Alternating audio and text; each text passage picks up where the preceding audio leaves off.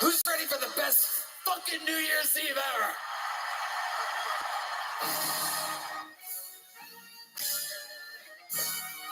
This is Redman coming to you live from an arena!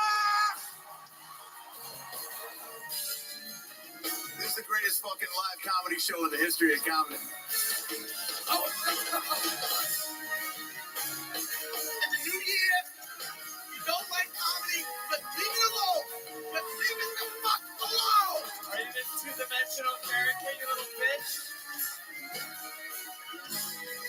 Keep my man out of your fucking mouth!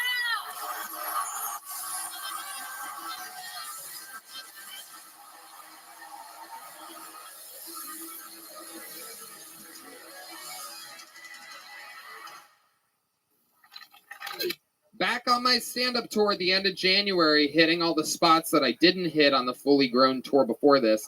Vancouver, Portland, and Seattle. You're next. January 25th, 26th, and 27th.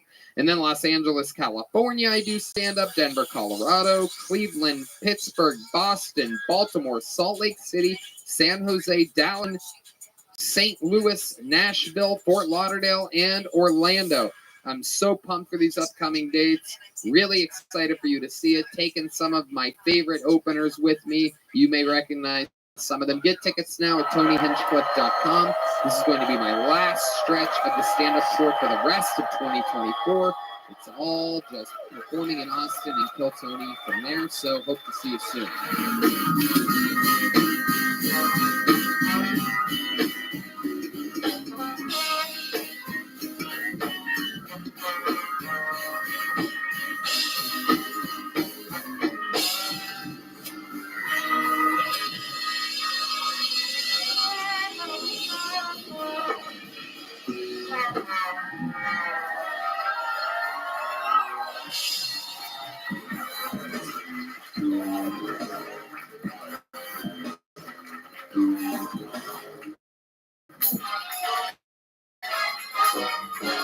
Hey, this is Rabbi coming to you live from the Comedy Mothership here in Austin, Texas, for a brand new episode of Kill Tony. Give it up for Tony Hinchcliffe!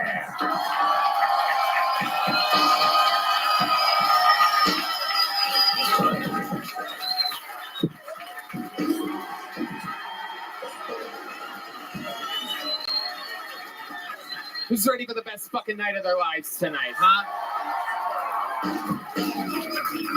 Yippee! Make some noise for Red Band, everybody. Hi. We've been doing this little show for over a decade. It is the #1 live podcast in the world, Kill Tony. How you guys feel? Good? Shout out to Gel Blaster, Red Rose, Yellow Rose, NinjaBuses.com, Hall Law Firm, Austin Security Guard Service, and Connect Mobile Health. You can get an IV drip. Use the code KILL15 to save 15%. Here's a little bit more from the amazing sponsors that made tonight's episode available for you here right now. The Sunset Strip Comedy Club in Austin, Texas is now open. Check out Red Band's secret show every Thursday. Go to sunsetstripatx.com for tickets.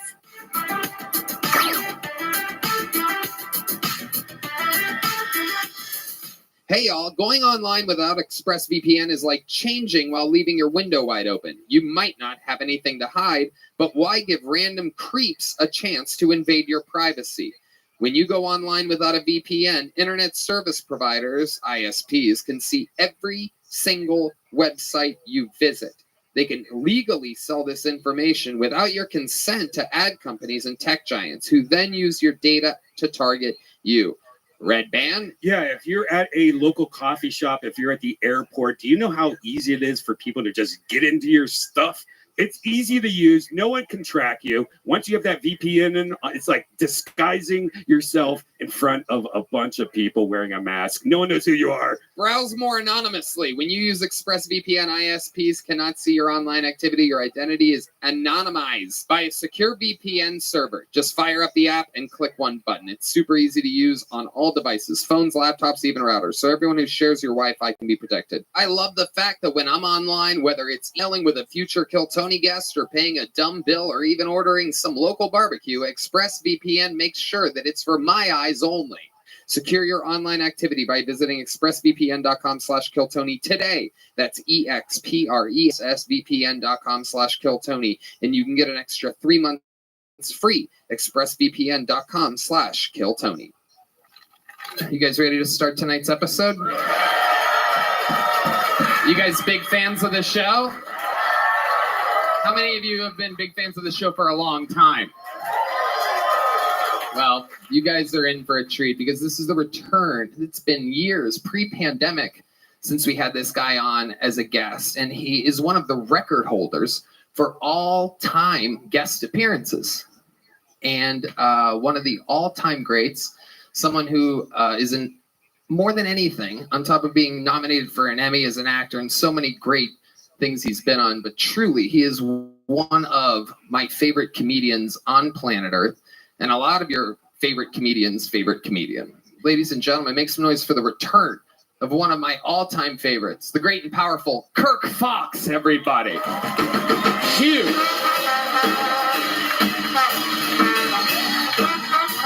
Now sit here, Kirk, over here. Fuck yeah.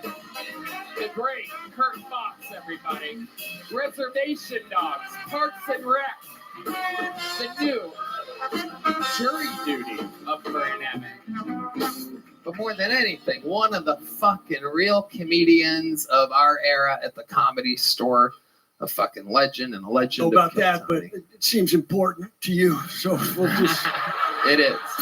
We're gonna have a lot of fun. The Is this the right mic? I don't want to interrupt you. I know the rules you gave me, but is this the mic you want me on? Okay, no. Do you do that? Hold on. Don't press on the thing, man. I don't want any trouble. Just like that. Is that good? We got that? Okay. But that was next to me. You understand why I grabbed someone fucked up already. It's true. Good. Put that away. To never be used again. Okay. Frame it. We're going to have fun. Kirk, you know how it works. Over 200 souls signed up for the chance to get 1 minute on this stage here tonight. If I pull their name out of the bucket. Right? Souls? Yeah. Oh, yeah. Okay. I mean, that would get scary if it was just see death here. In the spotlight. Okay.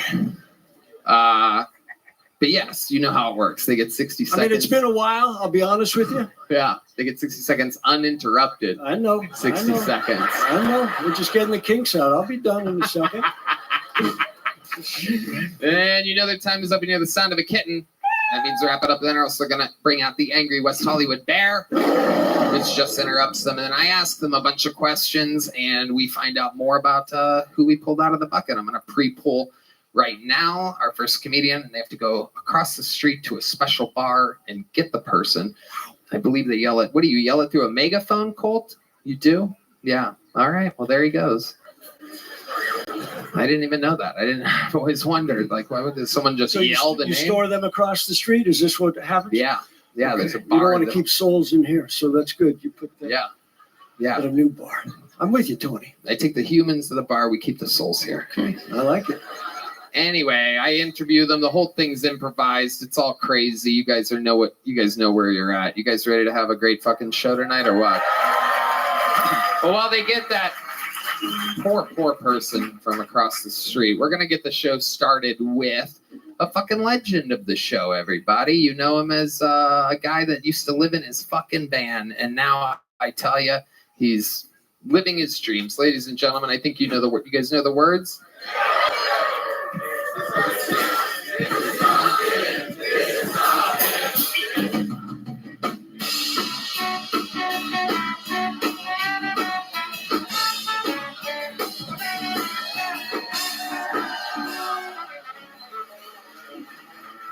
Thank you for that long song. I have been putting dryers all throughout my neighborhood because I want to catch a stepmom.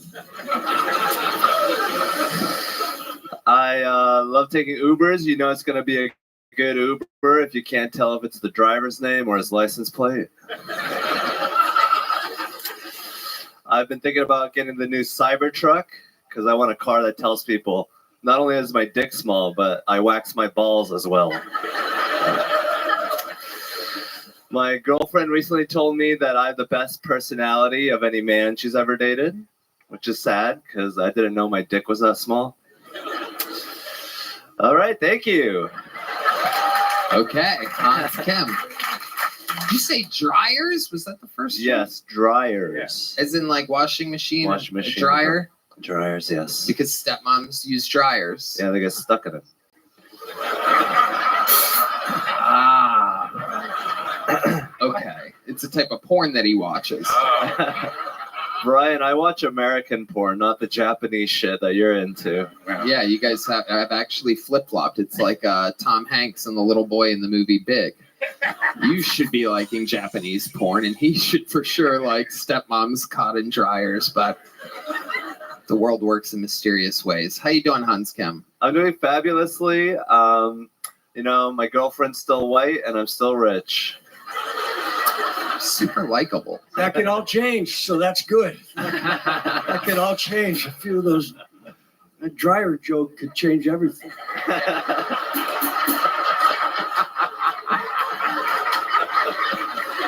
But it's all right. You came out with confidence. I spoke with you downstairs, and you had high hopes. Lock and change, man. You come up two stories, 2 floors. Yeah, 2 floors. Each step got you closer to this moment. So I do love you, though. We love you, Hans. What's going on in your life? I recently bought a remote control airplane, and I got it stuck in a tree. And so I bought a $150 pole and got it out and got my $200 airplane out with. Yeah, these are the investments that can take you in the other direction pretty quick. It really is $150 pole for a $200 airplane. Yeah, it's a 30-foot pole. I mean, I still have. I'm not going to return it. I'm going to use it. You know, I feel. But you powerful. saved money on the tree, right? The Christmas tree. See, I can suck too. I'm just showing you that it's universal. Sure got quiet. They thought something was coming, and I was just showing them that it can sometimes not come. Hans, let me ask you something. A 30-foot pole, is that what you needed? Yeah, it was pretty high up there. Just poked it out. Does it retract? Yes, it folds in. Folds in. I think D Madness has one of those over here somewhere.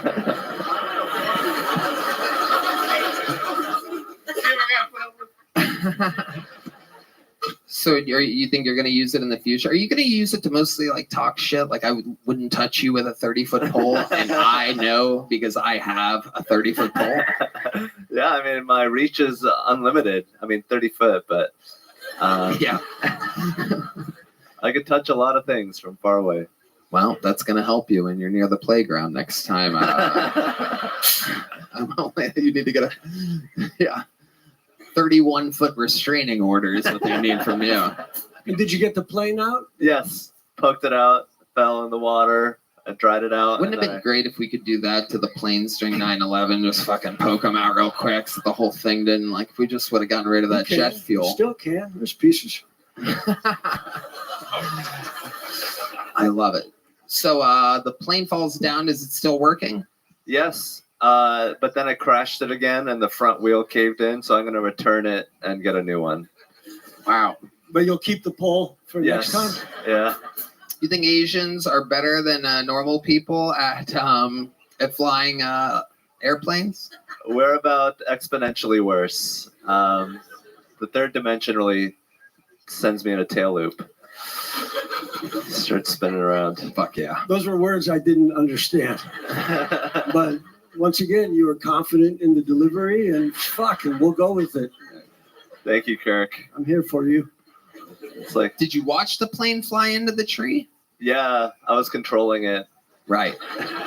What's the range on something like that? Probably like 1,000 feet. Wow. Can you? So you were flying low. Yeah, I was showing off. Can you see up like normal people? Or do you have special goggles and a camera on the airplane? You don't need to see up when you have a 30-foot pole. Yeah. It's a D Madness, that you shit. Just feel up there. I can see up. Yes, Brian, I can see up. If you wouldn't, it would have been a Malaysian airplane. So it would have disappeared, everybody. You, Should've watched the news before. electronic airplane jokes. That's what... Kirk said you should have watched the news. The Malaysian plane disappeared. I think it was 15 years ago or something like that. No, But yeah. I mean, I would have had to have started 15 years ago. I'm waiting for this shit coming. Hell yeah. So Malaysia went down. Yeah, but It'll be all right. it disappeared. It'll be okay. Hans, anything else crazy we need to know about you tonight? One of my roommates is not a fan of my kimchi. Ooh. Is that your girlfriend, Kimchi?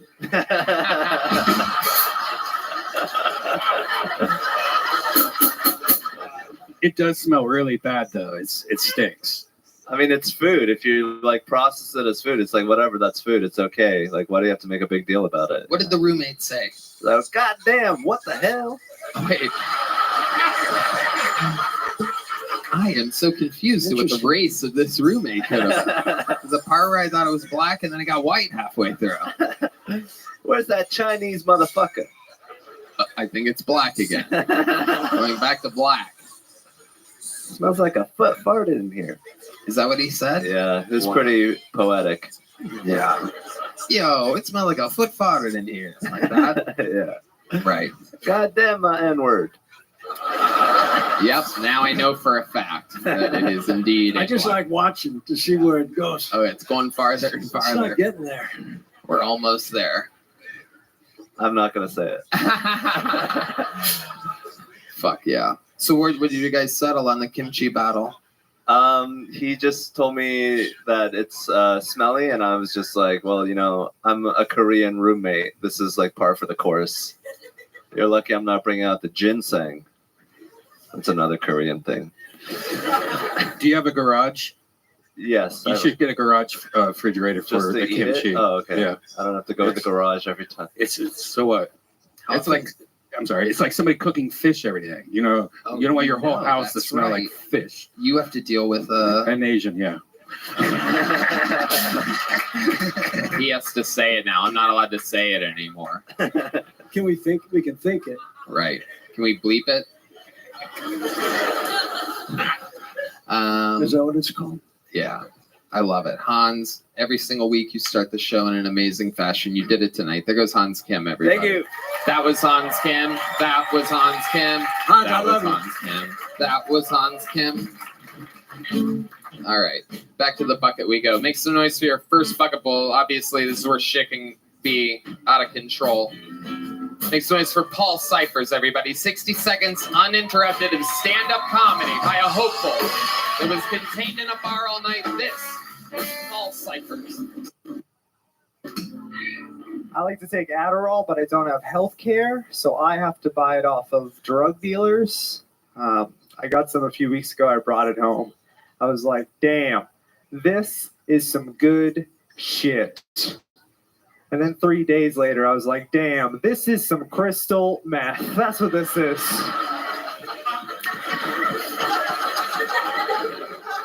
This has been the worst year of my life. I'm glad it's ending. It started off pretty rough. Last year on New Year's Eve, I got hit by the same drunk driver 2 times.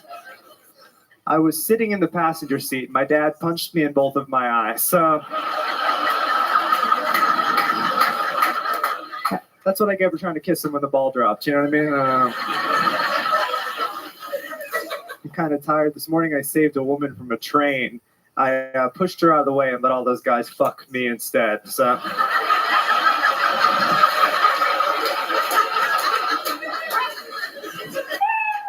thank you guys very much.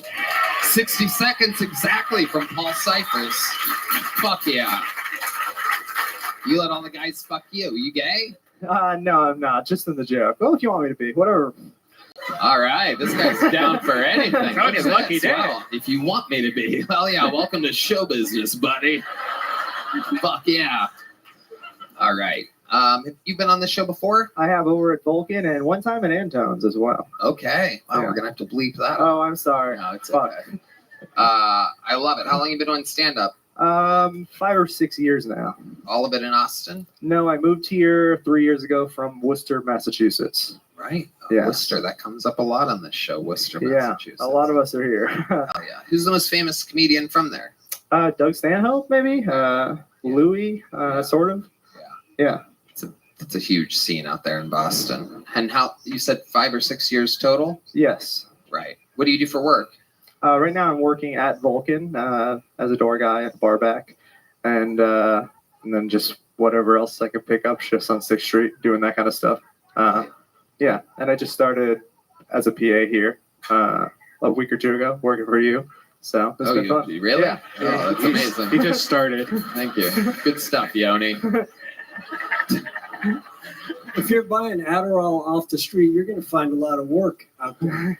What do you do for the show? I gotta know. They just brought me on. I'm just running, grab whatever they tell me, teaching me what to do. Yeah, just brought me on. So, But what have you done? I've helped set up chairs. I've done that. I have given the gel guns to the people when they get off stage, and I tell them, "Great job." That's right. From the great people over at Gel Blast. Yeah. That's a great. And you're getting paid for that. Austin seems like the place to be. Yeah. Thumbs up. You fucking getting paid? I'd make a fortune. Wait, we're paying this guy? I have no idea. I don't believe so. Yoni's saying no. Getting paid Yoni's going like that. My Jew executive producer is literally like, I love it. Getting paid in experience. Okay. Yeah. I like that. That's very, very, I mean, that seems to make sense. If what you're doing is going, good job. Here's a gel blaster once every 10 minutes. Seems like pretty much fucking nothing. Yeah, helping with sign-ups and stuff. Yeah. Yeah. Anything Are they you want. sure? Are you sure that you're supposed to be helping? Yeah. This guy's just an invader. Like, I've been one of your top young rising production assistants. You might know me as the fastest rising producer of chairs moving behind tables and gel blasters being handed out. I'm about to be the president of show business in minutes at this pace. And have you seen his thumb? He's got That two. is a strong thumbs up. I love it. So, Paul, tell us something interesting about your childhood. My childhood. Not much. I cried during the Pop Warner football a lot until my brothers played football for a long time, and I just cried so many times. My family told me I shouldn't go back anymore. So, do you cry now? Well, my girlfriend just moved all of our stuff out of her apartment and left me a week ago. So, I've been crying. I guess you didn't pull her chair out enough. I'm thinking what I'm thinking. I mean, I don't know, but I noticed something really interesting. Maybe hold your thought, because what I took from that, I don't know if anybody else noticed this, but you didn't say that your girlfriend broke up with you. You said my girlfriend got her stuff and moved it out a week ago. No, she broke up with me too. Yeah. Okay, Yeah. just making sure that you know that. No, I know. You seemed really hopeful there for a second. The way I analyze that is like, well, she thinks she broke up with me, but now She took all her shit, but she's just making room for more love. Yeah. she took all of her shit and her human body, but her soul is with me. Do you think you could cry for us if we helped? Was there a song in particular that she loved or that she would play a lot? I don't think I could cry here. I'm in a pretty good mood Let me right ask now. you again. Was there a specific song that reminds you of her? I don't know. Maybe, yeah. I don't know. You don't know? I How don't long think- were you with her? I mean, I'm sure there's songs that remind me of her. I don't know if they'd make me cry, though, if they play That's them. not what I'm asking. Okay. Let's Sure. take the cry thing Let's go with separately the up. song Everlong by Foo Fighters. That would make And me... what are your thoughts when you think about Everlong from the Foo Fighters? What does it remind you of? A time with her? No, they're not just the lyrics of the song, you know. They're just a sad song in general, I guess. Wait, is that it? Can we get a spotlight on Paul? I'll play it, too. If you want. Keep fucking playing it. Don't stop. Now let's go. Let's get there. Just look out there. Look at the want me to big sing? camera. Wait, are you trying to sing? Is that? I mean, I can try. I'm not good at it. Yeah, we go sing. I've waited here for you She might see this. ever long. This could win her back. Tonight, Come on, you got this, Paul. I'll throw myself into out of her head, she sang.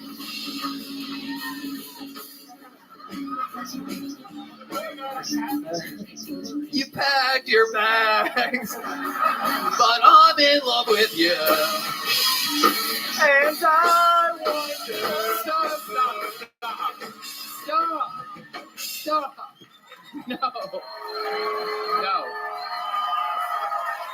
No. I gotta tell you, wherever she packed up and went off to, she packed up again. She's going farther away. She's going the opposite direction. I don't know. She I went think to she's New coming- Jersey. I think she's coming back. Did There's a chance. She went to New Jersey. That's how shitty. you guys ever watch football together? Did that ever come into No, play? that never came up. No. Yeah. What was it about Pop Warner that just would break you into tears? I mean, we skipped over what started it.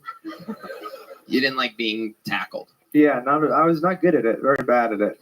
Did they tackle you before the game or something? Yeah, just even the Oklahoma drills and stuff just beat the shit out of me. So I was out real young. You asked me something about my childhood. I just had to like spin the wheels, pick something. In the right so. light, you do look like a beautiful woman, though. She's a strong light, good backlight for you. What's the longest stand-up set you've ever done? 20 minutes. I'd love to have you on the Secret Show That'd be Thursday. great. Whoa, look at that. Paul Cyphers making his... Thank you. You have the joke book already, huh? Yeah, I have two. Okay, well, there you go. Paul Cyphers. You have a small one and a big one? That's amazing. I love that. It's fun to hear the people that have had... Did I fucking miss a bucket, Paul? Oh, that was him. Oh, sweet. Perfect. Yep. There's the one that we funneled, and the new one goes out. Make some noise for Anthony Papali, everybody. Straight out of the bucket. Anthony Papali. 60 seconds. What's up? Dude, I'm not from Texas, all right? And I'm trying to learn about Texans. But what I've learned about Texans is you guys like your guns, your hunting, your fishing, just terminating everything out here, really, you know? Except pregnancies. You guys are like, no, sir, those aren't in season. You know? No, sir. But I bet you can sell abortion to Texas. You know, you just got to take it out of Planned Parenthood and then drop it in a Bass Pro Shop. You know what I'm saying? Like every abortion, free box of ammo. You have a line out the door, man. You go in, your girl gets the abortion, you pick up a Salt Life t-shirt, and fucking roll tide, baby. Let's go, dude. Have some fun. I don't know how I feel about abortion, though, you know? Like, on one hand, I think it's a woman's right to choose, right? But sometimes, you know, you see a little kid and you're like, oh, look at that guy. He didn't get aborted, you know? But then you remember he goes to school in America, so you're like, oh, he's got plenty of time. He's got plenty of time to be aborted. Thank you. Fuck yeah. Anthony Papali. Am I saying that right? Papali? Papali. Papali. Yeah. Okay. Yeah, that makes more sense. Papali. Hell yeah. Yeah. You've been on this show before, correct? Yes. Okay. And remind us, what are you again? What's your ethnicity? What are you? 100% Italian. Yeah. Fuck yeah. Always. Seriously though. I'm an Indian guy. Right, Yeah. you're an Indian guy. I'm Indian. Yeah. Perfect. Absolutely perfect. I love it. Got the 100% right. Yeah. Yeah. Pretty Indian. What do you do for work? I just got out of the military, and so I'm kind of figuring out what to do. What'd you do in the military? I was in the Coast Guard, worked on ships, and Okay. yeah. What'd you do? I see something in boating maybe in your future. Maybe. I don't know. What'd you do on the ships? Just like navigation stuff, worked in public affairs. I got to be honest, last time I was on here, I said I was in the military, but I didn't say that I did get kicked out of the military. I got kicked out. You got kicked out? I got kicked out, yeah. Wow. The rare Indian misbehavior. an anomaly. I'm trying to change the image of Indians. We're bad boys. We're What bad exactly does an Indian do to get kicked out of the military? boys. I had a puff of marijuana. You had a puff of marijuana? I had a little bit of marijuana. More than a puff? More than a puff. Yeah. Why'd you say a puff? I don't know. I'm nervous and I'm excited. Yeah. It's adorable. It's an Yeah. adorable answer. How old are you, Anthony? I'm 30. 30 years old. How long you been doing stand-up? 8 years. Okay. How much of it here in Austin? About 2 months. 2 months. Yeah. Where'd you move from? I was in like the Orlando area for a while. What were you doing in the Orlando area? Well, I was stationed in Cape Canaveral before I moved here, so Orlando was like the closest big city. All right. Yeah. And you talked a lot about abortion. I did, yeah. Yeah, a lot. Yeah. A lot. All the trimesters you talked about abortion Yeah. of your set. All of them, yeah.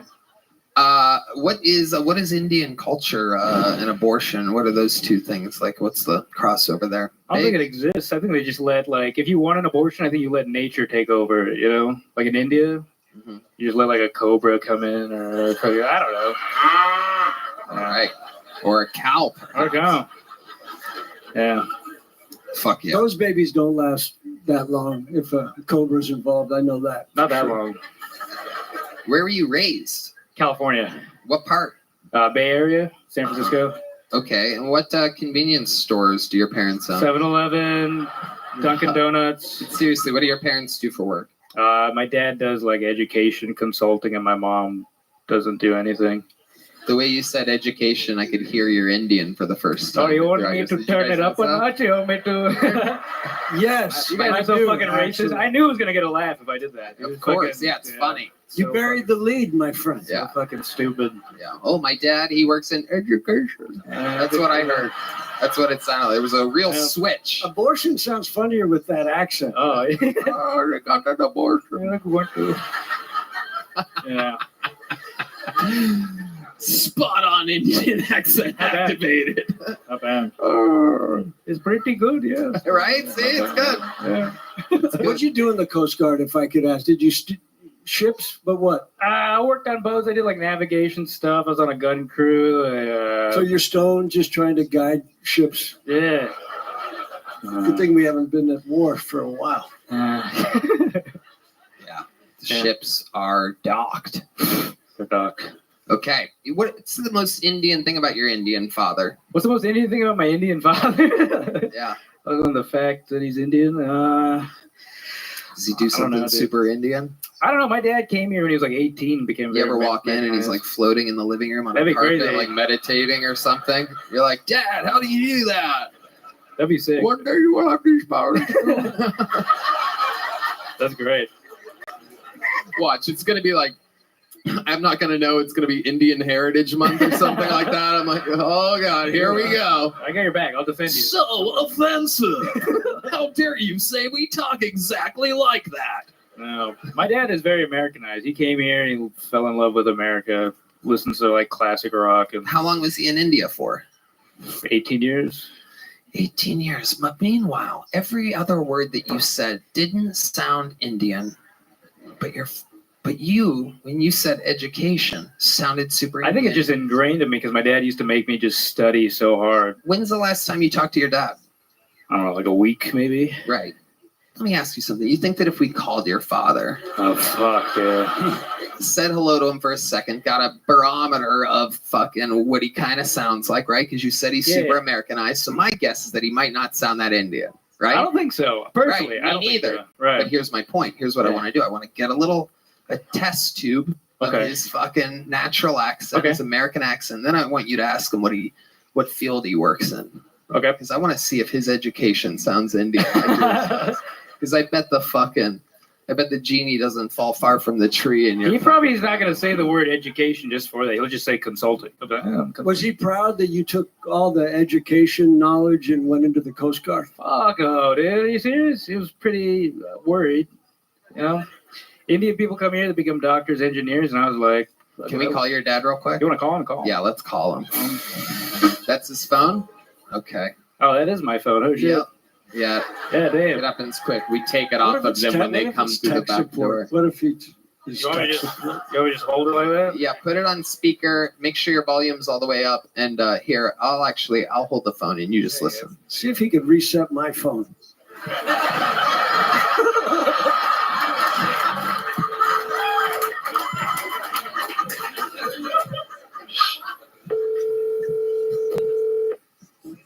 Don't tell him about the abortion jokes. No, you're here. I didn't pick up. God damn it. I hope he's okay. Yeah. It would have been so funny if the answering machine was like, "Hey guys, sorry I couldn't make it to the phone. Have a big day tomorrow working in." That's what I was shooting for, but I guess they're not going to find out sorry. tonight. You Does gotta your dad smoke weed? Sorry, Tony. Yeah, I think he does now. right. Yeah. When you say now, you think he started long after you left the house and joined the military? You don't think he was smoking the whole time? I think he probably did when he was a teenager and then started once I left the house again. Why are you saying it like it's a hunch? I don't know, dude. I'm not sure. I don't know. I really don't know. Damn, we have so much to talk to this guy about. Something Next. shady. My dad is shady. Oh, My dad, you're not telling us everything. look, man, I got So you got fucking kicked out of the Coast Guard, but was it just for weed or did you just weed, honestly. steal Yeah. a missile? I'm a good guy. Hey guys, I'm a good person. I just like fucking smoke weed. Right. Hello, America. Okay, you're starting to sound like a terrorist. Very good. All right. Tony, make a note of his name and let's keep a track of this guy. Anthony Popper. Did you get a little joke book last time you were on? I got the big one last time. Man. Okay, well there you go. Here's a little one. Oh, thank There you go.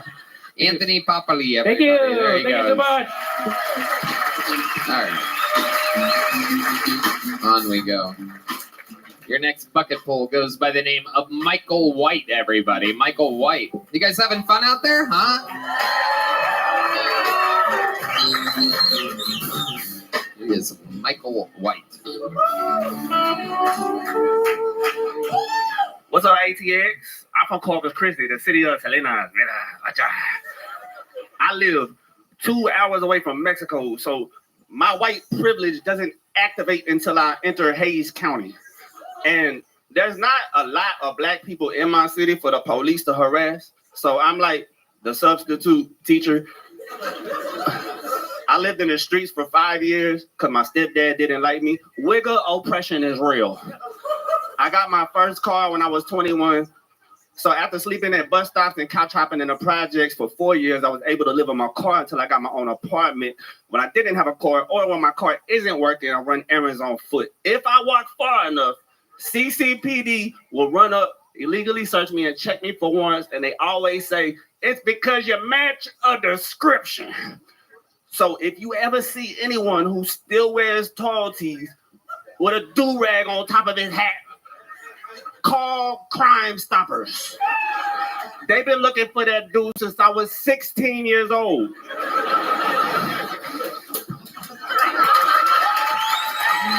I fucking love it. Michael White. Hell yeah. This is like your 8 Mile right now, dude. Somebody just told me that on TikTok. Yeah, I love it. When I was live outside. You only had one shot, and let me tell you, you did not miss your chance to blow. Yo. That's a good 8 Mile reference right there. Okay, so let's just jump right into it. What the fuck? I love it. Where are you from? Corpito, mira, vacha. Okay, I'm not gonna. Corpus Christi. Okay, Corpus Christi. Yeah, the city of Selena. All right. Yeah. I've been there. The lady that Cardi B is trying to be like. Oh shit! Don't start any wars here, my friend. We got no beef here. Sorry, Cardi. All right, so let's talk about it, Michael. I have so much, by the way. I literally am so excited about this. I don't even know where to begin. So are you aware that you have a scream mask tucked into some type of sideways baseball cap or something like that? You know what you're dressed like right now? Oh yeah, laundry day. I had to wear your mama muscle shirt. Strong ass bitch.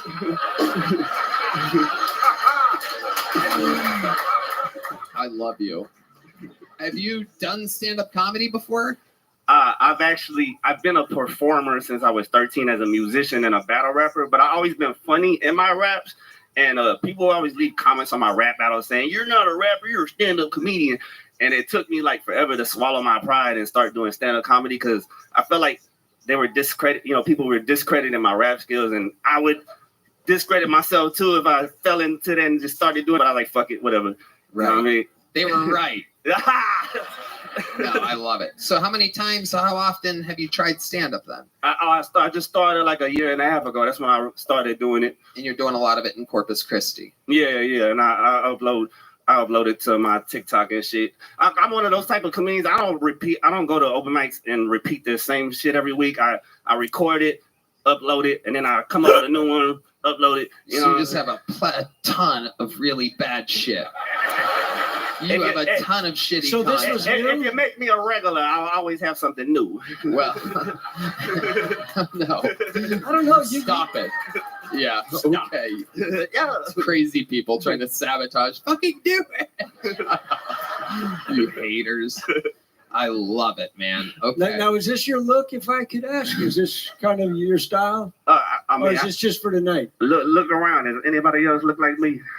No, it is a completely. Okay, this is my style. Yeah, I claim it. Is that Wayne Bryant? Right here on the Kill Tony show, it's trademarked. So Drake can't steal this shit. You think Drake has been stealing some of your swagger or style? Oh man, he put hair clips on his head. Man, I used to put hair clips on my fucking hair, and I can't do it no more. You can't, because Drake did it. Yeah, I call them puto clips. I used to put them on because I'm a puto. My acronym is players undermining their ops. But Puto power. You say you swallow a lot of pride, right? You swallow a lot of pride. You swallow pride? Oh shit! The manic episode is beginning right in front of us. This is crazy. I'm having His clothes are flashbacks. so loose, you can't tell if he's swallowing It is unbelievable. Who knows? This time next week, Drake might be dressed like Rick Moranis shrunk him. This is incredible. I do think the cops are doing the right thing. Yeah. You do fit a description. Let me ask you this, Michael White. What do you do for work? All right, so I'm one of the most known artists in my city. So I used my rap fame to start a spaghetti delivering service out of my kitchen. My ex-girlfriend from Italy taught me how to make the best spaghetti. You know what I'm saying? She taught That's me how his to make opener. He needs that to be the opener. Like a delivery app? I'm the spaghetti plug in my set. Nah, Facebook is the app. No, but here's the thing though. I only do it when I need to pay a bill. And when I don't need to pay a bill, I spend my time on my career. That's why I'm always broke, begging my TikTok for money to eat. Okay, hold on. Stick with me here. So when you need some money, are you joking or are you serious? You make a bunch of spaghetti and people pay you for it around Corpus Christi? Yeah. Hey, man, we love I almost food. get through that whole thing without We laughing. love food in Corpus. Gives him a CD and a bowl of spaghetti We love food in Corpus. out of his trunk that he sleeps So in. you know how easy it is to sell food in Corpus? Everybody sells food. Tell us about it. I sell, man, while I'm cooking, I meet my quota. Like I'm right there messaging all my cousins while I'm cooking. Going somewhere. Yeah. So how much spaghetti are we talking about? You sell it in what kind of containers are you putting? My quota is 14 plates in a night. So how do you? Which is $10 a plate, $5 a gas. Hold on, Michael. Money. Stick with me over here, Michael. Over here, Michael. Over here. Stick with me here, okay? What do you put the spaghetti on when you deliver it to me? Is it a plate with tin foil? No, Is it a Gladlock container? To-go boxes. Oh, like styrofoam folding to-go boxes. Yeah. So you invested in the styrofoam boxes. Yeah. So the most you do is 14, or the minimum you do is 14? I do about 14. That's what I do. But you could do more. It's kind of like the word. You know, because my reel costs like $55. It's like To one of my favorite interviews So ever. it's like- for some reason. You making more money than selling a 50-pack of Coke. You know what I'm saying? So Okay, hold on. This was my next question. How much are you selling each container of spaghetti for? it's $10 each, and then $5 for the gas fee. So you make $140 a night, working very hard, making and delivering this spaghetti. I get And meanwhile, you were talking about it like you're cooking Coke like you're Scarface. You're like, It's like you're making- making all the money. The re-up is $55, so the rest is profit. The biscuit? What? Did you say biscuit? I said the re-up is $55 and the rest of it is profit. Oh, the rest of it. The rest of it. The rest of it. Do sounded people like come to your house for the No, plate? no, You go out there in the world I and deliver just it. you just I go out deliver there it. and The way- shine. the way Shine you bright. the way you say that you deliver makes me think that your house might not be the greatest conditions for somebody to come eat spaghetti at. Can you describe your place for us? Is it a studio? It's like an efficiency size, But here's the thing, it's a. That's not Amore by Dean Martin. Welcome. Hey, come on in. It's Michael White's. Who wants some fucking spaghetti? Come on. It's one of the nicest guys. He'd give you the wife beater off his head. You're going to love this guy's fucking spaghetti. It's so good. Look, don't judge the size of his clothes. Don't judge a man. Everything bigger in Texas. I honestly want to try this fucking spaghetti. Let me ask you this. Can you give us an example of how you make it? Well, my ex from Italy, she taught me how to make it. I know, but what do you remember? Man, I'm not finna tell the whole world my recipe. Leave a couple key ingredients out. Give us the backbone of your sauce. I don't know how to do that without snitching on myself. That's like, come on, dude. It's fucking tomato sauce. Go ahead. Give us a little. Just start rattling off your quantity. Well, I mean, I use. No one's here to steal your spaghetti recipe. I mean, okay. Well, the basics is tomato sauce, hamburger meat. Hold on, hamburger. And then the rest is me making it live.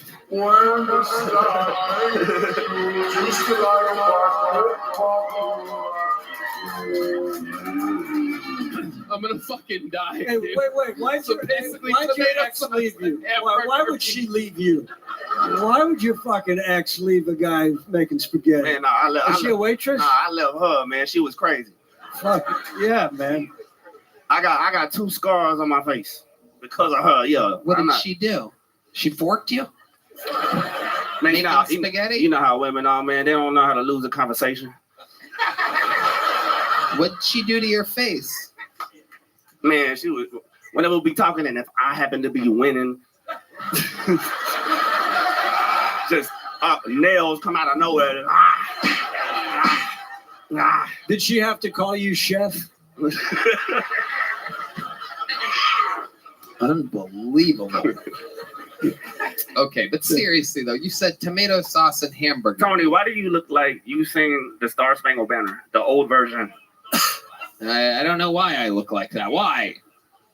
I don't know, but I feel like if I wanted you to suck my dick, you wouldn't do it because you're racist. Holy shit, there's a lot to unpack in such a short. You used a good economy of words there. I don't know which part to figure out. He confused you with food talk. Yeah. Unbelievable. It was a slow burn. I'm sorry, I'm hangry. I need some spaghetti. How much spaghetti do you eat? Is that pretty much your whole thing? Like I said, I only do it when I need to pay a bill. When I don't need to pay bills, I focus on my career as an entertainer. That's why I'm always broke. I want to hear plates and keep one for yourself. And I beg my TikTok for money to feed me. You are such a fucking interesting person to me, but I do want to hear some of this rapping before you leave. What kind of? All right. Tell them what kind of beat you want or whatever. Look at Michael. All right. I'll do my song, my ADHD. Go. Make the beat like this. Boom, boom, boom, boom, boom, boom, boom, boom, boom, boom, boom, boom, boom, boom, boom, boom. Boom, boom, boom, boom. All right. Boom, boom, boom, boom. All right, do the fucking thing.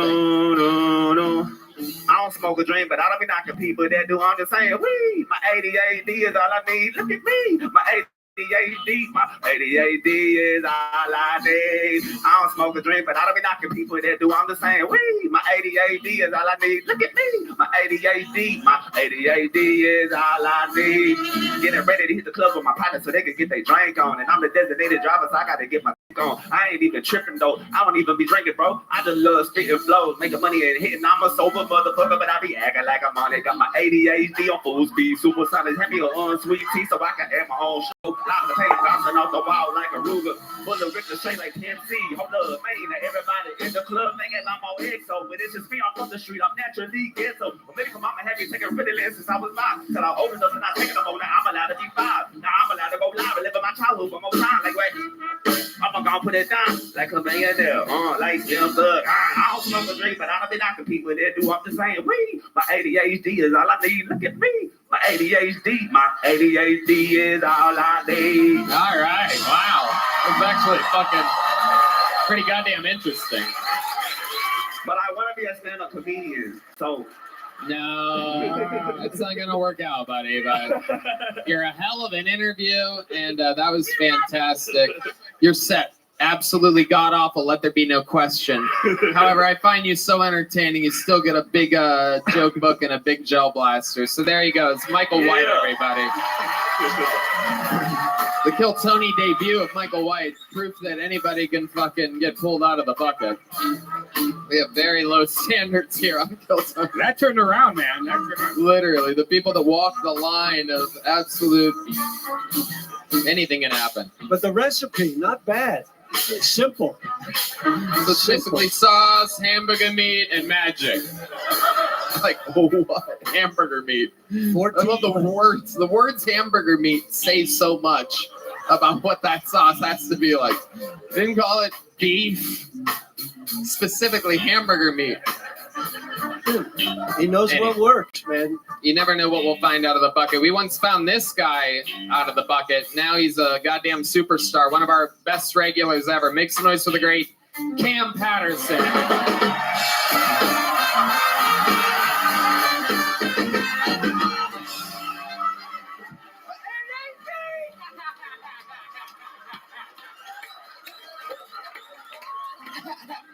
Hey, that nigga dead, dog. Got killed.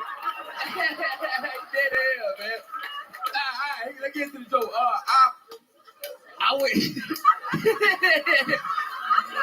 I went surfing for the first time a couple days ago. I did not like it because I can't swim that good. Well, I can swim very good for a black guy. You know what I'm saying? I can paddle my ass off. But y'all motherfuckers got me beat. You know what I'm saying? And the dude I was surfing with, he was gay. Or maybe y'all thought he was gay. He was gay as hell, dog. You know what I'm saying? And we was in the ocean. And I thought he wanted to fuck me, so I was scared. And he just said he just kept saying like nice shit. Like, oh, you look so good in that wetsuit. You like a real good swimmer. I'm like, you trying to fuck me, sir? This is terrifying. And then at one point, we seen like this beautiful ass sunset. The sunset was beautiful, dog. Like it was nice. And then I looked at him, he looked at me, and then we kissed. Now I'm playing. Listen, no, I'm joking. No. I saw that beautiful ass sunset, bro. I'm like, damn, but this shit is beautiful. And he looked at me, I'm like, it is beautiful. It kind of looked like heaven. And I was like, yeah, dude.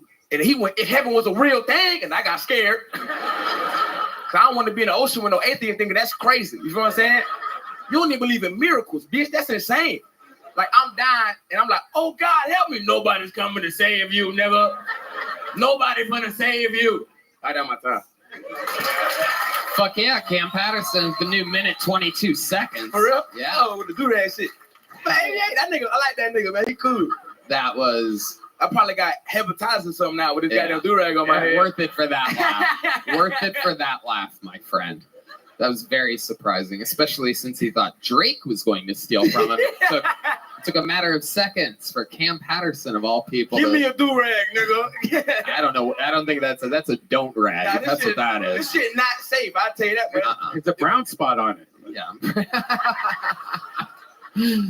That is something wild. That's like an old pilgrim thing or some shit. So wild. Did you really learn how to surf? Yeah, I did. Yeah. I went surfing in Malibu for the Cam and the White shit. Okay. Hell yeah. Wow. That shit was dope. I got up on the board. I stood up and shit. That nigga really was. I think that nigga was trying to fuck me. That was pretty scary. Yeah. Hell yeah. Interesting. And you were able to stand up on the board on the wave? Yeah, I'm like athletic as fuck, dog. Right. I can really do almost anything. You know what I'm saying? How were you when you didn't have a surfboard to hold on to? What you mean? Like you're swimming out there? Well, I drowned 4 times. But on the surfboard, nigga, I was fine. You understand me? Oh, really good. Hell yeah. So it was your instructor that had the crush on you? I'm pretty sure he was gay. Yeah, most definitely. Yeah. Was he like holding you by your waist, helping you like get on the thing and stuff? Nah, but he was saying like weird shit, like you look great in that wetsuit when my ass was out. I was like, nigga, it's a bodysuit, nigga. Leave me alone, bro. This is scary. That's terrifying, dog. That's the shit I say to but a it was bad a bitch. it was a wetsuit. It was a It wetsuit. wasn't just you, right? Nah, there's the wetsuit. Yeah. Hell yeah. I'm confused now. They laughing. I'm very confused. What just happened? No, They laughing like, wait a minute. What do you mean, brother? What are you talking about? with regards to what? Huh? What else is going on in your world, Cam? Oh, we just did them shows in Florida. We're back That home and shit. was epic. Hell yeah. Massive venues in Florida with a lot of your family. Yeah, a lot of my family came out. My best friend came. My brother came. That is I got with us true. over I got to meet one of your real best friends Yeah. from the streets. I My mean, nigga. full on ankle bracelet, probation. I mean, straight up. He was sometimes just taking off and running when he saw the security people at the theater. But they with us. They with us. All right, that's cool. Yeah, but it was fun. Tell us about it. Anything else? It was cool. No, I mean that was it. We hung out a lot. You know what I'm saying? Was his dad there? Oh, of course. Did you his talk dad about was the there. spelling thing from a couple episodes you know ago? what? We Like- didn't get a chance to. We Nah. were so busy. There was so much going on. He actually, his dad had soul food waiting for us in the Yeah. green room. It was. You missed out, man. We had a good dinner with my I don't uncle. Like understand how you guys ate more after that. There was. we had a whole dinner, nigga. That shit was crazy. We were waiting on you.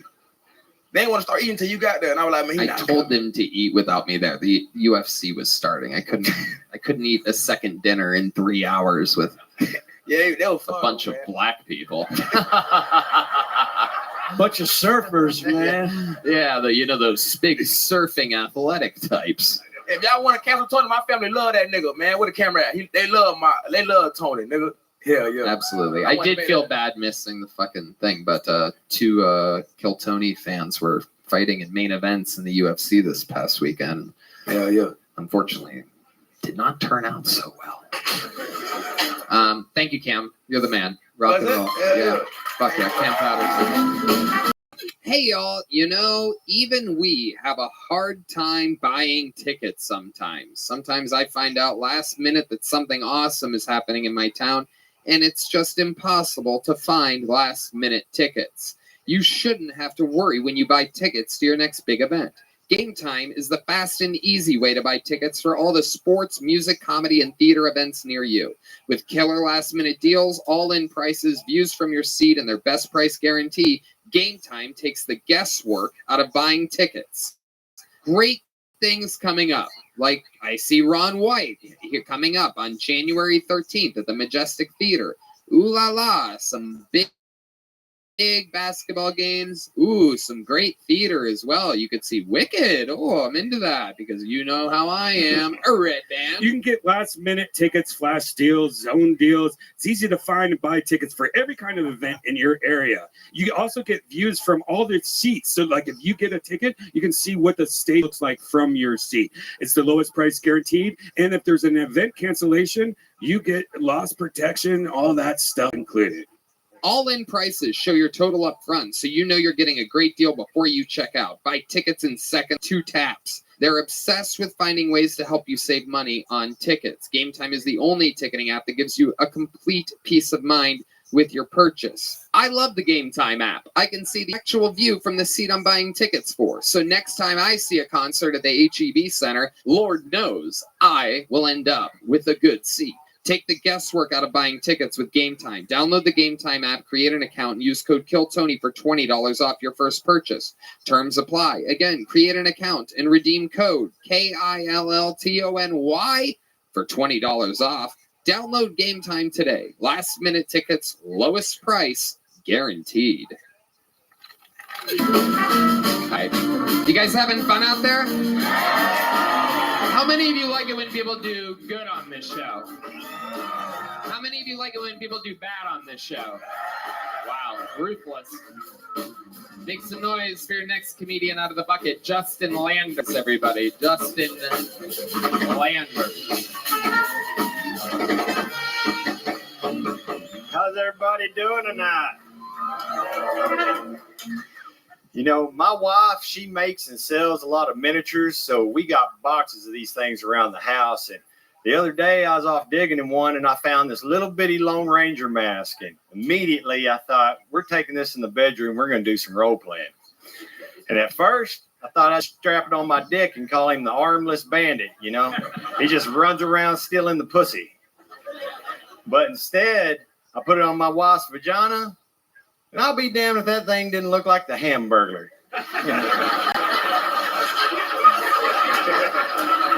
So I shoved a French fry in it, and now she won't role play anymore. Now, when I told my wife that joke, she goes, "You better not tell that shit on stage." And I go, "Why not?" She goes, "Because I don't want a bunch of people thinking my pussy looks like a hamburger." I thought, well, they all kind of look like hamburgers. Some of them are double meat with lip lettuce. I tell you what, I'll take mine with no pickles. She goes, "I'll tell you what, you can take your no pickles." What's and good go. in your neck of the woods? What up, Raz? Yo, living the dream. What up, dog? Wait, Rabbi, dude, it's me. Remember me, dude? Wait, Rabbi, do you remember us? Fill me in. Who are you? I meet a lot of people. Dude, so one day I was on the phone with you. I was asking you, oh, how did this whole thing come about? You know, I was just asking about your life story. So I pretty much know everything about you, Rabbi. You probably don't know much about me, but I know everything about you. Cool. Excellent. Shout out to you, Bulbul. Do you know what Kill Tony is? Actually, the movie? Oh, no, the comedian show. Yeah, exactly. Excellent. Well, we're watching it right now. Feel free to enjoy. Shout out to you. Shout out to Bulbul. Glad that you're here. What took you so long to come back? Listen here, buddy. It's been a fucked situation. Wait, I think I was asking you one time about Amazon dating. Okay, what about it? Remember that? What about Amazon? And I was like, Rabbi, wait, so what's up with this? Like, you know, I was asking you how you got rich and your the company you sold and how you made the taxi Uber service. Hold on, I didn't do any of those things. I started an app that was like Uber for car washing, but I didn't. Oh, Uber car washing. Yeah, LA, exactly. yes. Exactly. Yeah. Now about Amazon, the only thing is I have certifications from Amazon. Certifications from Amazon. Yeah. For what? Cloud computing. Cloud computing? Cloud computing? Yeah. Holy shit. I forgot about this, Rabbi. Wait, do you remember me? Look at my hair. Dog, I meet so many different people just in a given day that it's hard for me to remember, but just know that you are on this archive going back to the pandemic, and so all of our conversations have been archived. All right, Rabbi. Well, I've missed you, buddy. I missed you too. Let me make sure that we're friends on Discord, and I'll do my best to never ever forget you. And you better come back more often. I know you've been busy, and yeah. No, I had a whole other Discord account on here. It was called L Foreign. Do you remember L Foreign? Okay, that sounds more familiar. So you changed your name?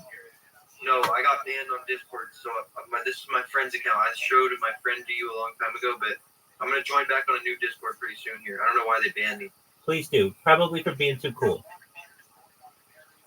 Why, thank you, Rabbi. Absolutely. Talk to Rabbi. Why, thank you, Rabbi. How you living, Pimp? Hey, do you mind if I tell you about myself? I know he told you all about me. For real? Yeah, whatever you want. Did I ask you anything, bro? As best as possible, yeah, I'll do my best to answer it. If not, we'll look up the answer using A. Look, I was about to ask him how to make me happy. You got you, bro. Ask him how many bitches he sucked. How many big bitches have you fucked, Rabbi? I lose track at 42. Next question. 42? I lose track at 42. Let me see your camera setup again.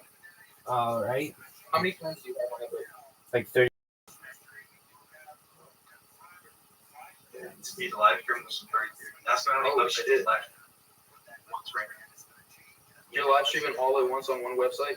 Yeah, sure. I'll send it to you. You can watch me. I'm live on 10 different streams right now. Oh, shit. Say less. I'm trying to think of a question to ask, bro.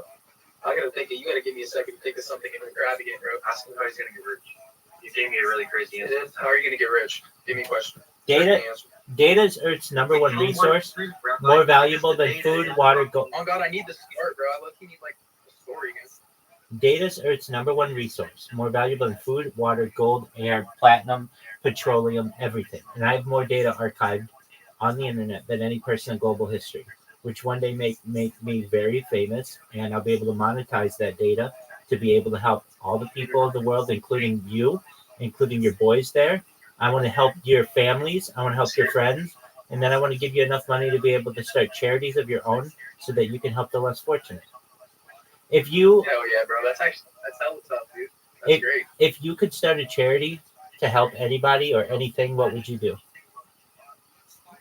I'd probably give it to disabled people, bro. I'm not going to lie. That's a very nice reason. Because, like, I feel like they might not need it the most, because you can't say that, you know, like, one person needs more help than another, but like, I don't know. For some reason, I just like them to help because I feel like most of the most pure people I've met are like disabled people. I recognize I don't know why, but that's an excellent reason, and just know it's only a matter of time until we're able to help you with that project.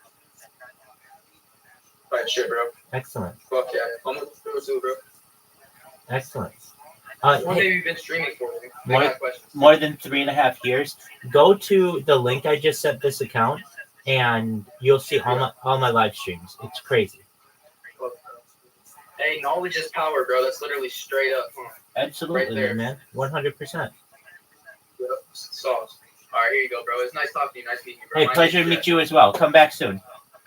Yep, I will. Thank you. All right, Pam. Rabbi, who's this other guy?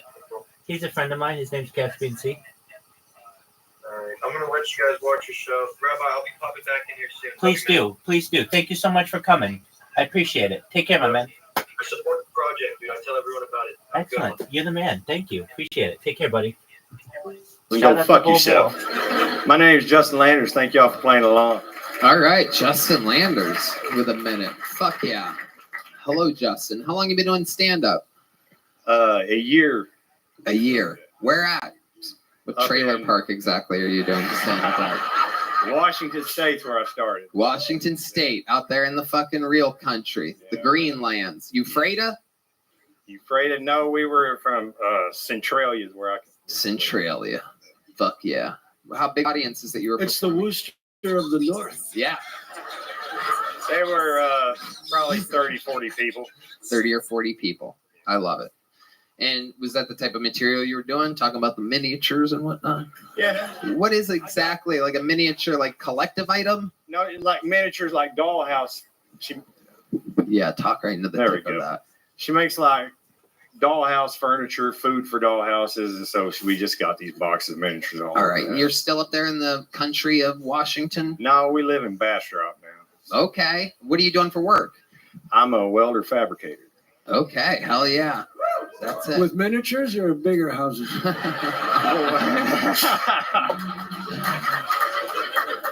Because if they're small, you got to go bigger. That's right. Just let your wife know that that's where the money is. Maybe. That's just soldering when it's that small. So you're out there welding. What else about you? What do you do for fun? Well, anymore, I haul my son around to rodeos. He rides bulls, and okay. I did that for about. How old's your son? 16. 16. And how long did you ride bulls for? I rode bulls for about 15 years. Wow, look at that. Anything crazy? Big ones or little? Big ones. Some miniature bulls. Yeah. They've got them. We got to stay on 8 minutes. Yeah. Then you just fall off out of boredom. Yeah. We're going to the Nodeo. All right. All right. So, what are your goals with stand-up comedy? What do you think's going on here? What do you see yourself doing? Well, I started because I was 46. My son, he's 16. He's got a couple more years of school, and I was wondering what the hell I was going to do with myself. So I wrote a few jokes and started hitting some open mics, and it worked out a little bit. Got started opening a few shows and got about 8 minutes worth of material that's pretty solid. All right. That's about where I'm at. I love that. How's the crystal meth blab going? Have you ever tried to, what's the most hillbilly thing about you? Because I know what people from, Eastern Washington are like. We have some friends, the great and powerful Davy Wester, who has cerebral palsy and always has a big lip of tobacco, and it's leaking out of his face. How are you?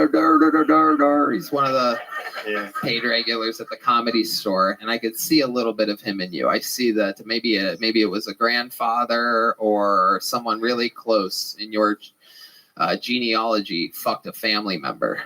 That's what they do there. Tell the people that I'm not making this up. That is what it's like. It's basically, as you could tell, Billy Bum Thornton here looks like one of the fucking half a Devil's Reject. There you go. Look like the Purgatory Reject or something like that. Damn. All right. So what's something white trash about you? Something white trash about me? Well, I've lived in trailer parks. I sound like this. And one of the big ones for sure. Yeah. And I've been born broke most of my life, so there you go. Hell yeah. I love it. How do you what do you do for fun when you're not doing stand-up? Or not, since your rodeo days are behind you? Oh, anymore. I just hang out with my wife and my kids mostly. How long you been with your wife? 17 years. Wow. What is it? How do you stay erect while fucking her after 17 years? Is there something you imagine? Is there something about her that drives you crazy? I'm interested. No, she still works for me. She's all good. Yeah. She works for you. So the role play, that was just something you were trying? Yeah. That wasn't. Well, I've seen The Mask. Yeah, do something. Right? Do you ever are you ever so sick of fucking your wife that you use the welder's mask when you're fucking her? No, but I put on a pair of chaps before. So. Whoa. Hey, that's a normal Wednesday night for me. You know what I mean? All right. Dude, you might get some more noises out of her if you brought a blowtorch into the bedroom. Yeah. That's a big Washington angle. Yeah. Oh, here she is right now. His lovely wife. There she is. Thank you. All right, Justin. Well, hell yeah. We have another one, right? I feel like there's something more, though. I feel like there's something I'm missing about you here. You ever almost die or save anybody's life or anything like that? Yeah, I've almost died several times. Let's hear about some of those. That's what I'm kind of wanting to. They were all bull riding stuff. I got jerked down so hard one time when the bull hit me on the end of the chin, the back of my head, slapped the middle of my back. Hold on, I'm hard as a rock right now. You have to slow down. You almost made me come in my pants just then. I'm sorry, because on this show, I'm gay, everybody. You remind me of me if I did something really bad once. You look like I could have gone that angle. Yep, 100%. That was you trying crystal meth one time. Could have fucked Parks and Rec or meth. Yeah. Parks and Rec or Parks and Meth? Parks and Meth. Meth in a park. You ever do a crazy drug? You seem like you maybe have skipped the hard stuff and just gone straight to sniffing like a normally legal substance. I've tried a little bit of everything, but anymore I narrow it down to hallucinogens and weed like everybody else. But, yeah, I've got a lot of fans out there. Woo. I love it. So is glue involved with miniatures? No. Miniatures, no glue? No. You ever Joe Elmer's or just Elmer, a neighbor? Just Tester's model glue. Rubber cement? Not for me. Keyboard cleaner? Computer keyboard cleaner? These are all really white trash drugs you're throwing at me, huh? God damn. Look, I don't know what led us to even go down that road. Yeah. Fentanyl? You ever do any fentanyl? No. Don't try to mess with no fentanyl. You ever drink water? Seem like you're like strictly Mountain Dew or something like that is the energy that I'm like you have. The boy winning, does he do good out there? Yeah. Did you take a piece of it? Take a piece of the money if you make your money? I don't take piece of the belt buckle? Yeah, I got one of his buckles. Oh shit. Wow. Look at that. That was the moment where I came in my pants, everybody. All right, Justin. Fun times. Here's a little joke book. Thank you. Justin Landers, everybody. You gave him the miniature. Yeah, he's getting a miniature, Kirk said. A miniature joke book. All right, this looks like a new name. Let's see what happens here. Make some noise for Frank Awasika. Frank Awasika or Awasika.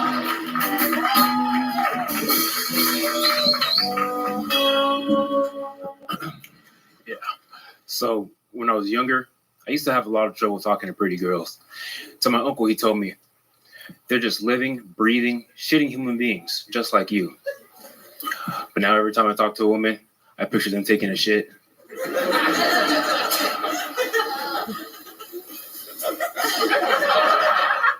Why do I eat so much corn? If you couldn't tell by that last joke, I am a virgin. Yep, vaginas have a long history of ducking me. I was a C-section.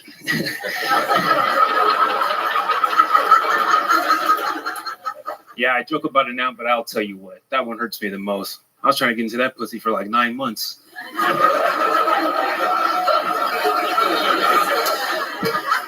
All that, and the doctor just cock-blocked me, bro. He pulled me out of there, and he was like, I was like, man, what the heck? He was like, man, I had to get you out of there. Your head is huge, and she's been pushing for like 72 hours. And there's corn all over my operating table. Okay, Frank Awasika. By far one of the funniest floating pink hats we've ever had on the show before. Absolutely incredible. I've never seen a pink hat do an entire 60-second set like that before. That was amazing. Frank, welcome. How long you been on stand-up? A few years now. Okay, where at? Mostly here in Austin. Here in Austin. Is this where you were born and raised? No, I was born and raised in Houston, Texas. Houston, Texas. Hell yeah. A lot of fans of Houston here. Are you really a virgin? Yes and no. Can you give us an explanation on exactly what you mean? Okay. At the time of writing the joke, whenever people ask me that question, I kind of sideways it, right? Because the term virgin is a social construct, I guess you could say. So whenever you guys ask me about it, you're talking about like, oh, has he been in some punani? But whenever I say I'm a virgin, I'm talking about alcohol. Like I don't drink alcohol. Wait, what? I'm a virgin to alcohol. At least when I wrote that joke. Yeah, that's. Wait, what? The fuck just happened? Yeah, that's crazy. You admitted to a totally different thing that had nothing to do with the C-section. No. So have you been inside of a woman or a man or anything before? Are you a virgin? These are real personal questions you're asking me, Tony. Hell yeah. I don't know what show you thought you signed up for, but you're in it. It's not all corn and games. Yeah, exactly. This is the real deal. I mean, you mentioned it. You talked about it during your set, so I'm just going back to try to figure out Tony. what else we could talk about. I've been in some pussy, yeah. Hell yeah. How old are you? I'm 26. 26 years old. What do you do for work? I fuck pussy. Well, there's many twists and turns. I've recently had a change of occupations, and right now my main source of income is poker. Poker? Yeah. Okay. But it's also my main source of debt. So. What are we talking about? How much do you spend, or how many hours do you spend playing poker? Too much. Maybe like 7-8 hours a day. A day. You're online. Most of the time. Right. So wow, that's your. Even talking to him, he doesn't want to tell you what he has. Yeah. I don't like to give out personal information. You're keeping your cards very close to your chest. Hey, that's good for comedy. You're gonna go places. Yeah. Hold it all in and make up shit. Make him guess. Make him figure out my joke on the river. Yeah. Yeah.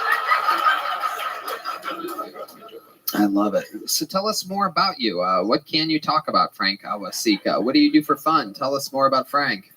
I like to play. What do I like to do for fun? Hold on. Huh? Last time you asked me this question, right? Oh, you've been on this show before. Yeah. Oh, you have a big joke book. Wow. How do I not remember you? What's under the pink hat? Yeah. You won that in the poker game. I like to play basketball. What? What? I like to play basketball. Why'd you look at your... You wrote it down to remember that. Wait, let me see what I like to play. Fucking Basketball. I'm a basketball player, my friend. Frank, you're an interesting character. Yeah, I try to be.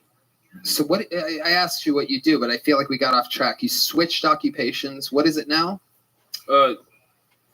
Poker. And what was it then? You said you switched occupations. Well, I didn't switch. I got into at my last job. I got into a bit of an altercation. Okay, tell us about that. Okay. So, all right. So it's a not that serious. It's a wee bit of a. Just tell us the story. We'll decide if it's serious and everything else. All right, what happened? so, where were you at? What kind of job was this? I'm waiting these tables, right? And a waiter at a restaurant. A middle-aged woman comes in. She has short hair, a business suit. Karen. Karen, you could say that. She looks kind of like Jamie Lee Curtis, but imagine she always had a rock in her. Yeah, she comes in and everything's all right, right? She's wearing a suit. I'm like, all right, you can have a seat. And everything's normal, it's business casual. And she orders a lobster, and great choice because the tip on that is like $8 at the time. So, I'm already liking her. The tip on that's like $8. And then, okay, long story short, I get her the food. What's that? Never thought I'd miss. Long story. Okay, so we get her the food, right? And not even 10 minutes goes by. And it's gone by. She's not even 10 minutes goes by, and then she's like, "Excuse me, right? I have to go." She's like, "I'd like to check," and I was like, "Oh, I hope everything's okay." She's like, "Yeah, no, I just have to get out of here." Damn it! Yeah, keep going. So then she's like, "Yeah, no, I just have to get out of here." And I was like, "Okay, well, I can get you a doggy bag." She's like, no, it's okay. I'm not going to finish it. You called it a doggy bag or a to-go box? Doggy bag. Okay. There you go. All right. You're going down treacherous territories here. Go ahead. And she goes, no. It's okay. I would just like to check. So I slapped her across the face. Really? I said, you got to get your shit together, Sharon. You can't be wasting all this food. There's starving kids in Africa. Okay, so you're like joking right now? Yeah, I'm joking. Okay, so what really happened? I didn't work. I was not a waiter. I worked at a. Oh God, that's all right. There he goes, Frank Awasika, everybody. Not his best night. Hell yeah, it's all good. It's all good. It's all good. It happens to everybody. Frank Awasika, everybody. There he goes. Absolutely. There goes Frank, everyone. Yikes. Maybe it's low blood sugar. These people tend to get diabetes and whatnot, so it could be anything. Let's not judge a book by its cover. I feel I just got diabetes. It could be a medical event or something like that. That's all. Could you imagine playing poker with him? But everyone would just fold. It's so easy. If you're in the interview part of this show, all you have to do is answer the questions honestly, and you can end up looking good. But yikes, whatever that was. All right. Make some noise for your next bucket pull. You guys said you like it when people do bad, so I don't feel bad for you guys at all. Your next bucket pull, anything can happen. This looks like a new name, one-word name. We love those. Make some noise for Chen, everybody. Let's see what happens with Chen. The Kill Tony debut, I do believe, of Chen. It is indeed Chen, everybody. Come on, make some noise for Chen, everyone.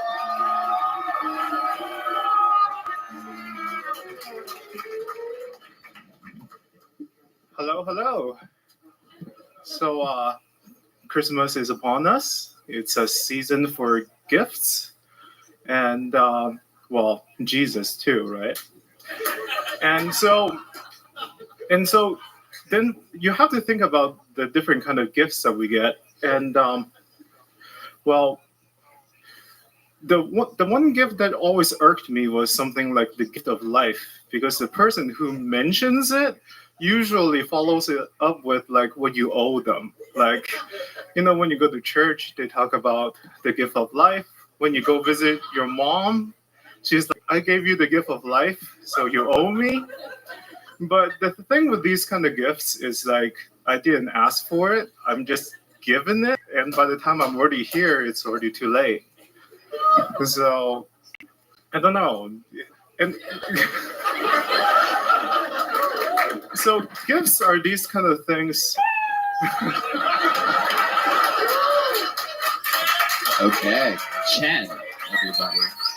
Absolutely. All right, let's talk about it, Chen. Fuck, I love it. You are are you an Asian woman? What's going on here exactly? I don't know exactly. I don't know what they are right now. Oh man. What's going on, Chen? Okay, I'm just kidding. How are you? You okay? Is this your first time doing stand-up? No, I actually. Oh, okay. Well, first time doing stand-up, but this is not my first mic. Right. Yes, and about the previous question, I'm actually trans, but the thing is, I'm not like one of those that force people to call me like pronouns because I think that's just wrong. Which direction are you going in, trans? I don't even know where you started and where you're going. I don't know if that's a rude question. Quite honestly, this is Kill Tony, and I can say whatever I want, so I have no regrets here. But I'm really, you're. I really have no. It could go either way, right? The pronoun now with a crapshoot, right? Well, I'm actually going from male to female. Wow. Okay, male to female, beautiful, beautiful. I love it. It's stunning. No, it's great. No, you're very pretty. It is. It's amazing. Well, you're Absolutely. on the right track. Red Band is 2 shots of tequila away from fucking the shit out. I mean, the beer goggles are really helping around this scene, actually. I love it. So, Chen, that's great. This is all good to find out. I love it. So, when did you realize that you were a woman, or feel like you were a woman? When did that start? How old are you? Right now, I'm 32, actually. 32. So, when does it start for you? When I was young, it's not. So, okay. This is one of those really weird ones because when you look at people who became trans, a lot of times it's people who strongly want to be a woman when they first started out. But I'm not like that. It's more like, first of all, like I'm okay with being a boy, but I don't want to be a man. And you're okay with being a boy, but you don't want to be a man. Yes. Right. Are you sure you're on the right track? Well, and also I don't have the desire to dominate things either. In fact, I'm actually submissive, but that's another topic. Ooh, Red Band! Look how excited Red Band is. Submissive. And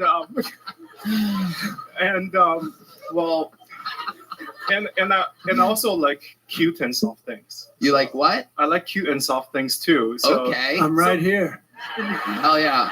And I think we're all about as soft as it gets right now.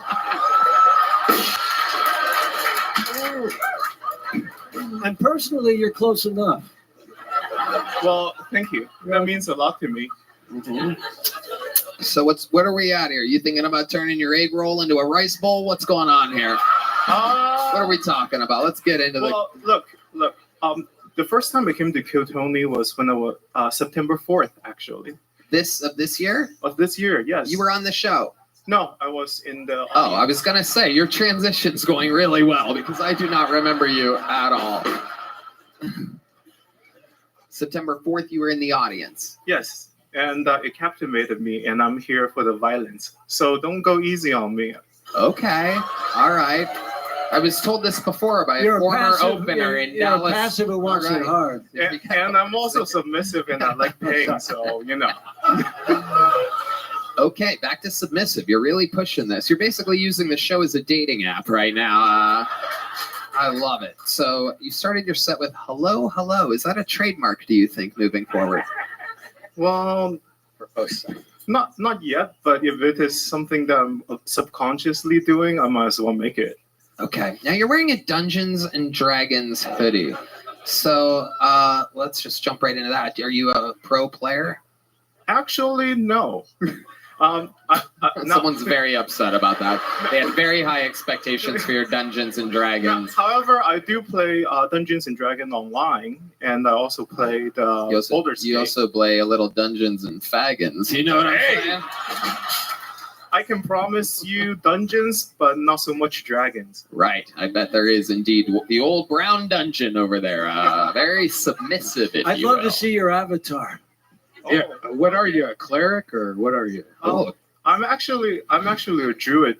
Oh, wow. that's Red knows all about it. So yeah, you're you got quirky spells. I like nature things, but I mix in fire and holy at the same time. Wow. I mean, I have no idea what the fuck you're talking about. It's unbelievable.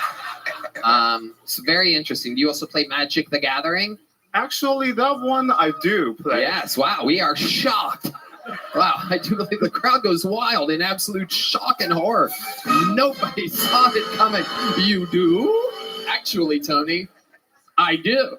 I love the dramatic pause there. Wow. Tell us more. Rattle off some more nerd things about you. It's very interesting. Well, I play World of Warcraft with my friends. Oh my God. Hit it again. Hit it again. Hit it again. All right. Tell us something else. Well, we're hard mode. Actually, do you play in expert mode? Expert mode. Do you play most games in X mode? No. Oh well, actually, I am surprised at that one. Because I'm actually more American than Asian, so if you have expectations of me carrying the whole What kind party, of American are you? Native American? I'm not exactly sure. what? All right. Believe it or not, I'm actually born from Wuhan. Oh. Which is unfortunate. Wow. And I think you're going to end up in a I laboratory. I saw that. I saw that. Yeah. I could tell. I spent a month there. There's many things to talk about, but we have time. Yeah. No, we do. You're gonna have a extra long interview here, no doubt about it. Very compelling story. So tell us more about this transitioning adventure. What are some things you do to be more, if you're becoming more ladylike, or some goals for you, or whatever? Are you basically just saying anyone can fuck you at any time in your asshole? Well, I am bi, so but how often do you hook up with women? And when you do you consider that like a lesbian relationship? Do you have them like eat out where your balls are? I don't know. These are questions. Welcome to Texas. This is figuring out trans in Texas. So Tony, trans Texas Tony, Triple T. So actually, I've only been with one woman before. One woman. I like how you use plural there. I don't believe you. I've only been with one woman. Did it identify as multiple women? No, she was an exchange student. Oh, look at you. You really are goddamn American. Look at that. Just pounding out an exchange student. She got her citizenship, and I guess I wasn't as successful as she wanted, so it didn't work out. That makes sense. So you put your wiener in her pee-pee hole? No, she's a girl. Right, but I'm saying you put your penis in her vagina? Used to, yeah. Right. I've already forgotten what direction you're going in. Right. Which way's the transition? You used to, but now you don't. Why don't you? You can't. I don't think having sex with your ex-wife's vagina is part of the alimony. So was your wife? She was my wife at one point. This is great. We're figuring out a riddle while doing an interview at the same time. Well, Tony, the reason why I don't put the penis in the vagina is because it's my ex-wife. Oh, look who's back. Famous homophobe. D Madness. Just in time. Just in time for your worst nightmare, D. We've been missing you. We've been missing your scoffs and earplugs for minutes over here. You're going to love this one, D. Let's just say we got a she madness trying to turn into a he madness or some shit like that. The other way, but yes. Have you practiced your woman voice yet? I actually looked into it today. But let's hear. How many of you want to hear a little bit of? All right, here she is, Chen. Everybody. Oh, so hard to be woman. I'm more American than I am Asian. I went doing laundry the other day, and I'm like, oh, this is so much fun because I'm a lady. I love being lady. I'm gonna cook spaghetti better than the other guy. I sell lo mein noodle out of my pants. All right, I'm sorry. We'll edit that out. Don't cancel me. No, it's fine. I'm sorry. It's pretty funny. Well, and look, I actually haven't been practicing my woman voice. Oh. And Let's hear it though. Let's hear what you think. Come on, let's just try a little bit. I can't do it. It doesn't work because it only works. I was born with a dog. I am a woman. Ladylike. I'm a druid. No, Tony. I'm trying to. Tony, my women voice only. Right now, my women voice only comes out when I have sex. So. Oh shit. So I can't really. Michael, shove your helmet up his ass real quick. That's what I came back from. D Madness is officially freaking out. That's if you're wondering. He doesn't have a mic on, so I'll keep you guys posted. You might still be. You know. It's true. It's true. Tony. Okay, so Chen. So your lady voice only happens when you're having sex. Yes, unfortunately. Okay. But what else? What else is happening? What are some things you do? Or you do you overly you get dressed up as a woman? You have like dresses and stuff? Not publicly because I don't want to make people uncomfortable. You don't make people uncomfortable. I'm like a really considerate.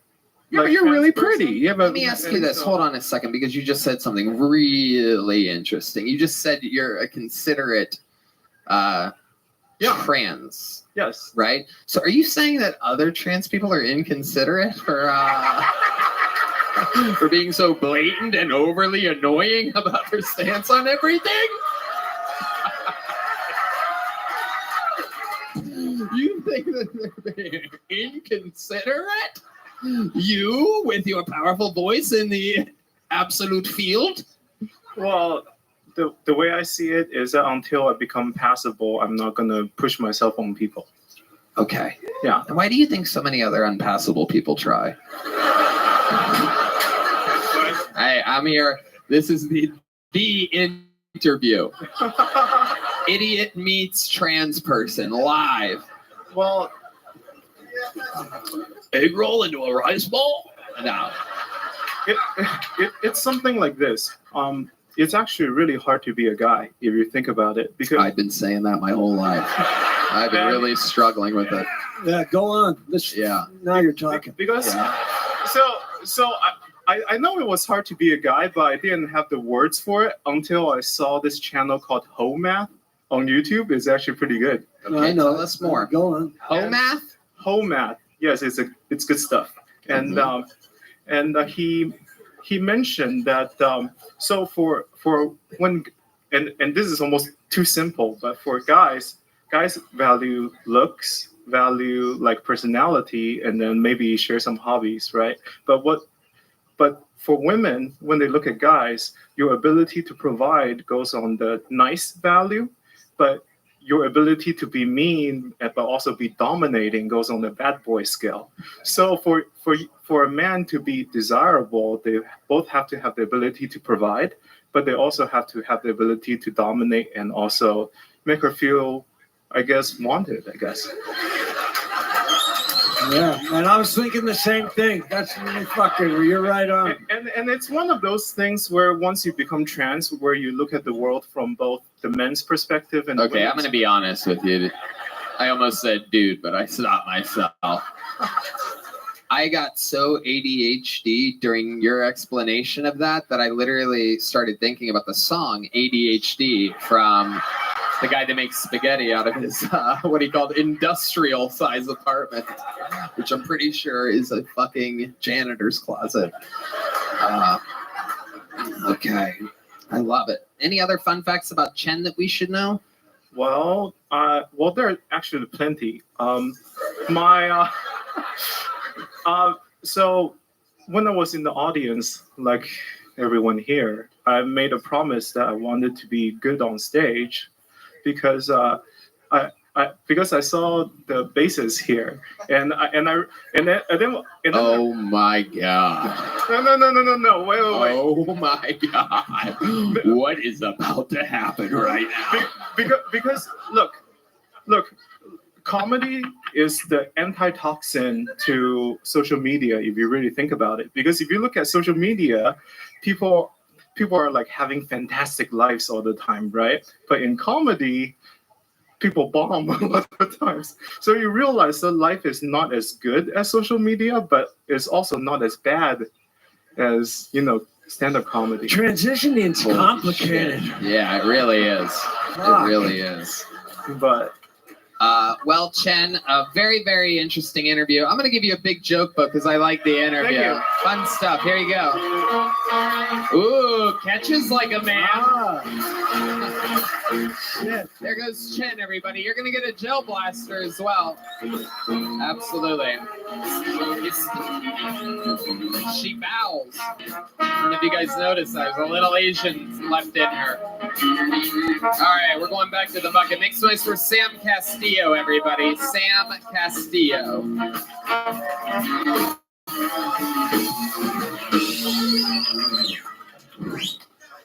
Just got out of a long relationship. It's hard to move on, It's hard to forget her because she's from India, so all my clothes still smell like her food. Yeah. It's a very loving home, but, it's rough. I remember when I met her family, everyone in her family were arranged marriages. And they told us, if you guys get married, you're going to be the first ever love marriage in our family. I said, same for mine.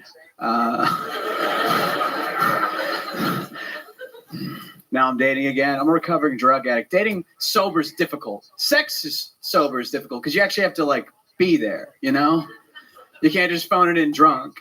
It took me 2.5 hours to come the other night, and this girl was like, "Oh my God, you have so much stamina." I was like, "No, I just don't love you." It's difficult. This girl was like, "I get addiction. I'm addicted to spin class." And I was like, "I've never stolen from my family to ride a bike that goes nowhere." Yeah, that. All right, thank you. Guys, give it up for Sam Castillo. Hi. Hey. Welcome to the show. Where is everybody? Sam, how long have you been doing comedy for? About 5 years. 5 years. Here in Austin, Texas? Yeah, I've started here. Cool. What was your first car?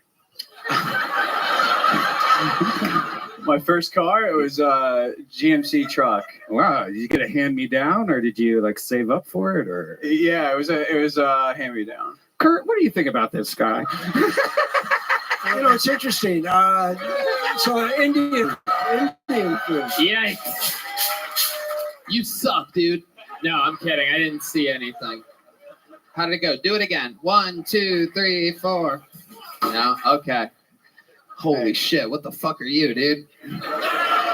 What did I miss? How do you think it went if you had to update me? I got a double bag of IV drip today from our good friends over at Connect Mobile Health. Went for the double bag.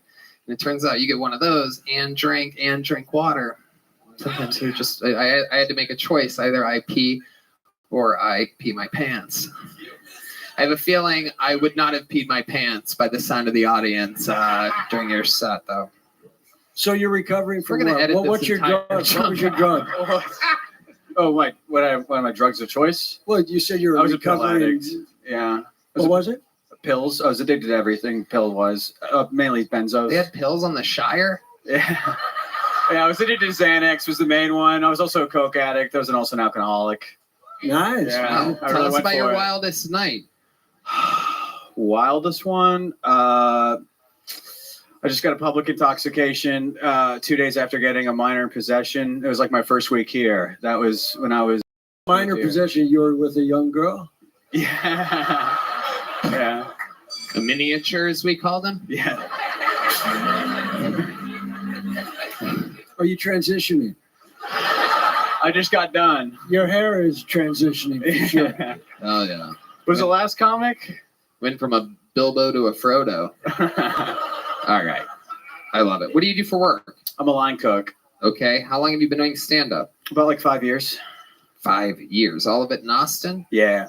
Okay. How's it going for you? It's going pretty good. What was your best joke tonight? Do it again. best joke tonight was let's see.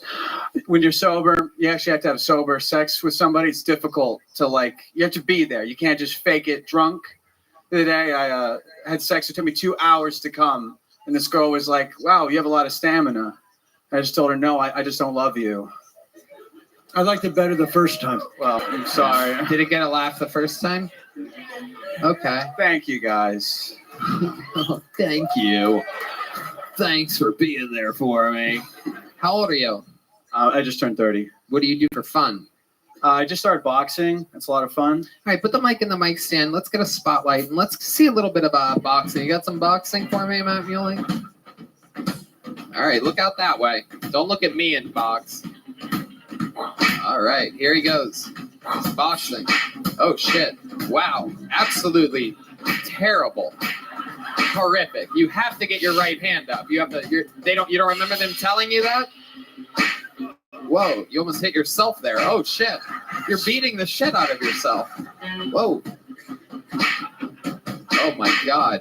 Oh, you're literally the worst boxer I've ever seen. I mean, it's literally. I'm like 3 weeks in. Have you started? Or I'm like 3 weeks into it. Yeah. Wow. At a gym? At a boxing gym? Yeah. You go to a boxing gym for the last 3 weeks. Yeah. And that's where you're That's at what right you came now? out with. I'm like boxing no one. It's fundamentally the weakest boxing I've ever seen. I know. I've never seen it. And you're paying for that? Get your hands up. No. Yeah, that looked like a free lesson. Do you have any idea how many times you would have gotten hit in the face by anybody with using that form in any, not only boxing, but even any fight whatsoever? Yeah, I would have been fucked up. Yeah. I know a guy that makes spaghetti would have beat the shit out of you, dude. That's all I'm going to say about that. Biggest fun fact about your life that we would find interesting. Your entire life, 30 years. I'm an identical twin. Oh. Is he a drug addict also? No, he's a naval officer. Well, how do you think you guys ended up so different? Just our parents would really push this in different life paths, you know? Give us an example of what you mean by that. My dad's just he had to go to court-ordered anger management therapy. He was just a real crazy guy. I was like his therapist. He just kind of Do you get angry now too sometimes? Now 30 years old, you think you have a little spark of that in your? Yeah, I work on it. Yeah. What's the last time you got really angry? Can you tell us about that? Did you hit someone like? I'm gonna show you. Fucking nay. Bye. Do you have any idea how much lower I can keep my hands? Come on. You fight like the Notre Dame logo. Come on. Sucker and succotash. Do you want a piece of this? Huh? All right. What the fuck was my last question? Oh, last time I got really angry? Yeah, come on, tell us about it. I had a bit of road rage. I have a bit of road rage problem. But I mean a specific time, a good angry time. I guess I fist bumped my dad recently. Well, a couple months ago. Fist bumped? Fist fought. Okay, let's talk about Shit, that. man. Please. So how does it start? Take us from the very beginning. My dad was just just give me a hard time about my life. Like what? What is he saying? Try to be specific. It doesn't have to be funny. I'd gotten out of a relationship. He's like, you got a roommate at 30. You're, breaking even when you feature on the road. You're like you're a loser. I'm like, yeah, I know. What does your dad do? He's what's it called? He's a superintendent for construction sites. So he builds high rise. Right. Yeah. Yeah. Okay. So he's talking shit to you about being an artist. Are you making a little bit of money at all? I'm paying about half my bills with comedy. Do you live with them? No. Right. You live on your own. I got a roommate right now. Right. Yeah. Okay. So he boxing instructor? What's that? Is your roommate a boxing instructor? No. So he pays the rent. He's teach you how to fight. Okay. So your dad is telling you that you're just breaking even, featuring on the road, blah, blah, blah, blah. Right. And you say what? You never chased your dreams, Dad. Well, he was a failed actor, so I told him, you're a failed fucking actor. Oh, by the way. If you guys don't know, because I know there's some Texans here, maybe you don't know this, but if you're a failed actor, there is nothing worse in the world than being called a failed actor. Like it is like it's an unbelievable thing. A factor is a rare bird because they have to depend on other people to hire them for a specific thing. And a failed actor with a failed son. I mean, fuck. Yeah, exactly. Exactly. That's So when it starts adding up. You just fuck. And you have to realize. And you guys fought. I would have liked to have seen that fight. Oh yeah, we're getting to it. We're almost there. Okay. But let me just tell you, because I know this, but like failed actors have a thing where like they go their whole lives, so they'll see fucking movies with great actors, and they think to themselves, I could have done that. What kind of look does he have? He's got like a jet black mustache. I'm half Mexican, so he's just got like full hairy forearms and like it looks like El Chapo. He's very chubby. Oh, okay, very chubby. And he really tried to act for a while. He tried hard. Yeah, he was like a stage actor, like was a thespian and whatnot. Went to college. And now he's a construction superintendent. And you're chasing your dreams. Yeah, it's okay. So you called him a failed actor, and then he lunges at you? He told me I was going to die alone. Ooh, I love that one. That's actually one of my favorite insults to use on my children that I hate. Yeah. I'm kidding. I don't have kids, but I would. If you were my kid, I would say that. Thank you. Okay. He says you're going to die alone. And then what do you say to him? I just was smart ass. I just go, I'm going to fucking die with roommates. It's even worse. That's amazing. I like that. I love it. You just talk harder. You talk deeper shit about how sad it is. I'm going to die with fucking roommates. And cold ramen noodles on my lap, bro, with a fucking empty Pop-Tart wrapper at my feet. Missing one sock for some reason. That's how I'm going to die. All right. So then what happens? And so then he's like, put down your dukes.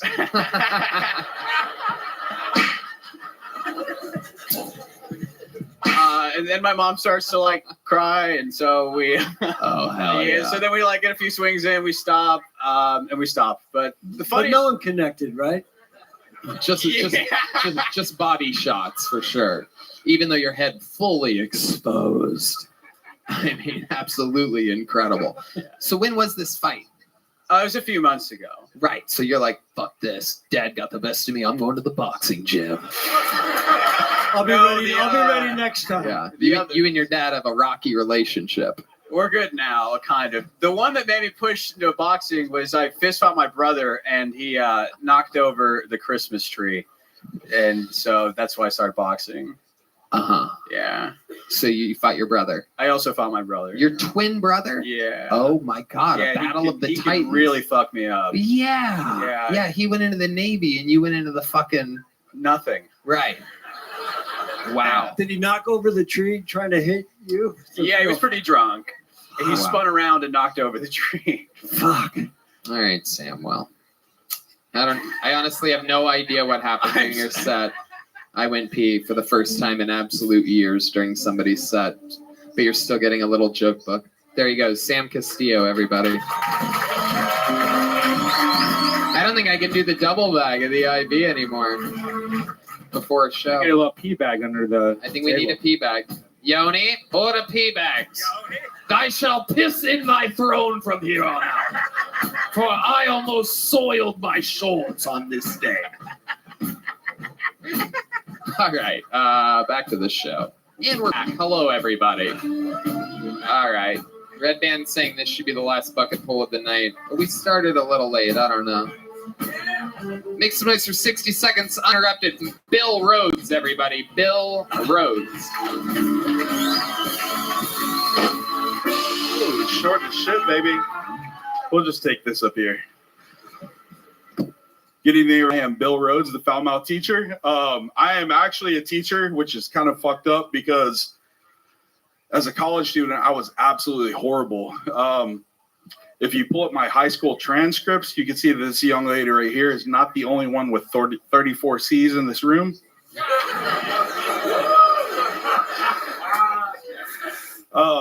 Before I became a teacher, I worked in the prison system for a long time.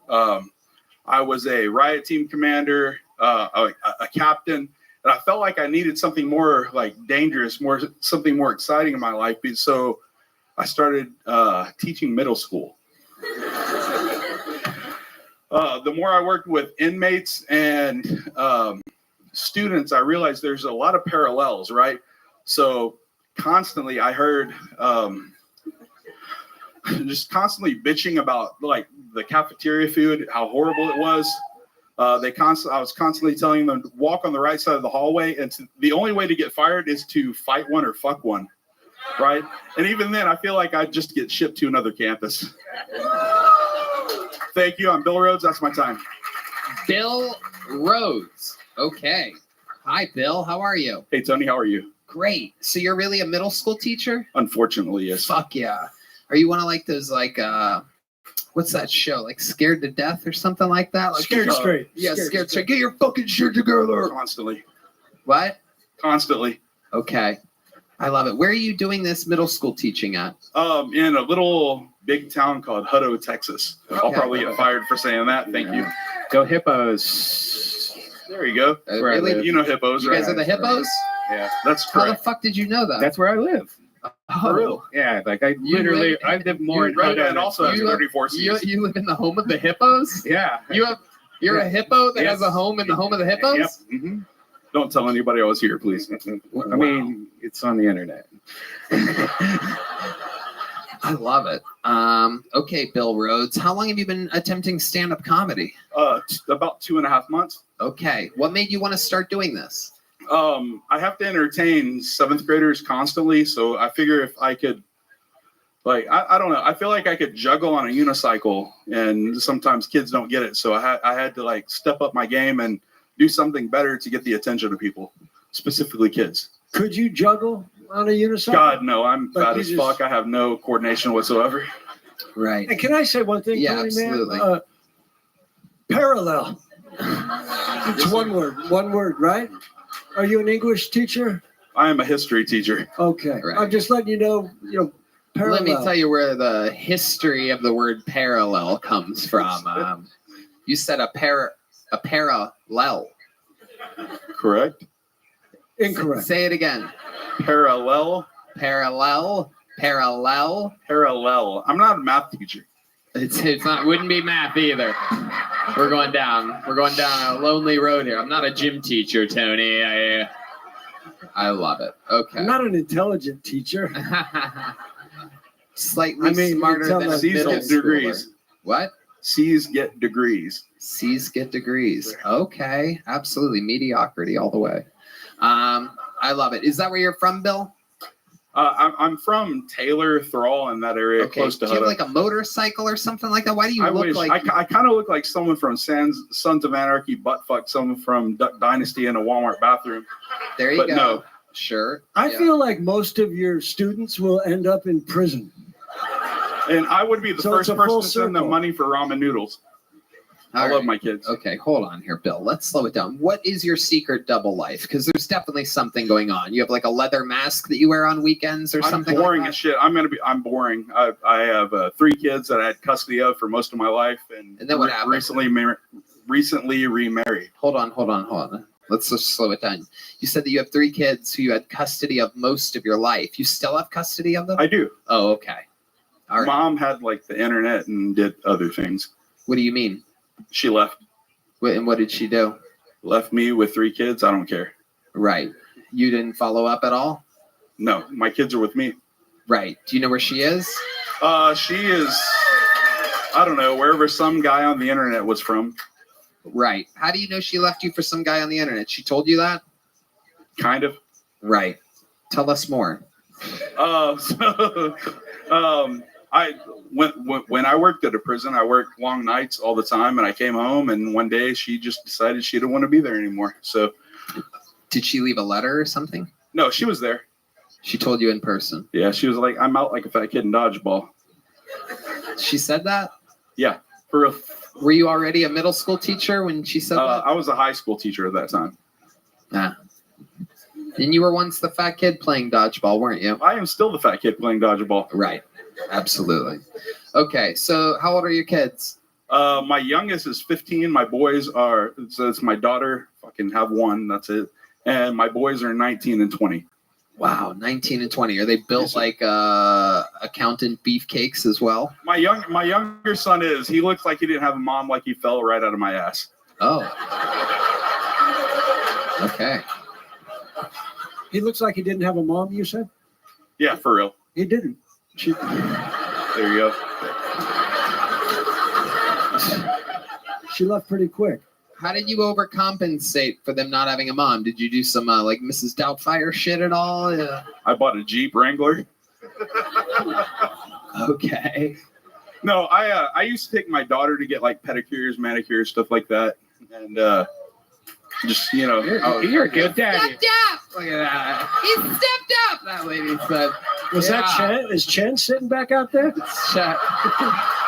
Yeah, well, I'd be concerned because if Chet's doing his woman's voice, you know what that means. Oh my goodness, it smells like a Wuhan lab leak back there. All right. Bill Rhodes. Wow, Yes, sir. Interesting. So what's your love life like now? Or what are you into? I'm coming up on my 4th year of marriage. Oh, So, congratulations, you found a second wife. I did.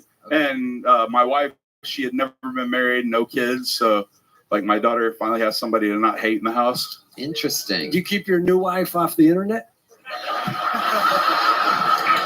I actually wasn't big on the internet until I met her. Okay. And then what changed? I became a teacher. I don't know. I worked in the prison system for a long time. I just didn't have time. And when I became a teacher, What did you do in the prison system? I was a riot team commander. Like, I beat people up for a living. You catch a lot of guys butt raping other men. I actually did. Yeah. You didn't? I did. You did. Actually. Can you explain to the people what that's like? And so slowly, Red Band. When a daddy and a daddy love each other very much. That's parallel. Yeah, parallel. Parallel. No, I mean, I walked into the barbershop and saw one guy, What? Doing his yeah. hair? Yeah. He was getting his wang mouthified. Like, they were earning barber credit. What was that? Nah, I don't know. They were earning barber credit. Okay. It's prison talk, sorry. All right. Yeah, they call it barber credit, not blowjob credit. It was a blowjob. He was sucking his dick for haircuts. That's where the money is. Great. Craziest thing you've seen happen as a middle school teacher. Wildest thing that surprised you that you've seen these rabble-rousing kids nowadays up to in the classroom. I had a kid for an entire year fake that he had Tourette syndrome. Oh, and he would like yell shit out. Genius! That's gonna be the fucking smartest kid you ever taught. And so I have. Oh yeah, that's genius. I have Tourette syndrome. Like I used to have like the little twitches and stuff. So like I fell in love with this kid. I'm like, I'm gonna. Oh my god! Yeah, Hold on, not like stop, that. slow not down. like that. What are his tics? So his tics are like, boy, Ann sure has some big titties. And like these that. are people in the classroom. I have that tick. In the classroom. Oh my god, he's a genius. Are you aware that he's a genius? I didn't know until after spring break that when is I the called his smartest mom, and she was fucking like, "What Tourette syndrome?" He works at a barber shop now. Oh my god, this kid's gonna be the president of the United States one day. That's hilarious. He'll be the next old white rich racist rapist in the White House. Oh my god. So he would just say things that he wanted to. He would just say things that he wanted to say. Yeah, and he pretended like it was a medical condition. And not only did he not get in trouble, but you're like, it's okay. You're all good, buddy. It's okay. I'm the dumbass that didn't call mom. Oh my god, was he doing it? Did you end up talking with teachers about it, or were you too embarrassed? Were you the only one that fell for it? I was his advocate. I was like, I have Tourette syndrome too, guys. You have to give him a chance. And he was like, let me suck on them titties. That's awesome. Was that you or the student saying that? I'm honestly jealous of this kid that I didn't think of that when I was in middle school. I tried to get him moved to honors. It really is. Yeah. I'm serious. That's a Smart as fucking shit. sign of intelligence. How were the titties, though? Be honest. You're like, okay, suck They on were the 7th grade. titty. I'm not allowed to say. Right. All right. Tell me after. You would be the most ruthless. If there was a video game of pedophiles, you would be the final boss. There's no doubt about it. It's like, oh, you got to deal with Mr. Rhodes, the middle school teacher. Come here, kid. I'm gonna fuck the shit out of you. Oh, 15 years working in prison, then he went to an elementary school. You think you're gonna get through my prison riot experience? Does it hurt when I touch you there? Oh, there you go. Look, he jumps right into it, the son of a bitch. All right, Bill Rhodes. Fun times, my friend. You're chasing a wild dream. We're going to bleep the fucking school system that you mentioned. That's all right. Now, I'm trying to get fired. I need something else. Okay, well, then we will leave it in. Hutto, Just be you, man. You're on track. Thanks, Mom. There you go. Thank you, guys. Bill Rhodes, the everybody. foul-mouthed teacher. All right, here you go. Take one of those. Oh, no, you dropped it. Now you got to keep it here. Oh, here. Give me that one back. Dropped it. I'm just kidding. Here you go. Bill Rhodes, everybody. There goes Bill Rhodes. Bill Rhodes. There you go. Sorry, I got Tourette's, man. Genius kid. That kid that made up the Tourette's is going to be here in fucking 14 years killing at 21 years old. Mark my fucking words. All right. Make some noise for your final bucket pull of the night. Tanner Tuttle, everybody. Tanner Tuttle. Very interesting name. Let's see what happens here. Tanner Tuttle. Hey.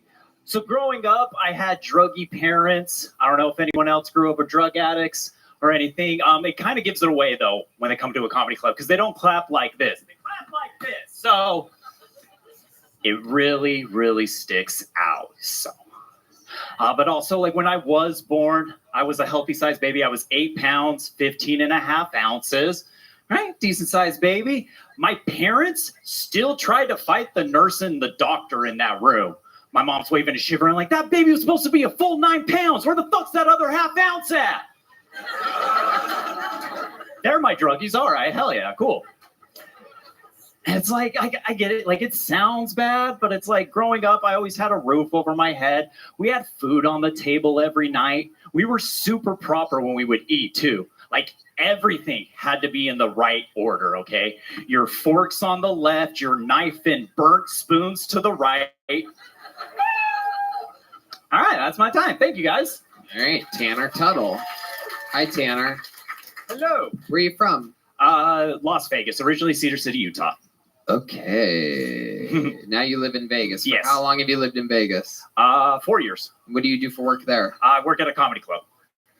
Okay. What do you do at the comedy club? Manager. So just whatever they need me to do that day. Wow. You manage a comedy club. Right, Even though yeah. you look like the corpse of Kurt Cobain. That's incredible. Unbelievable. It's just like anyone's welcome there. Yeah, I guess so. What do you do for fun living in Las Vegas when you're not working? Oh, man. I like, go to the gym and stuff like that. I enjoy bowling, a lot, playing basketball, I just don't like little believe you. activities. Really? Really? You do those things? Yeah. I bet you're great at basketball, huh? Master of none, I guess. Like, okay. All right. Yeah. You have a good, like, two-step finger roll layup? Dude, I'm more of like a rebounder, box out. Again, I don't Dude, believe yeah, you. yeah. If I asked you to box out right now, it would end up like the boxer said he could box earlier. Slow motion, very bad form. It was worse than that. All right. Even you had a very much higher. He had no idea that the face might be a good thing to protect in a fist fight. He's been boxing for 3 weeks. Anyway, Tanner Tuttle, what are you on? Adderall? Negative. I'm a little nervous and stuff, just drinking tequila. Okay. No uppers whatsoever. Negative. Negative. Negative. Wouldn't do it in a million fucking years. No chance at all. I mean, you heard about my parents. Nah, I watched them be druggies. I was like, nah, I ain't doing that. Right. That makes sense. I'm not doing drugs. Booze is my thing, right? That's your thought. Yeah, That's good. booze and weed. Booze, even if it's from the audience, it doesn't matter. How long have you been doing stand-up? 5 years. 5 years. Yeah. Wow. And you love it. Yeah. Oh, absolutely. Okay. And you don't want to say the club in Vegas that you're the manager of? I enjoy it. Would it hurt you or help you to say it? That I don't know. Like, let's skip it then. All right. Tell us something interesting about your life that we'd be surprised to know other than your parents were drug addicts. I bought a house when I was 21. How'd you do that?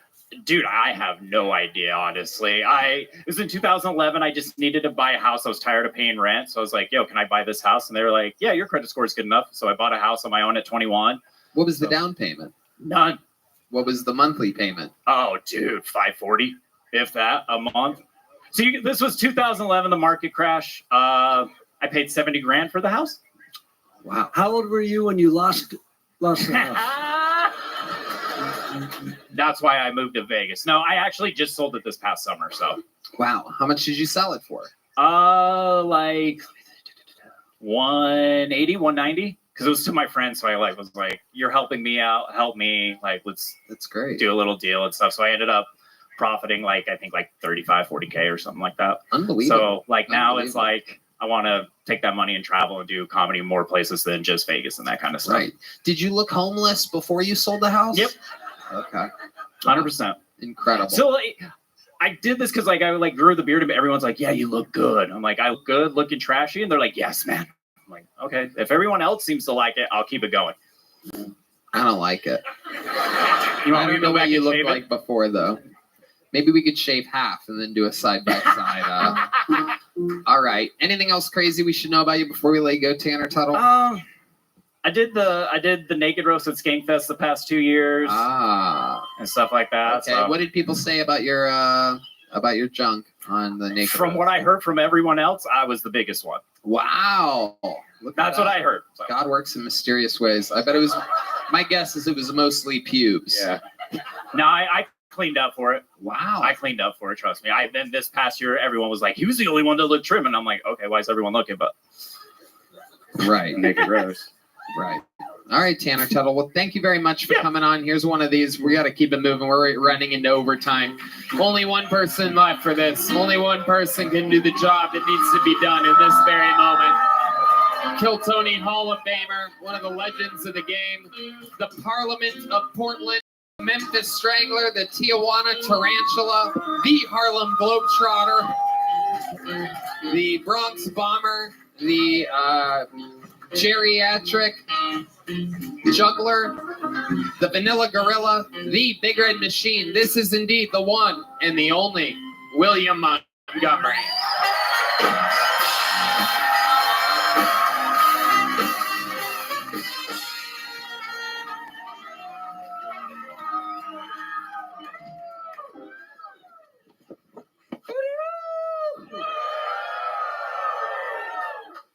Southwest Airlines is giving free extra seats to fat people who can't fit in a regular seat.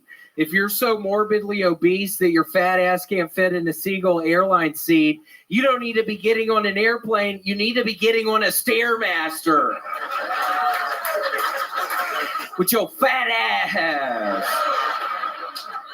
But seriously, you don't need to be getting on an airplane. I'm sure there's a cheesecake factory within driving distance of your house, fat ass. Apparently, Matthew Perry died because he ate too much ketamine. Shit, I ain't ever gonna eat another carrot again.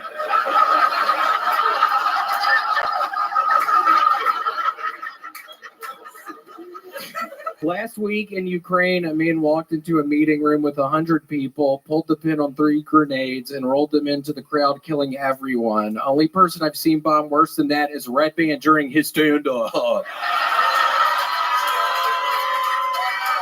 He killed 100 people, dumbass! That's a bunch! Okay, that's my time. Thank you. 1 minute, 18 seconds. From the great red god, William Montgomery. Very fun, William. The extra seats on an airplane Stairmaster.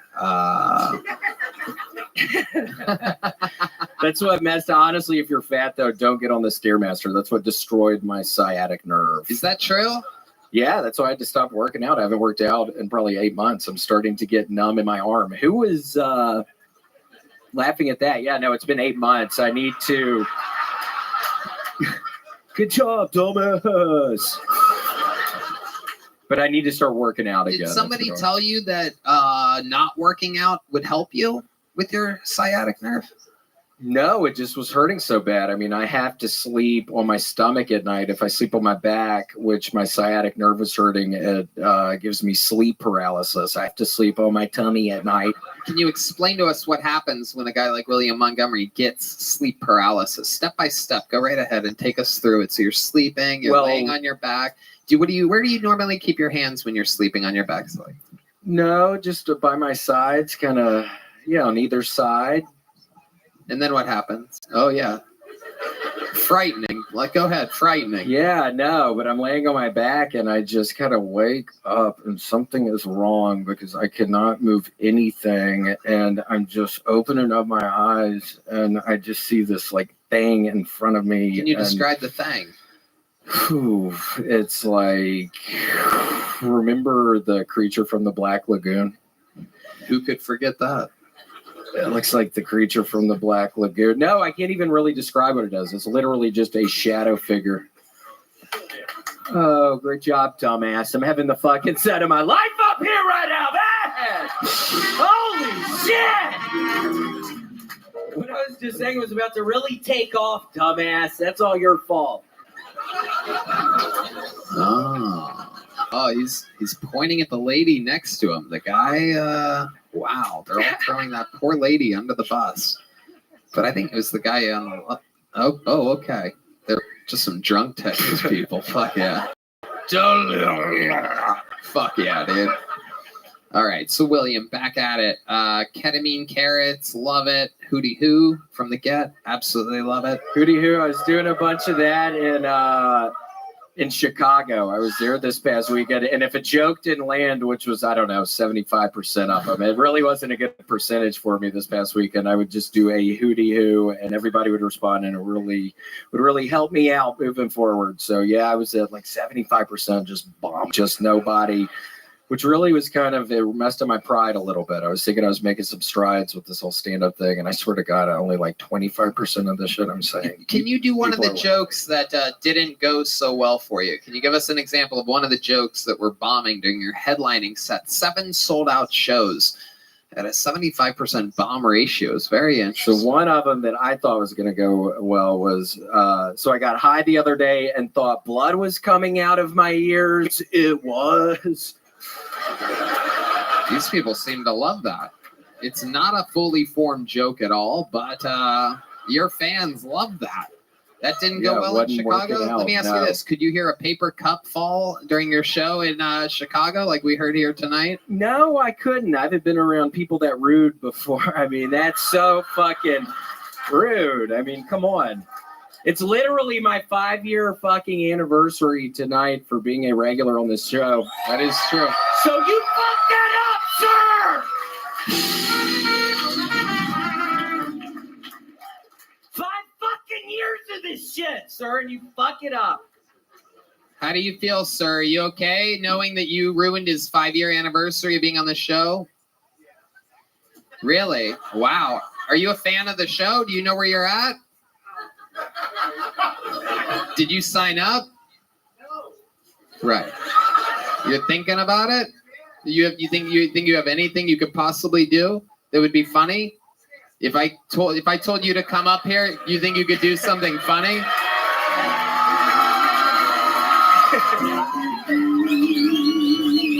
What's your name?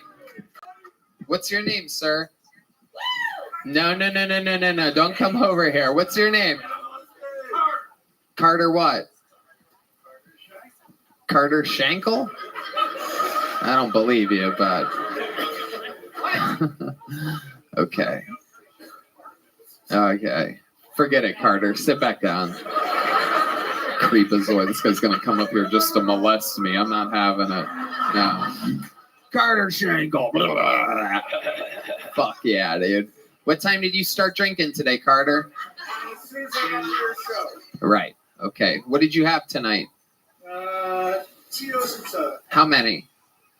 At least 5. There you go. The lady next to you was guessing 5 the entire time. 5 an hour. That's healthy. Yeah. 12 what America's bred on. Heir to the Schenkel fortune right there. Fucking Schenkels, man. Absolutely. You know. The Shanklins. Fuck yeah. Yeah, the Shanklins. Tennis, bowling, vomit. William, what else is going on in your life? You do any puzzles or anything lately?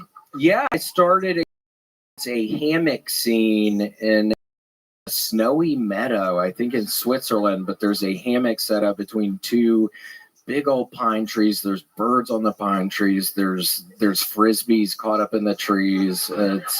There's running shoes, a bunch of different colored pairs of running shoes at the base of both of the trees. So that's been a real hard part of the puzzle, Tony. Just figuring out which tree the running shoes are underneath, because they're two pretty similar looking, pretty giant trees. And then this freaking, this hammock in between the trees. I mean, when you're dealing with rope and stuff in a puzzle, it's so incredibly difficult. I swear to God, Tony, I'll be looking at the fucking pieces in front of me for like 5 or 6 hours before I even touch one.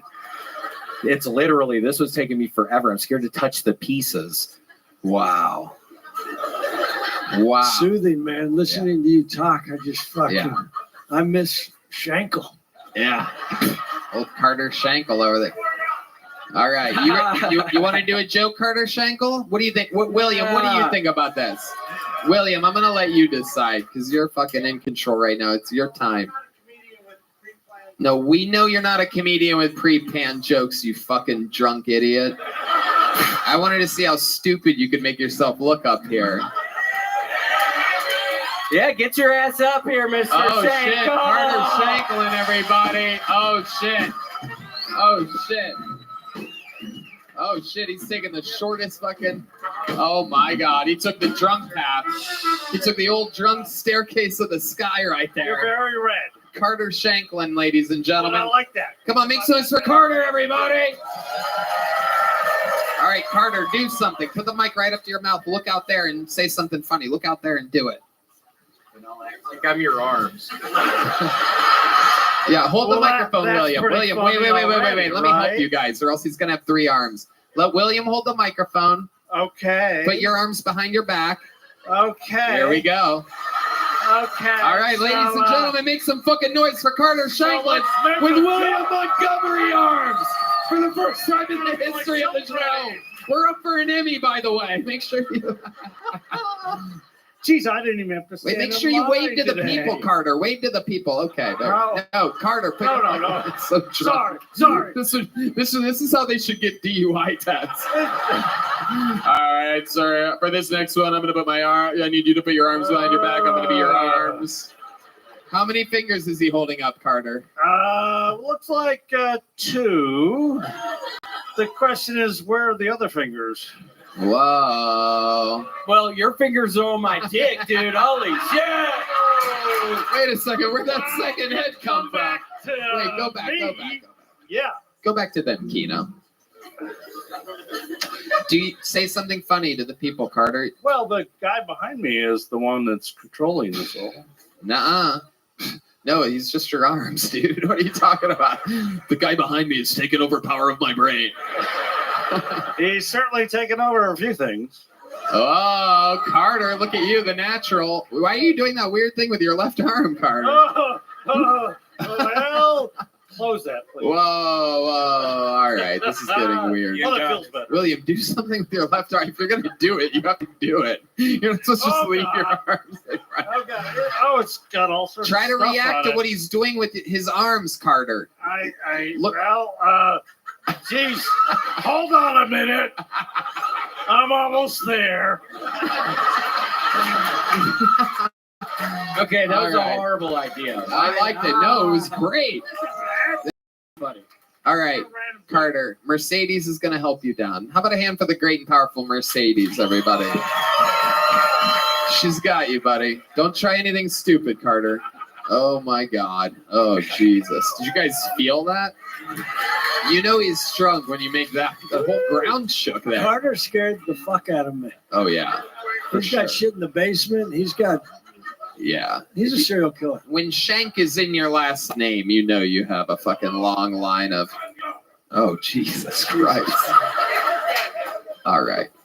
Yeah, my dick was touching his butt the whole time. That's what Yeah. he's talking about. Bitch! You got the best of him. You got the best of that guy, William. That's the butts. All right. Your So DNA is going to be on the crime scene now. Just so you know. what else is going on, William? Have you been eating your Kellogg's Fiber Buds? Yeah, I ate some today. It had been a couple days. I didn't bring any to Chicago, but yeah, I ate some. Who's You doing didn't that? bring your Kellogg's all fiber. You don't take them on the road with you? No, I tried with TSA last time. They took me into a room after they thought something was up with the buds. I've been eating a bunch of Kellogg's All Brand buds, and yeah, TSA got me in one of their places in Did Chicago. you pre-mix it with milk or something like that? Why would they confiscate a box of cereal? I just trying to figure that one out. I mean, it really messed up my entire trip. I was trapped in Chicago for. Is there anything you're passionate about right now in life? Anything new? Anything has you fired up a little bit, perhaps? I wish there was. Yeah, I've been having a real downer time recently. So I pray to the Lord above, Tony, that in the coming days I'll be able to cheer about something. But Tony, the past week, there's been nothing to cheer about. I mean, everything's falling apart. What about your massive victory making Carter Shanklin look stupid up here?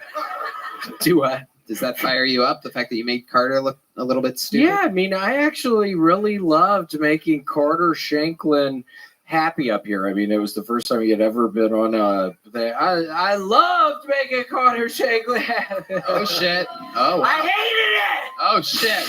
It was a horrible mistake! Wow.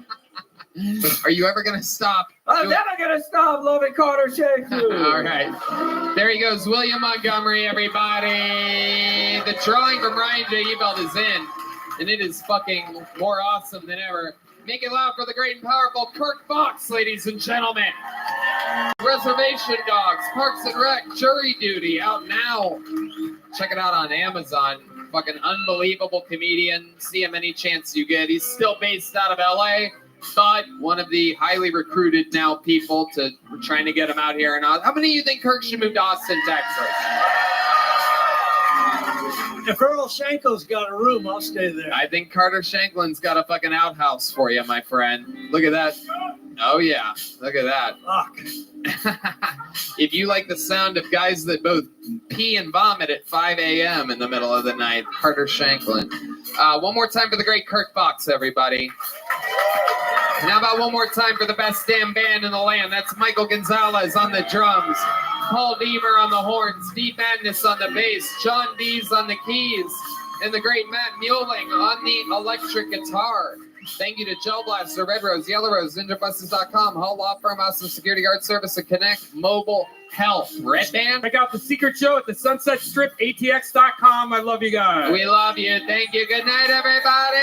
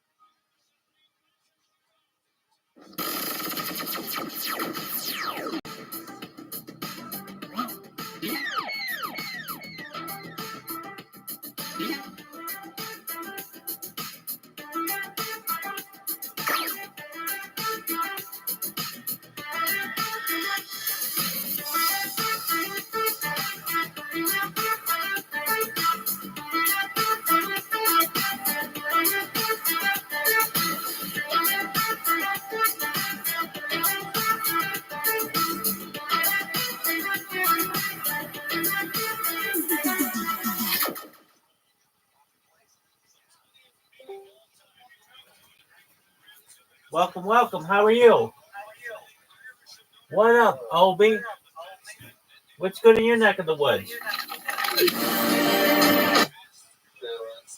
Hey, how'd you find out about me, if I may ask?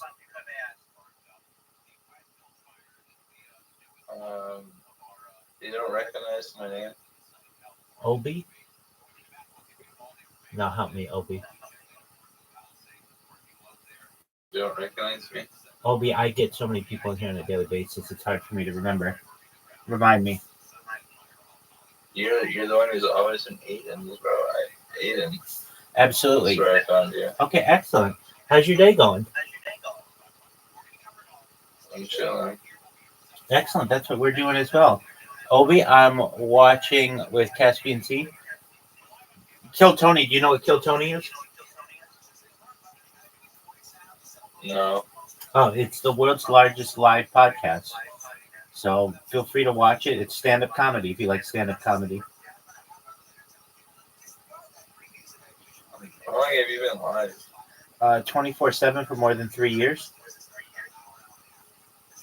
3 years? Yep. 3.5 years.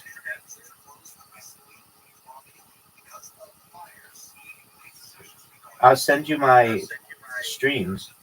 Check your DMs right now, and you can see all my streams live on YouTube.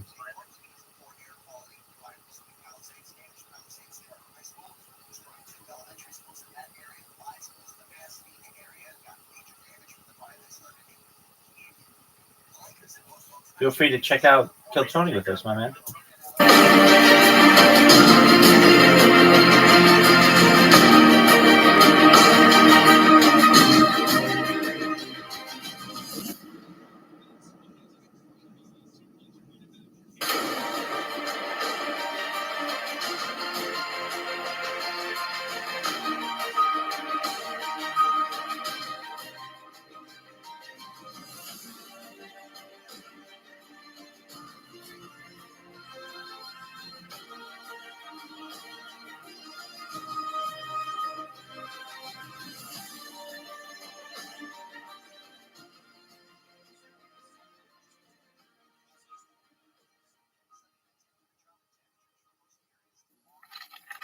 Who's ready for the best fucking New Year's Eve ever?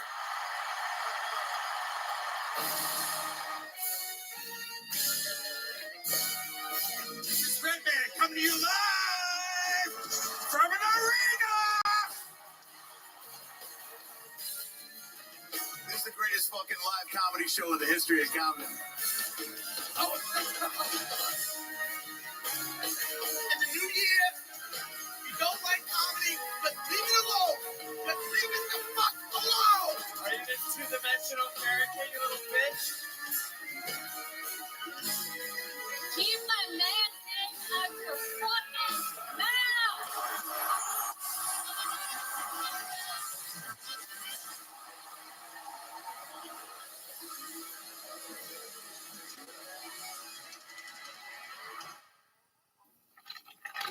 Back on my stand-up tour at the end of January, hitting all the spots that I didn't hit on the fully grown tour before this.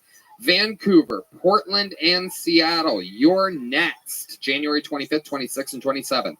And then Los Angeles, California, I do stand-up. Denver, Colorado. Cleveland, Pittsburgh, Boston, Baltimore, Salt Lake City, San Jose, Dallas, Houston, St. Louis, Nashville, Fort Lauderdale, and Orlando. I'm so pumped for these upcoming dates. Really excited for you to see it. Taking some of my favorite openers with me. You may recognize some of them. Get tickets now at TonyHinchcliffe.com. This is going to be my last stretch of the stand-up tour for the rest of 2024. It's all just performing in Austin and Kill Tony from there. So hope to see you soon.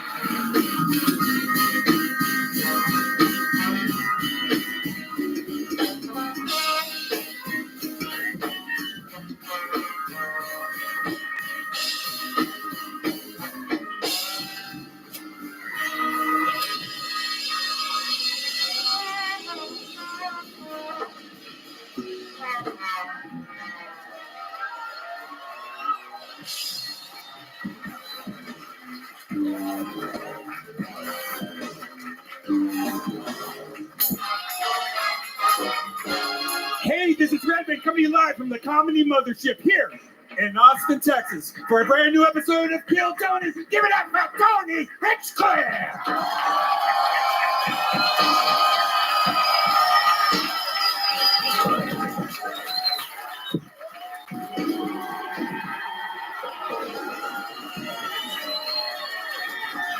Who's ready for the best fucking night of their lives tonight, huh?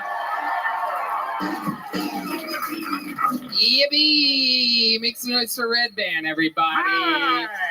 We've been doing this little show for over a decade. It is the #1 live podcast in the world, Kill Tony. How you guys feel? Good? Shout out to Gel Blaster, Red Rose, Yellow Rose, NinjaBuses.com, Hall Law Firm, Austin Security Guard Service, Connect Mobile. You can get an IB drip. Use the code 15 to save 15%. Here's a little bit more from the amazing sponsors that made tonight's episode available for you here right now. The Sunset Strip Comedy Club in Austin, Texas is now open. Check out Red Band's secret show every Thursday. Go to sunsetstripatx.com for tickets.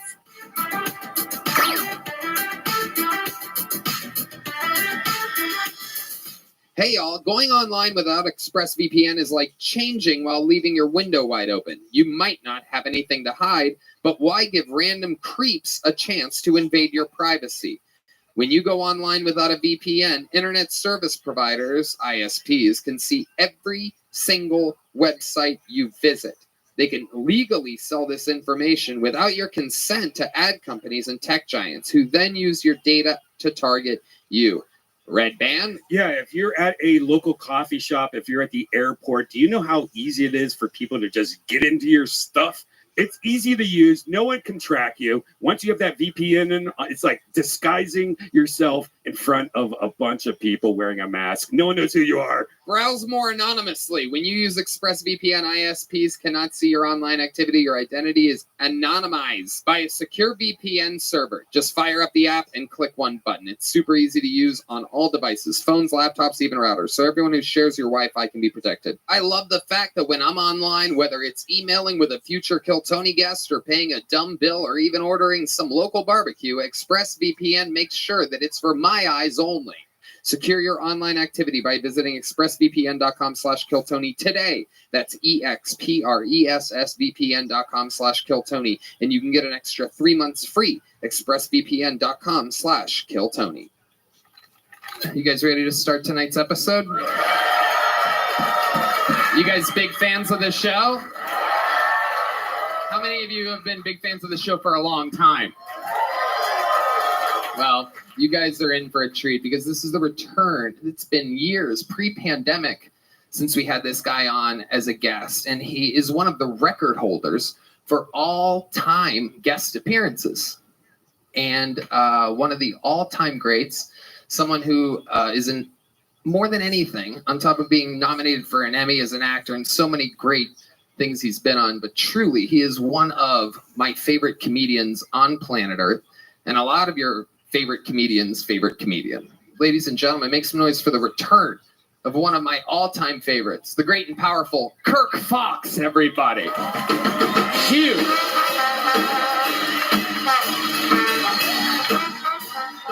sit there, Kirk, over here. Fuck yeah. The great Kirk Fox, everybody. Reservation Dogs, Parks and Rec. The new jury duty of Burnham. But more than anything, one of the fucking real comedians of our era at the Comedy Store. A fucking legend and a legend. Know about that, but it seems important to you, so we'll just. It is. We're gonna have a lot of fun. The reason is this the right mic? I don't want to interrupt you. I know the rules you gave me, but is this the mic you want me on? Okay, no. Was that you? Do you do that? Hold on. Don't press on the thing, man. I don't want any trouble. Just like that. Is that good? We got that? Okay. But that was next to me. You understand why I grabbed it? Totally. Okay, so someone fucked up already. It's true. Good. Put that away to never be used again. Okay. Frame it. We're gonna have fun. Kirk, you know how it works. Over 200 souls signed up for the chance to get 1 minute on this stage here tonight. If I pull their name out of the bucket, right? Souls. Yeah. Oh yeah. Okay. I mean, that would get scary if it was just see death here in the spotlight. Okay. But yes, you know how it works. They get 60 I seconds. mean, it's been a while. I'll be honest with you. Yeah, they get 60 seconds uninterrupted. I know. 60 seconds. I know. We're just getting the kinks out. I'll be done in a second. And you know their time is up, and you hear the sound of a kitten. That means wrap it up then, or else they're going to bring out the angry West Hollywood bear, which just interrupts them. And then I ask them a bunch of questions, and we find out more about who we pulled out of the bucket. I'm going to pre-pull right now our first comedian, and they have to go across the street to a special bar and get the person. I believe they yell it. What do you yell it through a megaphone, Colt? You do? Yeah. All right. Well, there he goes. I didn't even know that. I've always wondered, like, why would someone just yell the you name? store them across the street? Is this what happens? Yeah. Yeah, Okay. there's a You bar. don't want to that- keep souls in here, so that's good. You put that. Yeah. You got a new bar. I'm with you, Tony. I take the humans to the bar. We keep the souls here. Okay. I like it. Anyway, I interview them. The whole thing's improvised. It's all crazy. You guys know where you're at. You guys ready to have a great fucking show tonight or what? Well, while they get that poor person from across the street, we're gonna get the show started with a fucking legend of the show, everybody. You know him as a guy that used to live in his fucking van, and now I tell you, he's living his dreams. Ladies and gentlemen, I think you know the word. You guys know the words?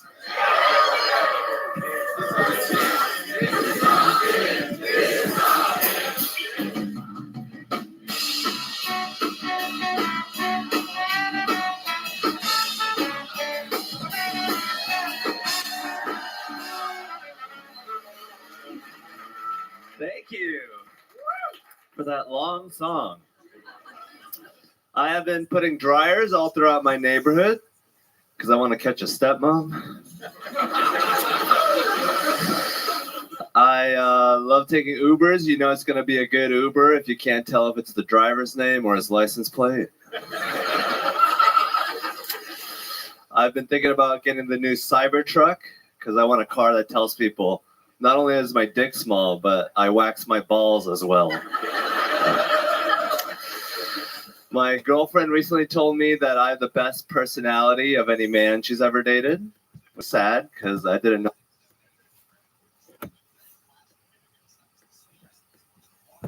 know my dick was that small. All right, thank. Back on my stand-up tour at the end of January, hitting all the spots that I didn't hit on the fully grown tour before this. Vancouver, Portland, and Seattle. You're next. January 25th, 26th, and 27th. And then Los Angeles, California, I do stand-up. Denver, Colorado. Cleveland, Pittsburgh, Boston, Baltimore, Salt Lake City, San Jose, Dallas, Houston, St. Louis, Nashville, Fort Lauderdale, and Orlando. I'm so pumped for these upcoming dates. Really excited for you to see it. Taking some of my favorite openers. You may recognize some of them. Get tickets now at TonyHinchcliffe.com. This is going to be my last stretch of the stand-up tour for the rest of 2024. It's all just performing in Austin and Kill Tony from there. So hope to see you soon.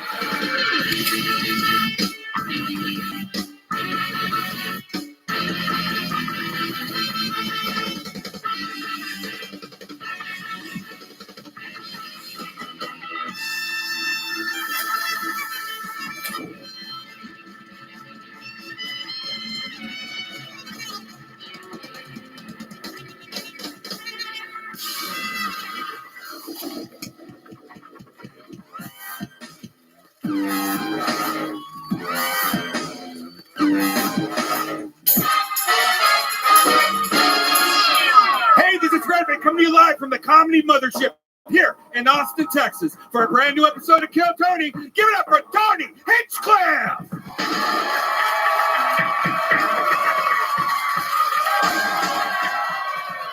Who's ready for the best fucking night of their lives tonight, huh? Fuck yeah. Thanks so much for Red Band, everybody. Live in the flesh, the real deal. This is Kill Tony, the #1 live podcast in the world, brought to you by Gel Blaster, Red Rose, Yellow Rose, NinjaBuses.com, Hall Law Firm, Austin Security Guard Service, and Connect Mobile Health, where you can get an IV drip by using the promo code KILL15 and save 50%, become fully hydrated. How about a hand for the best damn band in the land, everybody? Michael Gonzalez on the drums. Paul Deemer on the horns with the new Coca-Cola sponsorship. That is the madman Matt Mueling on the electric guitar. The great John Dees on the keys. And indeed, the backbone, D Madness on the bass guitar, everybody. Very exciting stuff ahead. Before we start, here's a little bit more from the amazing sponsors that made tonight's episode available for you here, right now. The Sunset Strip Comedy Club in Austin, Texas is now open. Check out Red Band's secret show every Thursday. Go to sunsetstripatx.com for tickets.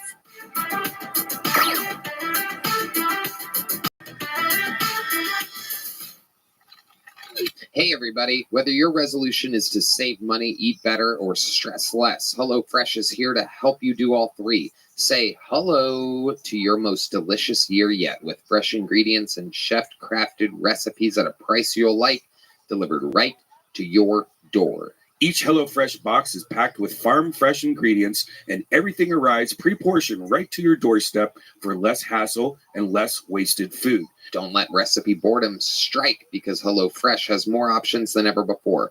Dig into their biggest menu yet with over 45 dinner options to choose from weekly, and even more market add-on items that suit any lifestyle. I absolutely love it. It makes it easy and convenient for me.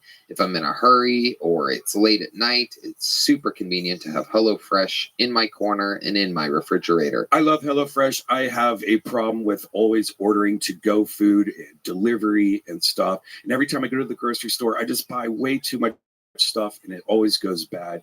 With HelloFresh, it's so great. You get a box, you get all the ingredients already portioned out for you. It's in the simple recipes. Next thing you know, you are a home chef, and it's only a short of time, and then you have a real meal. Go to HelloFresh.com/KTShowFree and use code KTShowFree for free breakfast for life. One breakfast item per box while subscription is active. That's free breakfast for life at HelloFresh.com/KTShowFree with code KTShowFree. HelloFresh, Hey, Zook, how are America's #1 meal kit. You guys ready to start tonight's episode or what? We're going to have a lot of fun. You know, we've had a lot of, we have debuted a lot of guests on this show. I remember when it was Shane Gillis's first time. I remember Tim Dillon's first time. I remember Adam Ray's first time. A lot of the greatest guests in our history. It all starts with one appearance.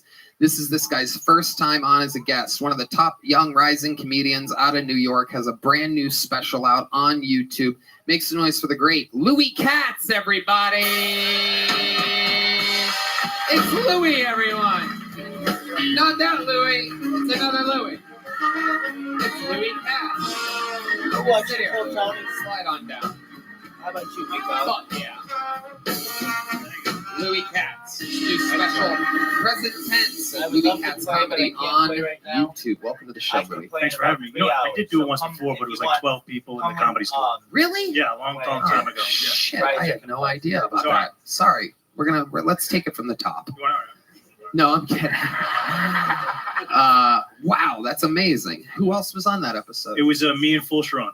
Okay. Yeah. Wow. All right.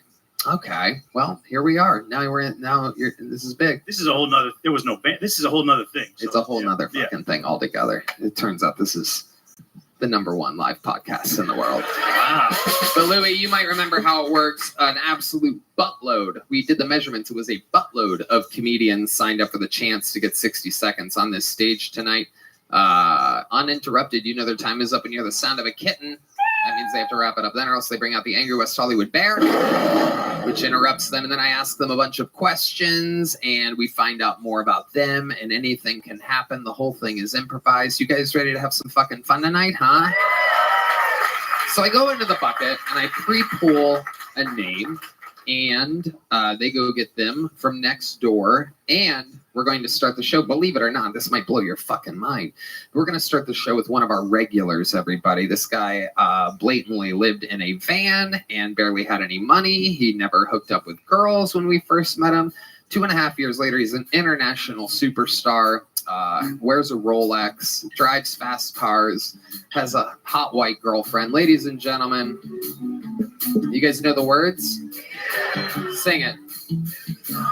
Hans Kim, everybody. This is Hans Kim. This is Hans Kim. This is Hans Kim. What's up? I don't know if you guys have noticed, but the space between my eyebrows and my eyes is very large. You know, right here, and my eyes start right there. I'm one of the few people that can express anger and surprise with aviator sunglasses on. It almost got me a role on Top Gun 2. No, Goose. Damn Russians. Thank you. I think that the penis is the superior peeing mechanism. The only side effects are rape and murder. But other than that, the penis is superior. I do not give a fuck about polar bears. Sorry, polar bears. I don't give a fuck about you. Sorry you evolved the camouflage against something that melts. Try the sky or water next time. Some helpful tips for the polar bears. All right, thank you. Oh, Jesus Christ. Oh, Jesus. Fuck you guys. Oh, shit, he's mad, folks. We got a mad Hans Kim here, doing jokes for the polar bears to the polar bears. That's a first. You have a lot of polar bears in your fan base, Hans? A lot of white gay men, so... Okay, so let's go back to this peeing mechanism, penis peeing mechanism thing, because that's where I got confused. I don't know about anybody else. Let's go back. What are you saying? Penis is a perfect mechanism for peeing? Yes. But it's bad for rape and for murder? It's bad because the side effects include rape and murder. Getting raped and being murdered? No, it causes rape and murder. But why would a penis cause murder? Because it has testosterone and evil juices. You think that's where the testosterone goes? You think it goes to your penis from your brain and puts off chemicals in your penis? I'm sure it couldn't help. I mean, if you have murderous thoughts, try chopping your dick off. I think chopping your dick off might cause more murderous thoughts. I think it's the balls, the testicles, which would hold which would be the main. I think cutting off your penis would force you to not be able to come, so then your balls would have even more. Does this make sense at all? Is there a trans person here who could help with this? I believe Hans thinks cum comes from your penis, everybody. This is what we're finding out right now. Well, the penis causes murder, you know, like lots of men, you know, get rageful because they have a penis and they want to stick it in things. So if you don't have a penis, then you don't want to murder as much. How many murders have you done? 17. Wow. All on stage. Hell yeah. Just not in front of this audience. Interesting. Has your penis ever led you to want to actually kill somebody? Yeah. It has. Yeah. I don't know how much I should reveal. But yes, I have had murderous thoughts. You know, wow. Haven't we all? Wow. I don't know how much I should reveal is one of the scariest things I've ever heard you say every week. For 2.5 years we've been doing this, and that's pretty frightening. What can you why don't we just reveal everything and then we'll edit out if you heard somebody. Hans is extremely honest, for those of you that don't follow the show closely. He cannot lie. He's like George, who was it that didn't lie? George Washington. Johnny Appleseed. Oh, the stripper thinks it was Abe Lincoln. Yeah, it was Abe Lincoln. Oh my goodness, you are. The Red Rose girls would never get that right. That's a true yellow rose. Abe Lincoln. Oh, yeah. Tip of the bucket hat to us. Absolutely. Hell yeah. You want to know us, go with the boa. You know what I'm saying? Okay. So when I was in high school, my dad wouldn't let me watch TV on weekdays, and I punched a hole in the wall. And I burned up a bunch of papers in the toilet, in the bathroom, in the sink. So that was my, and then I cut my hand also. I cut little cuts in my hand. You were a little cutter? Yeah, I was just trying it out. Did you end up getting attention from your parents from the cutting? Yeah, it was just, they were kind of like pitying me. They thought I was pathetic. Like, right. Yeah. Cutting yourself isn't a sign that you're a murderer. It's a sign that you might shop at Hot Topic or something like that. But this doesn't make you a murderer. Thank God. It just means I'm a pussy. I was implying that, but you said it. Yes. So the hole in the wall. How did you punch a hole in the wall? Oh yes, variation. Variation on the punch. And the papers in the sink. What made you do that? I think I just wanted to watch something burn. I think I was actually trying to like forge my parents' signature on our band's timesheet for saying I practiced the trumpet, and I was trying to forge their signature, and I messed up, so I burned up a bunch of them. But it was pretty thrilling for me. Wow, what was the worst punishment you ever got from your parents? You seem like a very rebellious Korean boy. The TV thing was pretty harsh, in my opinion. No TV on the weekdays. Another thing that they did to me was, when I was a little boy, my dad brought me upstairs, and he hit my calf with like a stick. He had a special stick? Yeah. Was it from outside or was it something else? It was like from a TV antenna or something, and he was like, "See, I need to hit you. This is where you're good. Here, I'll hit myself." And he hit himself, and then he's like, "Okay, now I get to hit you." And I was like, "This is so weird. This is like even worse than if you just beat me." Yeah, Louis. It sounds vaguely sexual, I would say. It sounds kind of hot. Yeah. You have a ball gag in during this? I don't want to hear you cry. Who did the ball gag in your mouth? I hit me and then I hit you. You've been a bad boy. You're so much more masculine when you're Korean. It's really impressive. It really is.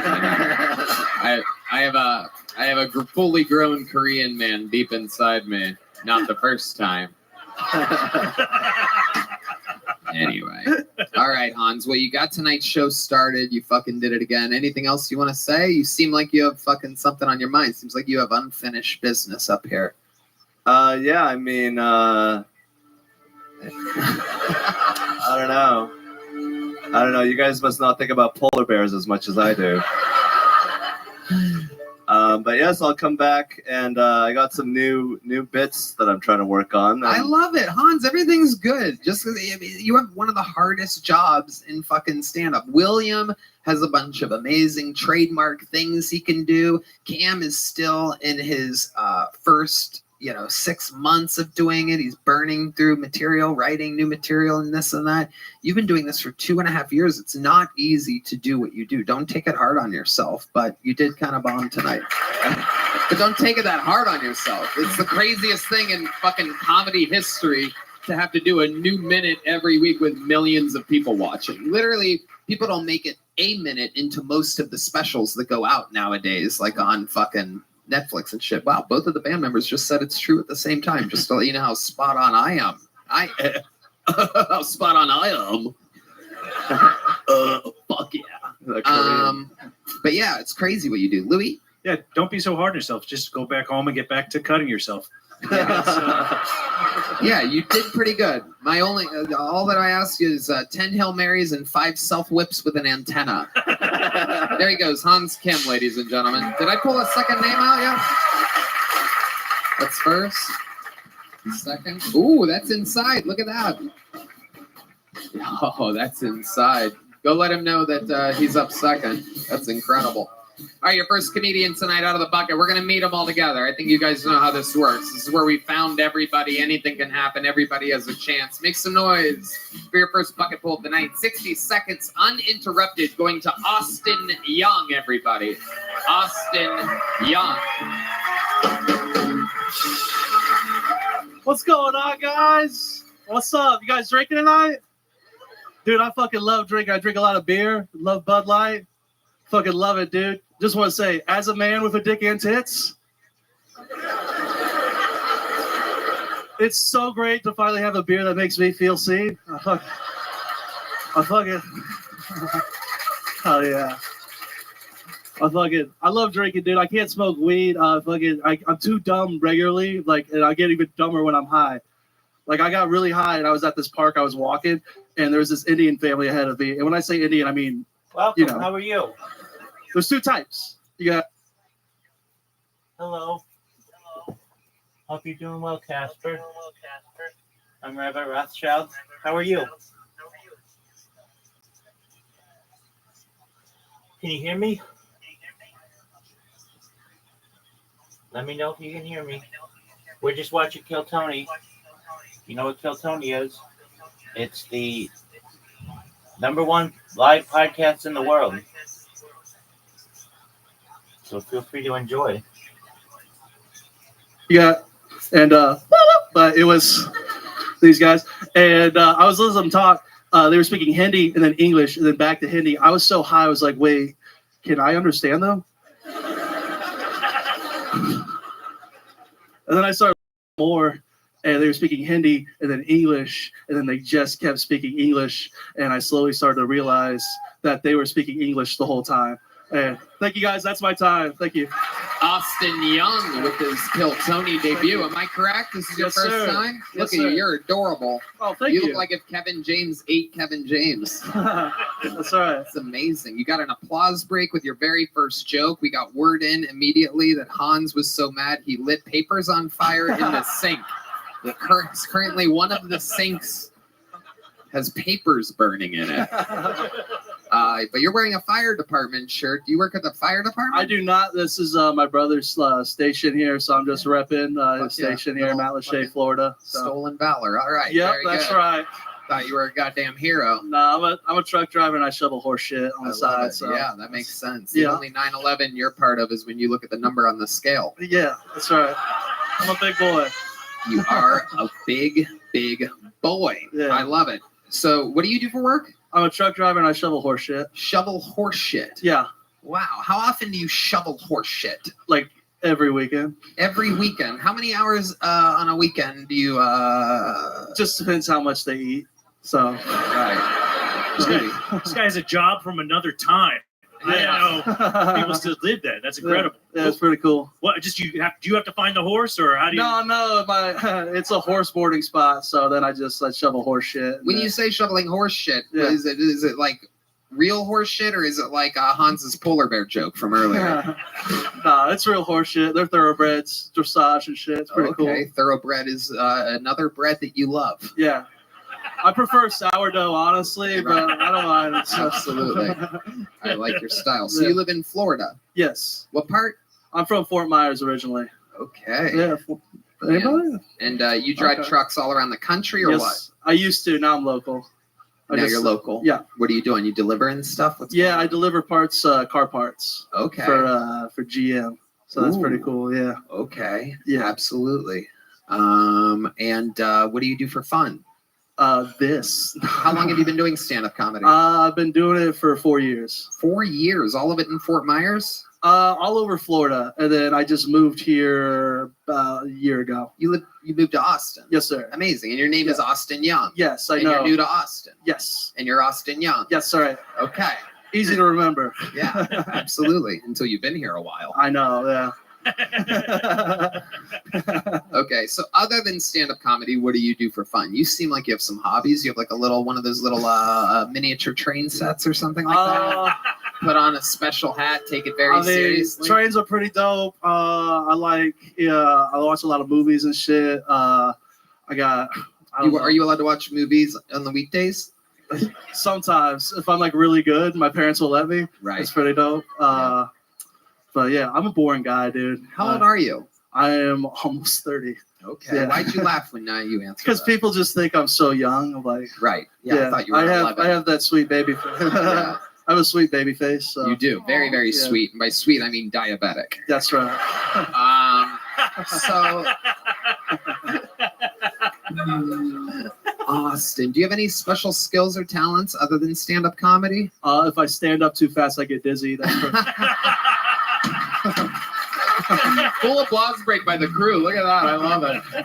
The Kill Tony team loves that response. We love honesty here. A little fun fact about killing in the interview is just be honest. Gotcha. If you're honest, it automatically works. And you are. We believe that you get dizzy. Yeah. Have you ever passed out or anything like that? No, I ain't no bitch. So. Whoa, jeez Louise. I mean, it's a medical condition, but It is, and all those people that faint are bitches. So. Wow, Yeah. that's absolutely. Just power through it. Just grab a wall. You'd be You think good. Tony Soprano was a bitch? I do. Oh my God! Wow, that's on site. Oh, Hey, on site. Okay. Guess who's standing though? Oh, wow. He's dead, right? Yeah, he but he died older than you will ever be. So it's kind of a Catoni 2 over there, you know what I mean?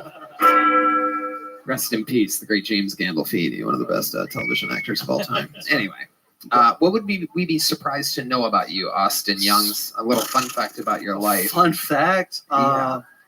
I don't know, dude. I don't have many fun facts. I'm a boring dude. Fuck. Is your brother that's a firefighter more fit than you? Of course, obviously. Well, I mean, I don't know. Yeah. You could be the guy that catches everybody when they come down the pole or something like that. Could They be the usually guy look- in charge of feeding the Dalmatian or something. I'd eat all the Dalmatians' food. That's not good responsibility. But. He could lie on the ground when they jump out the window, and they could just land on him. I love it. Austin, what's your love life like? My love life, too great. I get so much pussy, it's insane. I can't stop getting laid. It's a real problem. Are you being sarcastic? No, dude. Are you being sarcastic now? No, dude. How about now? No. You said Remember when I said the honest part? I know. That's why I'm being honest. Tony. Okay, where do you get all this pussy from, you Tinder. fat fuck? Just Tinder, dude. Really? Yeah. So you really do get a ton of pussy? I do, all right. And by a ton of pussy, I mean one of the girls you hook up with at a time. Yeah. Because they're heavily overweight. Yeah. You reverse catfish them? I do. They're never ready. They're and like they catfish you. They it's do. just always a double catfish. We're Every always hookup you surprised. have, you're like, Yeah. I'm disappointed, and so are you. Let's fuck. Just a couple cute Snorlaxes, just fucking. It's pretty cool. I love it. So you really get them off Tinder? Like their most recent hookup? When was that? Last week. Explain to us how that goes down. This is a one night stand. My You didn't meet family's the girl? watching this. They never even knew that I had sex before. You are correct. Everyone thinks you're a virgin. I know. still. That's so crazy. I'm not gonna believe it until I actually get through this story. I'm still not convinced. Fuck. She was in an open relationship deal, so she just came over and Hold on, Yeah. slow it down. So someone messages you on Tinder, you swipe. How does this work? Take it from the beginning. I just keep swiping until I run out of swipes, and then I just see what the Lord blessed me with. And so yeah, that's usually how I go. And It's called trolling for bottom feeders. That's what that is. It's just that's right. Right. Yeah. And so what happens? You invite her over? Yeah. So she came over. We It smells like horse shit in here. Yeah. She came. Oh, you have some audio from your living room right now. Because you're shoveling the horses that live with you. So she comes over. What happens She first? comes over. She wanted to smoke some weed, and I haven't smoked in a while. Ooh, And then, hell yeah! You get really dizzy when you stand up. Oh on that. yeah. Let's just say I didn't stand up that day. I just Whoa. stayed on the seated. So, and I got too high, and then I really couldn't stand her, and I wanted her to leave. Why, what was so annoying about this lady? She's gonna hear this. Fuck. No one cares. You don't have to say that before every question. What was your school like? Well, my teachers might be listening, but Jesus, damn fucking it. answer the question. She just wouldn't shut the fuck up. I was trying to. We were watching a movie. I was into the movie. I liked it. What was the movie? Oh my god. Answer the questions. It was Storks. It's a cute ass movie on Netflix. Oh my god. It's animated. It's adorable. Did you say cute ass movie? It's a cute movie. Oh my god. She said she wanted to watch something animated. I said, let's watch Storks. It's the cutest fucking movie ever. You And- denied pussy for cartoons? What the fuck? No, I still got the pussy. All but right, I just. then. All right. Hell I yeah. just- yeah. Storker and porker. You know what I mean? That's what I always say. I know what's going on. Hell yeah. Yeah. Absolutely. Yeah. So, about how long through Storks do you make your move? I didn't. I was too high, and then she kind of made the first move, and I just let it happen.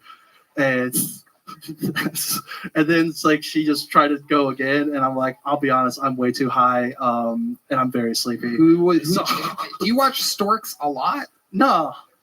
How many times do you think you've watched it? That was my second time, so that's why I was like, I really liked it the first time I watched it, and I was like really looking forward to seeing it again. And this bitch wouldn't shut the fuck up. So, and it's an adorable movie. Right. Yeah. Okay. Yeah. Okay. So then what happens? She's like, I can go if you want. And then what'd you say? Yes. Okay. No, before that, the sex part. Like, what happens first? She blew me. Okay. So what is it? You guys are sitting on a couch? Yeah. Okay. And she just starts doing that? Yeah. Okay. It's pretty cool. Yeah. Yeah. Do you have to like scoot down so your belly isn't over your junk? Look, How does that work when you're morbidly obese? You've seen Peter Griffin when he was naked, right? No. Okay. You never watched Family Not Guy? all of us fuck the animated shit, dude. You can watch it and not. Can you get hard without a cartoon on in the background? No. It's got to be on, dude. Fuck. Okay, so she's blowing you, and then what happens? I come so hard. Oh, so that's it. I mean, what do you think? She was blowing me. That's like. But that's I what mean, happened. so no sex, nothing for her. You throw one of those meaty fingers in there or anything? Look at those fucking hangers you got. Look at those fucking trucker hands, dude. You got that fucking, you got that muscle milk running through you. Yeah, there it is. Is that what it sounds like when you come? Here, do it again. It's my impression of you coming. It's pretty spot on, Tony. Hell yeah. All right, Austin. Well, welcome to the show. Congratulations. I appreciate Great it. set. Thank you Here's so a big much. joke book for a big man. Thank you guys. Austin Thank you so much. Young, ladies and gentlemen. Hey, everybody. We all get down sometimes, and this is the season post-holidays. Maybe you feel lonely. Maybe you need a vacation, but you can't afford one. And I have learned that Talkspace is one of the most convenient and comfortable ways to get to talk to a therapist. It makes a huge difference in my life and can make a huge difference in yours. Sometimes people wait until something bad happens to talk to a therapist. Why wait? You can get a therapist through Talkspace. Therapy can help you shift your perspective, find tools to cope in difficult times, and be a guiding light. Talkspace lets you send messages to your therapist so you don't have to wait for your next session. It's incredibly convenient to have virtual sessions with your licensed therapist from the comfort of your home. There's no need to commute to appointments, miss time at work, or line up childcare in order to attend sessions. It's mental health care made easy. Talkspace is secure and private, using the latest end-to-end bank-grade encryption technology to store client information and complying with the latest HIPAA regulations. Talkspace is affordable and in-network with most major insurers. And as a listener of this podcast, you'll get $80 off your first month with Talkspace when you go to Talkspace.com/Tony. To match with a licensed therapist today, go to Talkspace.com/Tony to get $80 off of your first month and show support for the show. That's Talkspace.com/Tony. Hey y'all, Mood is known for their federally legal THC. Now they're adding their most potent product yet to the line, introducing hemp-based THCA flower, the future of legal THC. Try it along with all of Mood's amazing other offerings like Delta 8 flower, gummies, vape cartridges, and more. And for a limited time, Mood is giving our listeners a free THCA pre-roll and 20% off your first order.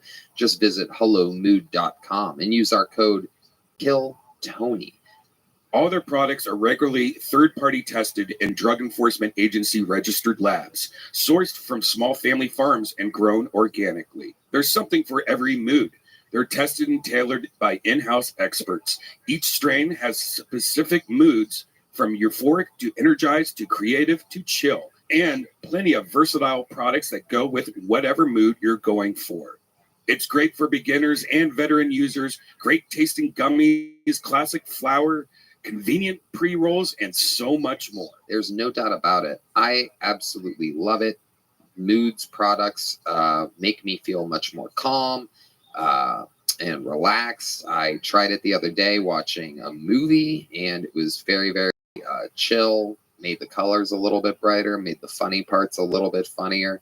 You know what it is. It's amazing stuff. Since THCA converts into THC when you heat it, you get access to the classic marijuana high. And Mood has 10 high-inducing strains, the most potent they've ever offered. It puts an end to guessing games with federally legal forms of THC extracted from hemp plants. Try Mood's new THCA flower today, and for 20% off your first order and a free THCA pre-roll, go to Hello Mood and use promo code KILLTONY. That's hellomood.com, hellomood.com, code KILLTONY for 20% off your order and a free THCA pre-roll right now. All right, very cool. We know this guy. He's on the inside because we know this guy. We love this guy. He was a fucking makeshift random fucking friend that we made very, very early on. He was really just working security and hanging out with us and smoking a bunch of weed for a few months. And then he started doing stand-up himself. He's been on the show a couple times. We works a lot. So I'm excited to see a brand new minute from our friend Hank Garza, ladies and gentlemen. Big Hank. Big Hank Garza. Come on, make some noise for Hank, everybody. I get it. You're thinking, hey, Beaner Ray Cyrus, tell us a joke in Espanol.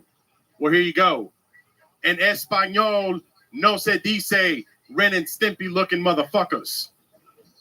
En Espanol se dice Tony Hinchcliffe y Brian Redband looking motherfuckers. I believe anything could be a cum rag if you have enough regret. I grew up in South Texas. We did things a little different. That's right. We weren't exposed to white wine like the rest of y'all. When somebody asked me, Hank, what's your favorite white wine? I'd say, you're in America. Speak English. Do y'all like impressions? Here you go. Ah, my dick. Where's my dick? That is somebody that got a sex change, but then got Alzheimer's later in life, sir. One more. All right, here we go. One more. I need somebody to act stupid retarded. You right there. Do it. The future, ladies and gentlemen, and golden ticket winner.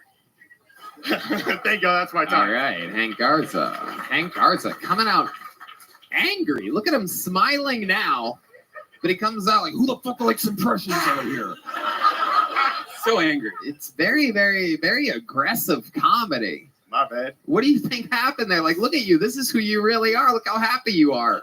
Why do you think you're scary when you're trying to be funny and funny when you're not? I don't know, man. It just comes out. That's just how it comes. That's nerves. Interpretation. Yeah, maybe nerves. I don't know. Maybe nerves. Yeah. And you're implying that we only have retarded golden ticket winners here on the show? I mean, the record speaks for itself. So. But you know none of them are retarded, right? You know cerebral palsy and being retarded are two different things. It's still the Special Olympics, so. Okay, well, okay. It's pretty incredible because, I mean, the one guy that is retarded, Jared Nathan, kills all the time. And he doesn't come out like, como se dice Ren and Stimpy. It's like, but meanwhile, you're trying to take digs at mentally challenged people. Came out swinging, dude. What do you expect, man? You should try it like mellow sometime. The same jokes, I bet it would work so much better. Yeah. Do you perform like that when you're doing like the shows out in Timbuktu or whatever? No. As you could tell from the vest that he's wearing, he's a true Texan. He's got a hard nipple or somewhere. It's my glasses. I don't wear glasses on Thank stage. you, Red Band, for your observations. So Hank, tell us, how's it been going? How long have you been doing stand-up now? A year and a half. Year and a half, and you're a big man. Been doing it a year and a half. How's that going for you? Not bad. I mean, it could be best. It could be better, but I mean, it's all on me. Just out here fucking grinding. That's it, dude. I mean, yeah. No, I get it. And what else is going on in life? Tell us more about. It's fucking falling apart, dude. What the fuck you want me to say? Anybody else going through some shit? Holy shit! Tell us about it, Hank. I'm scared. What are you willing to talk about here? I'm going through addiction. I'm trying to get my family back. What the fuck, dude? I'm trying to get this comedy together, trying to make y'all laugh. That's how it's going, dog. That's how it's fucking going. So you wonder why somebody comes out here just swinging. It's edamame. Wow. I don't want to end up being your cum rag tonight, so I'm a little bit nervous about what I'm going to say next here. Louis, you ever seen anything quite this scary before in your life? No, not that. No, he's pretty scary. I mean, during the act, I thought it was scary. You should say that you're Mexican. I didn't know you were Mexican when you came out, so that joke kind of went over my head. Okay. Yeah, I don't know. You could be Arab, which would be scarier to me. But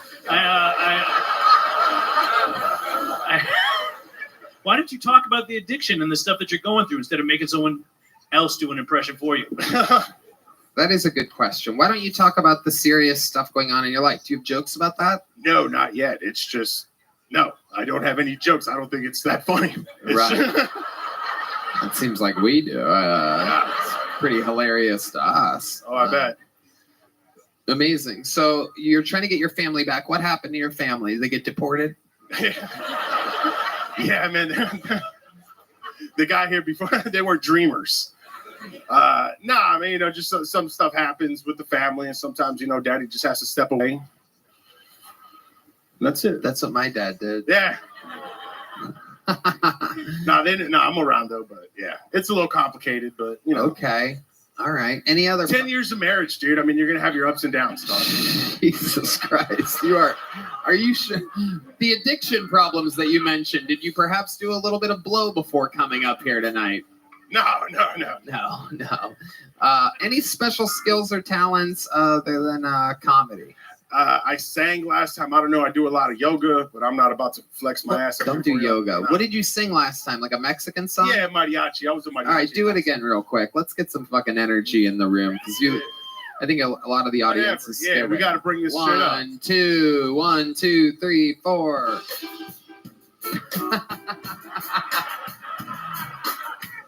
It's a ring of fire, everybody. Oh, shit. I fell into Okay, stop. Yeah, I sing in Spanish. I sing in Espanol. Holy shit. I love it. Well, Hank, you already have joke books, fun times. Congratulations. Yeah, man. Next time, smile. I'm telling you, it's going to be 100% different. All right, I will. How about a hand for Hank Garza, everybody? Wow. Over 2 for our insiders tonight. Hans and Hank. It's going to be an angry green room right now. A lot of tension in there.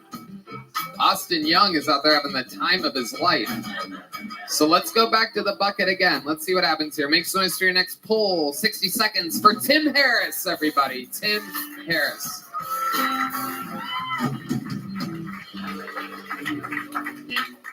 I like to keep up with the space news. I stay really in tuned. I learned recently there's a hole in the sun size of Earths. But don't freak out. NASA released an update. A new celestial body is coming from outer space. It's going to fill the hole. They're naming it the Uncle. Yeah, so don't fret.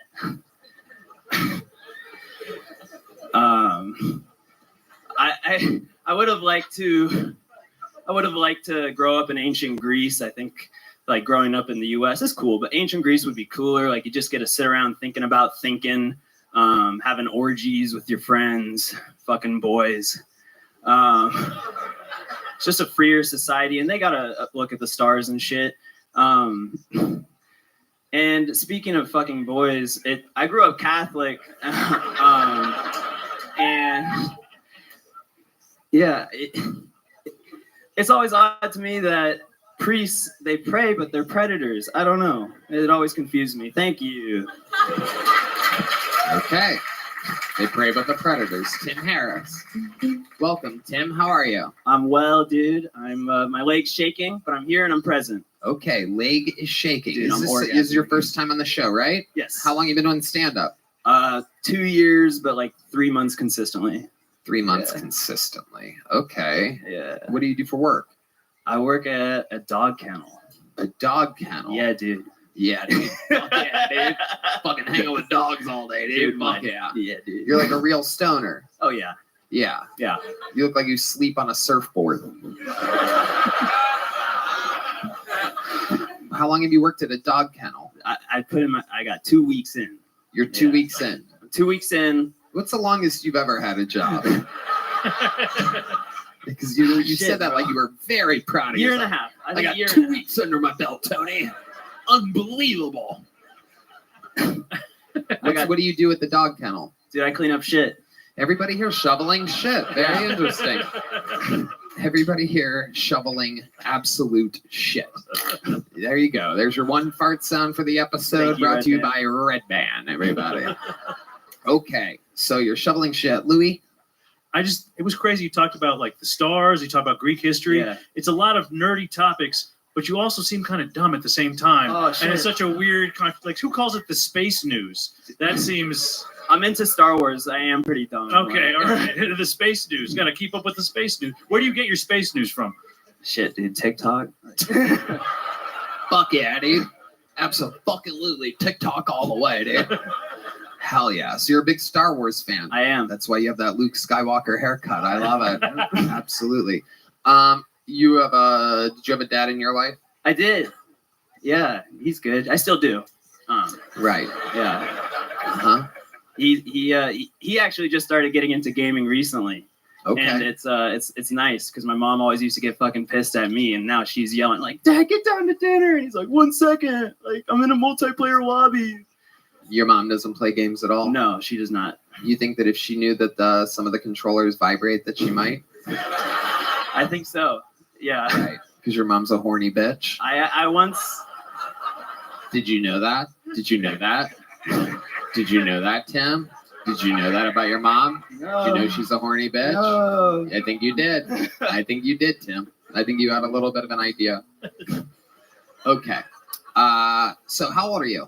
I'm 25. 25 years old. Been doing it seriously for 3 months. What else are you up to? What are 25-year-old stoner fucking nerd dorks up to? I was doing like trail work. So I was living all around the U.S. Did that for 2 years. Trail work? Yeah. What do you mean by that? So just like swinging like tools at the ground, just making trails. You made trails? Yeah, like prison labor, you know. But you did it just on your own? Dude, yeah. So you're just ruining parks? Yeah, no, they love us. They love us. Who's us? The trail workers. The trail makers? Yeah. Or workers? But you weren't really working. What? Were you getting paid? Not well. But they paid you? Yeah. Okay. Where were you making trails at? Mammoth Caves, Kentucky. Florida. Speaking of Mammoth Cave, your mom's vagina, dude. You know what I'm saying, dude? What's up, dude? Fuck yeah, horny bitch. I normally don't make fun of people's moms like this, but there's something about you that makes me want to do it. Go in. Seem like you're easy to bully. I am. I've been bullied like for 3 hours straight in the like in the lobby. What have they been saying to you? They've been like, I'm gonna rape you. Wow. This is what it's like. If you listeners around the world have ever wondered, what's it like waiting and hoping to get pulled out of Kilsonia? People built like Hank saying, I'm going to rape you. Keep him in a jail cell? Why is there so much rape? Wow, it is a fucking, it's one of my productions. So, I mean, butt rape comes along. Oh, this guy's got to go jerk off real quick. Look at this guy. All this talk about butt rape. Anyway. What would we be surprised to know about you, Tim Harris? 1 ball. Whoa! Gross. Look at that. Wow, the biggest applause break you got here today. I'll take it. I'll take what I can get. How did you end up with 1 ball? It just got twisted. Got twisted when I was young. Wow. Yeah. Were you sleeping? Were you doing an athletic thing? No, I was a baby. It was just like... You were a baby? Yeah, I was a baby. Like how like a true baby? Like a true baby. Like I an just had infant? too big of balls. Like, yeah. I was a little baby. Yeah, like an infant. Less than 6 months. Wow. Yeah. And I was still a sperm donor. What do you 1 mean? ball. Ooh, you're a sperm donor? Yeah. How often do you do that? Dude, I'm retired now. They retired me. They put your number up on the ceiling and lower it. Number 1 for how many balls you have?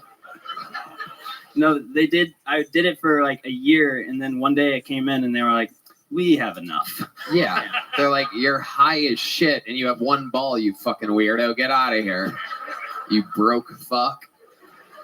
Hell yeah. Okay, what's your love life like? You swinging that fucking ball around, No, dude, You out there fucking making trails, dude? You out there fucking working the kennel, dude? Fucking making those dogs bark? I got the most action I've gotten was getting threatened to be raped, like pretty recently. Look at that. You live in Austin? I do. Yeah. Right. How long have you lived here? I moved in August. Okay, so you haven't been with a girl since moving here? No, I hooked up with a girl about a month ago. Okay, what happened there? I came over. One of the first things I told her I wanted to be a stand-up comedian, and she laughed in my face. So that was refreshing. Everyone's bullying. Yeah, I hit it. What? Everyone's bullying him. Like the women, like every single person is. Yeah. You let her fucking talk to you like that, dude? Dude, I'm a bitch, Tony. I'm like a Absolutely. Yeah. Leave it to you to drop the ball. Yeah.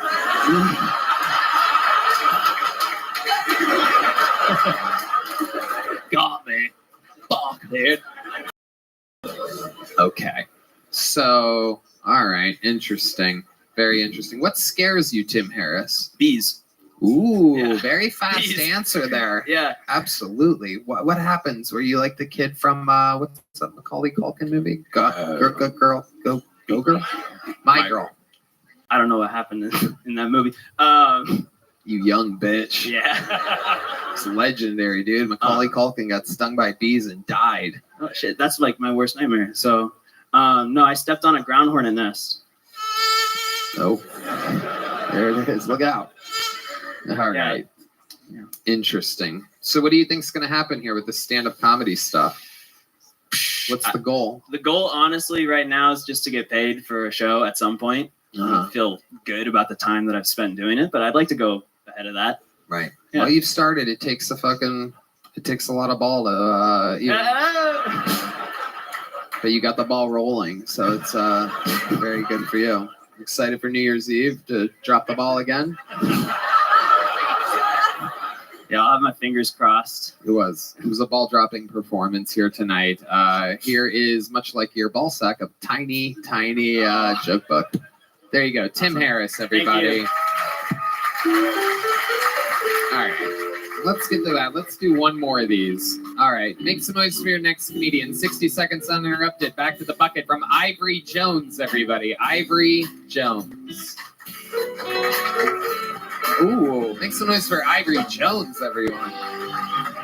Hey, I'm Ivory Jones, out here looking like a fucking Cypress Hill roadie right now. All right, I know what I fucking look like, y'all.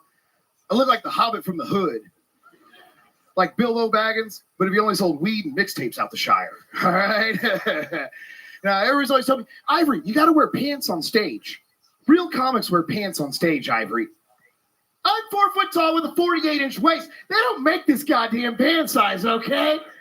Any of y'all out there finds a 48-26 for sale? You buy them shits, mail them to me. I'll cash app your ass some money. Bet. Shit, man. You imagine some Asian sweatshop worker at the end of her shift? That 48-26 coming down the line? Who this full? Humpty Dumpty? I'm just trying to tell y'all, I'm too tall to be a dwarf. I'm not quite tall enough to be a real person. I could be the Andre the Giant of midget wrestling tomorrow, though, Tony. All right? Let's fucking go. All right. Ivory James. Taking the note that we gave Hank, coming out, a lot of smiles, seemed like a happy guy. I waited a long time to be here, man. I love appreciate it. I love it. I like your style. You put the low in Cholo. Hey. I'm not really Mexican, but I got a lot of jokes about that because everybody thinks I'm Mexican, bro. How are you not Mexican? I don't fucking know You either, look like bro. you could have gone under the wall. Hell yeah, man. Hell yeah, I like it. I What like are it, you man. then? Irish, Italian, Mexican in Texas, sir. Wait, hold on. No, seriously, what are you? Irish, Italian, and Native American. Yeah, How my much great Native grandmother's American? full blood. My great grandmother's full blood Indian. Right. Right. And then what kind of Irish? Where does the how much Irish did your parents? Short, fat people that drink a lot. I don't really know. On my grandfather's side, though, they are Irish. Absolutely. Okay. For sure. For sure. Short, round people. Not seeing it at all whatsoever. I look Mexican, bro. I know. I get it every day. Okay. What type of shit do you shovel for work? No, man. I tell you, no one's ever fucking answered it like this, man. I breed reticulated pythons for a living. Rare morphology of such. Make a full-time career selling snakes on the internet, man. Whoa, you sell snakes on the internet. And hot sauce that I make and grow the peppers for. I hustle all from the same bathtub. Yes, sir. This is incredible. I sell mini pigs at the back of an El Camino on Saturdays sometimes, sir. Out the back of an El Camino, and you swear you're not Mexican. I swear to fucking Christ, bro. No oranges, just pigs for sale. This is absolutely incredible. Do you like that? Hell yeah, definitely. Hell yeah. Okay, so how much money do you make selling snakes? Man, you know, on a good year, $60,000 to $70,000 is pretty average. 16 to $60,000 to $70,000 a year is a pretty good average income. It costs a lot to do what I do too. So half of that goes back into feeding, housing, heating, keeping all these guys alive. How many and well. like tiny mice do you have in your place? That was an entire business I ran for a very long time. They kind of priced me out of it. The feed keeps going. Everything keeps fucking going To up. feed you know the what I mean? mice. Right, exactly. Right. So now I sell pigs to supply my rodents for my other animals. Something feeds something all the way down the fucking chain, man. I get the feeling you're eating all of it. Hey! My smoker stays busy, sir. Absolutely. Louis, what do you think about this? I think your house must smell really bad. I smoke enough weed to keep it fucking under wraps, bro. Oh yeah. Does someone live there with you? No, I'm single currently, but I have had people that have lived there with me in the past. Absolutely. In the snake zone. In the snake zone, for sure. It's a weird little niche, man, but I made my world in it. Right. So, my goodness. So, these snakes ever bite you? Oh, that's part of the game, bro. For sure. Right. For sure. I almost died in my living room from a snake bite once upon a time, man. From a python. From a very large python, just a absolutely. pie. No, yeah. No, from a very large python that I was being like middleman transporting. It had to be with me for about a week. I was sending it out to its new owner. I had my leg on top of this box it was going into, and it was bigger than the box. So when it flexed, I went in the box with it. It came out with me, and its whole bottom jaw had the back in.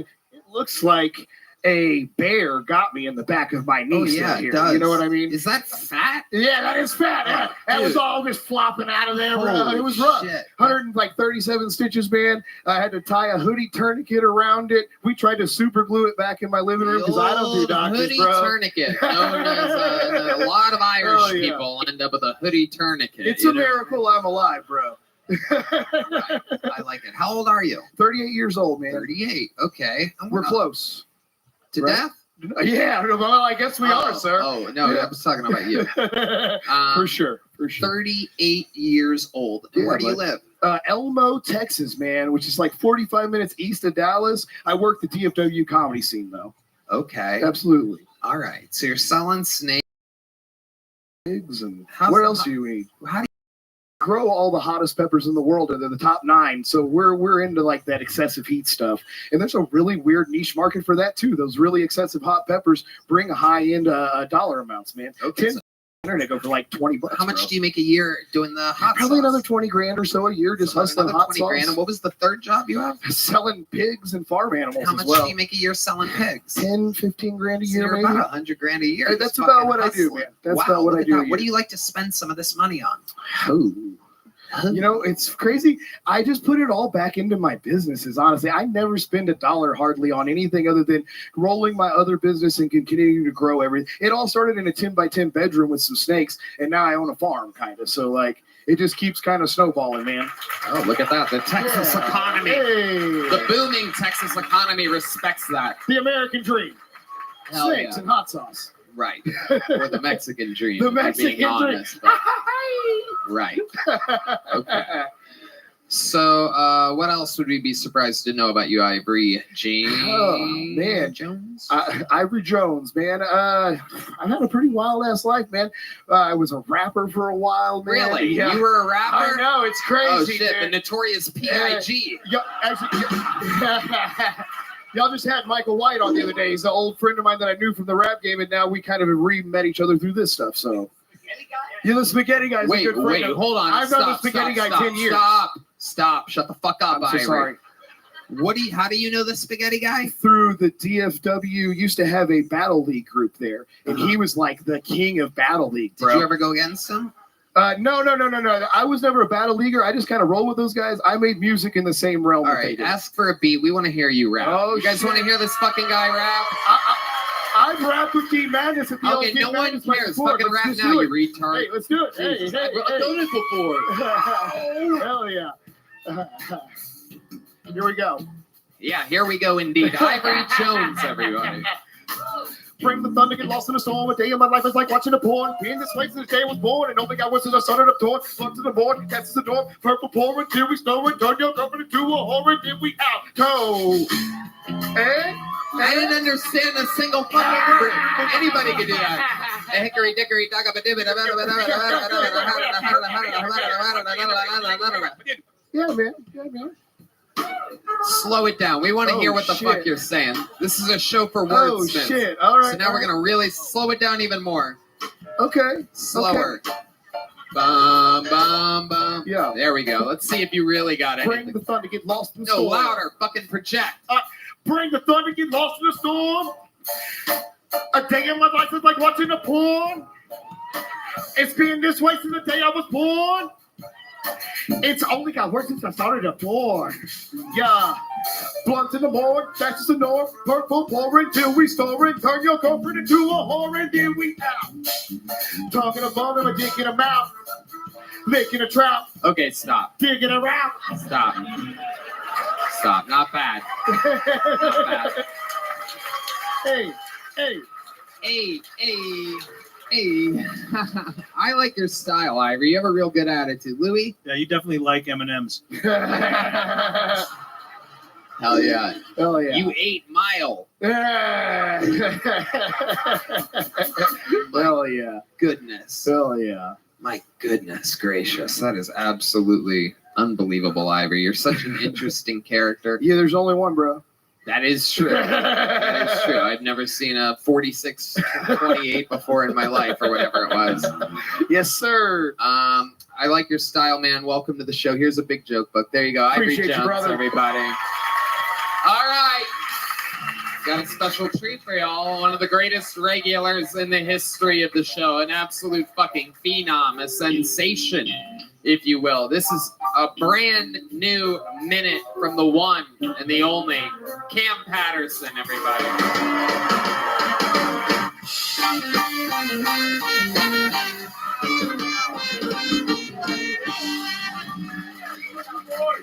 Yeah. So I'm living my dream right now, man. This shit, the best shit ever happened to me. I'm doing a lot of shit I wish I could have did as a kid. Like I almost got to be a fucking porn star a couple of days ago. I didn't, and I blame Uncle Laser fully for that bullshit. We was in LA, and there were 3 porn stars came to the show, and they wanted to fuck like immediately. They was like, "We gonna suck y'all dicks long we get back to the house." So all you had to do was get the bitches back to the house. That's it. All you had to do was get the bitches back to the house. I was finna get the condoms and the liquor, and then I was gonna get the bitches at the house, right? We get to the house, and Uncle Laser there is there with no bitches, no hoes at all. It's an Uncle Laser in a deep ass voice, and his dick hard, he popped the ecstasy for no reason. So now he just ready to fuck some. He just hard as shit, 3 niggas. It's me, him, and 3 other dudes around, right? No bitches. So I see the bitches drive off, and I'm naive. I'm a young guy. I said, "Oh shit, are they finna go park?" He was like, "No, they leaving. They're getting out of here." And I'm like, "Why are they leaving?" And he went, "Well, the porn star, we was in the car, we was kissing. That's crazy. This bitch suck dick for a living. That's insane, right?" Like we was in the car and we was kissing a lot and stuff like that. You know what I'm saying? And out of nowhere, she got a text from her dad, and he said he was finna kill himself. And her whole demeanor changed. And I want to tell y'all something, man. I hope that nigga is dead. I hope he is fucking dead, dog. That's my time. I love it. I fucking love it. That story originally came out in one of the interviews that we did, which I love to see you turning that into actual material. Incredible. How about another hand for the great Cam Patterson? Rocking the vintage cowboy starter jacket. That thing is one of a kind. I mean, how the fucking zipper is still on that thing? That's like This shit ripped on the priceless. inside for real, like a Of motherfucker. course, it would have to be. Yeah. That, I mean, they only made those in the fucking very early 90s, right? I'm pretty sure Jolly is up there trying to buy it from me or steal it, whatever he trying to do. Right. Steal it. Let me hold that bit for a second. I wear that size too. Yeah. I could fit that size like a motherfucker. Did you have a starter jacket in the early Of 90s? course. I had Raiders? multiple starter Raiders. jackets. Buckeyes. Yeah, wanna no, get I a was a Magic- Dolphins fan growing Me up. too. So, yeah. Huh? Yeah, I want to get a Magic one. If anybody got a Magic one, you want to send me, you know what I'm saying? Fuck with a nigga. Where the camera at? I have no idea what you just said. I understood more of Ivory Jones's first rap than I understood of what you That just nigga wasn't even saying words, bro. That shit was crazy. That's what I heard too. Would you say we should get matching starter You jackets? should get matching starter jacket. That'd be hard. I like that idea. Yeah, yeah. Gang That violence. should be hard. Yeah, yeah. Game violence. Absolutely. What else is going on in your world, Cam Patterson? Now, you know, just right minutes trying to, you know what I'm saying, get it done. I'm that's about it, though. Trying to stay on top of shit, you know what I'm saying? Yep. A lot of pressure, so you got to keep, you know what I'm saying, going. It is a You feel me? lot of pressure, a lot of eyes watching, a lot of judgmental fucks out there. Yeah, yeah, thinking that- fuck 'em. We'll kill them later. Absolutely. Yeah, we'll Yep. kill them niggas later, dog. Why'd you look right at me when you said that? I don't know why. You looked right in my eyes and said I like you, Lou. You a good nigga, you know what I'm saying? Hell yeah. You a good nigga. I love you, dog. We locked in. But other niggas, they can die. Yeah, you know yeah, what I'm saying? All right. We can kill them. Real shit. Yeah, we'll kill them. We're going to kill them together as a team, right? Me and you, Lou. Yeah, yeah. You just agreed to killing the other N-words? You know, Damn, Lou, you racist? No, Yeah, no, no, what no. the fuck are you? What are you agreeing It just to? it sounds like a fun thing we could do together. You know, I don't know. You're not wrong. It's going to be fun. We're going to have a good time. Yeah, yeah. That's the way to get people to watch your special. Get canceled. Work for you. Hell yeah, it did. It did. Big time. So I love it, Cam. Where did you get that jacket We from? was in Milwaukee, and they had like a little thrift shop in the back of one of the shitty shows I went to. Okay. And I was like, oh, hell yeah, I'm gonna cop this shit. It was like $40. Yeah, you stole it. You looted it? No, it was like $40. Right. It was. It was, It and I would walked have out. been. It would have been $40 if you would have bought it. That's the tag that you had to rip off. Said $40. I I love just it. wore it out. I been had this shit. We talking about stupid, dumbass. I came in with this goddamn jacket, damn it. I love it. So much fun, Cam, as always. Now, you talked about, like we talked about in the interview before, you talked about this. So you were making out with a porn star. What's No, I was not making out with a porn Oh. star. No, I don't Okay. kiss porn stars. Who was making out with a porn star? Uncle Laser was kissing the porn star. Right, You know what I'm right. saying? In the backseat of a car with other porn stars. That's what he was doing. Right. He fucked up the mission. It's amazing because Uncle Laser asked to be on this show, and then I caught up with you guys in the green room for a second, and you said, is it cool if we go back to back? So we're about to catch Uncle Laser, and then we're going to ask him about this, and then can you come back out during his 100%. interview? Yeah, yeah. Okay. Most definitely. Louis, anything else for Cam? It just sounds like Uncle Laser really let you down. And if you can't depend on a guy named Uncle Laser, who can you depend on? You know, That is true. That's what I said, man. So fucked up. Yep. Okay, how about one more time for the great Cam Patterson, everybody? And like that, I think you know what's coming next, back to back. Let's find out the other side of the story here as I present to you another new minute from Kill Tony, friend of the show, Uncle Laser, everybody. Here he is. Oh, shit. Oh, he's putting his zin in. Uh-oh. Very serious. Very big Hank energies out here. How about one more time for Uncle Laser, everybody. One more time for Uncle Laser. Cam's motherfucking lying, first off. But I'll do my joke first here. Listen, I just saw my ex-girlfriend in 10 months. Took her out to the Olive Garden, right? She said, come out, I'm better now. That was a trap. Shouldn't have went, right? She said she's into this new hobby, domestic violence. She assaulted me with her eggplant parm in the middle of that fucking restaurant and then called me the N-word. Yeah, aggressive. Yeah, that's what I said too, right? My wiener's not that big. And my credit score's good, you know what I'm saying? Relax, right? But domestic violence is a weird thing. Look, I look like I hit women, but I don't. You can't hit them. They fall weird.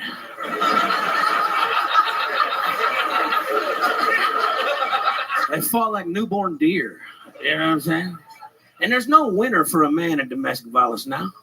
right? You hit a woman, you're going to jail. But if you get taken advantage of in that fucking Olive Garden, you're a faggot. She got a pussy like a snapping turtle. So did I learn my lesson? No. Am I going to see her again? Probably. She jerked me off in the shower with a rubber glove. Behind, like a stranger. You ever jerked off that frog in the science project? That's what I'm talking about. I'm Uncle Laser. Thank y'all so much. There you go. Why the rubber glove? Very interesting. It's really not a rubber glove. She had one of them exfoliating gloves like women do on their skin and shit, and she put a little lotion on it and just beat me off from behind like a stranger would. It was fucking incredible. Is that true? No, I said that. I wish I was telling jokes. I'm just telling stories, man. Okay, Uncle Laser. Louie? Yeah, that would fuck up your dick. I mean, that would hurt. Well, no, I used to jerk off with antifreeze, so it lasts longer. You had an auntie named Freeze? Slam! I love how people keep reacting to my joke. Slam! You got it. He got me. A lot of those tonight. Okay. So let's talk about it. Explain to me more. Why would she jerk you off from behind with an exfoliant glove with lotion? It seems like very counteractive here. Why not use her bare hand? It is not the same. You would prefer it with the exfoliating Yeah, hand I mean- mitt? It's like a pot mitt, kind of, right? Yeah, it's like an construction worker. So it's like a glove. The fingers go in the glove. It's a whole ass glove you put on your hand, Tony. Yes. I'm asking you though, is it like a mitten or is it like a You never finger? had, you don't know the exfoliating glove, that shit they use? Exfoliating? I don't know that word. You know what I'm fucking talking about? Exfoliate. Exfoliating, yeah, with an F. Yeah.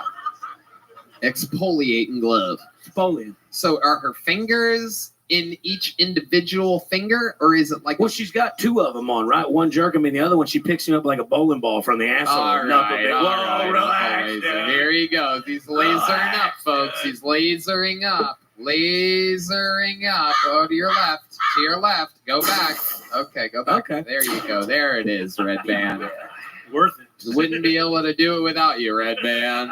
You're always on the ball. But those gloves and mittens, they're rough. They hurt. Why would you even think that would be good? You like what you like. Come relax, guys. You know, All right. I've been beating off since 9. You know what I'm saying? I'm tethered. A lot of shocking things in your set, I noticed. You have a good credit score? I did. I'm about to file for bankruptcy and kill myself. But yes, I used to have a good credit score. How did you used to? What happened? Well, I was an old filthy. I made a lot of money. I had a house. I paid my bills on time. And now what? You know, hey, I'm here. Right. Yeah. You're really thinking about filing bankruptcy? No. Just scrubbing it all away like an exfoliating hand glove? It's not. Just go home and do it. Then we'll circle back to this. You're welcome, buddy. No way. No fucking way. Your dick's fucked up, dude. It's got a big vein in the middle of it. Looks like a ripped condom all the time. D Madness knows what I'm talking about. I heard him back there. I know you.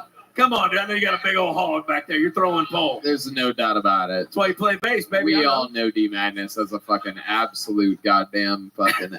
He's smuggling something. Oh, dude.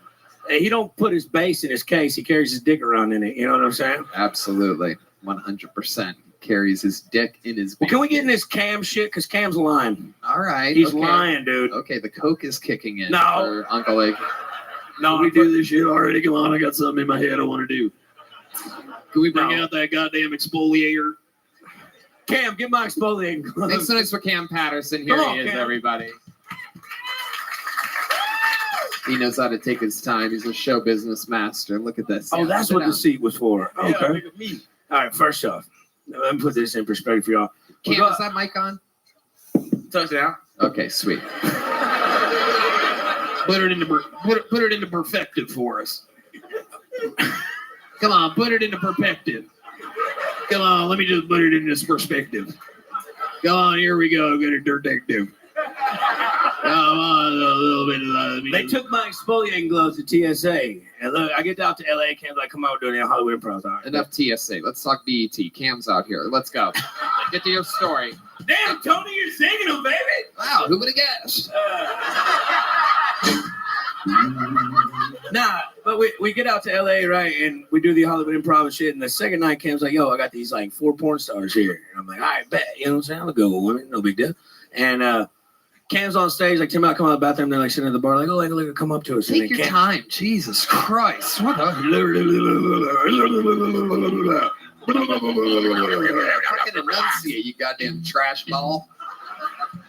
Jesus Christ. We need to hear the story for it to be effective. All right, so I'm sitting at the bar with these porn stars. There you go. We're hanging out. We take a couple shots. Look, I'm a good wingman. Like, I'm good at this shit. Been doing it. And I was like, let's go. Like, I want to see LA a little bit. Let's go to the fucking Comedy Store and shit. Cam's like, no, we're going to the house, the Airbnb right now. I've never heard Cam talk All about right, that. but you ain't never seen him pressed with porn stars, pressed up against the wall. And he said, I'm kissing him in the truck. And I was, right?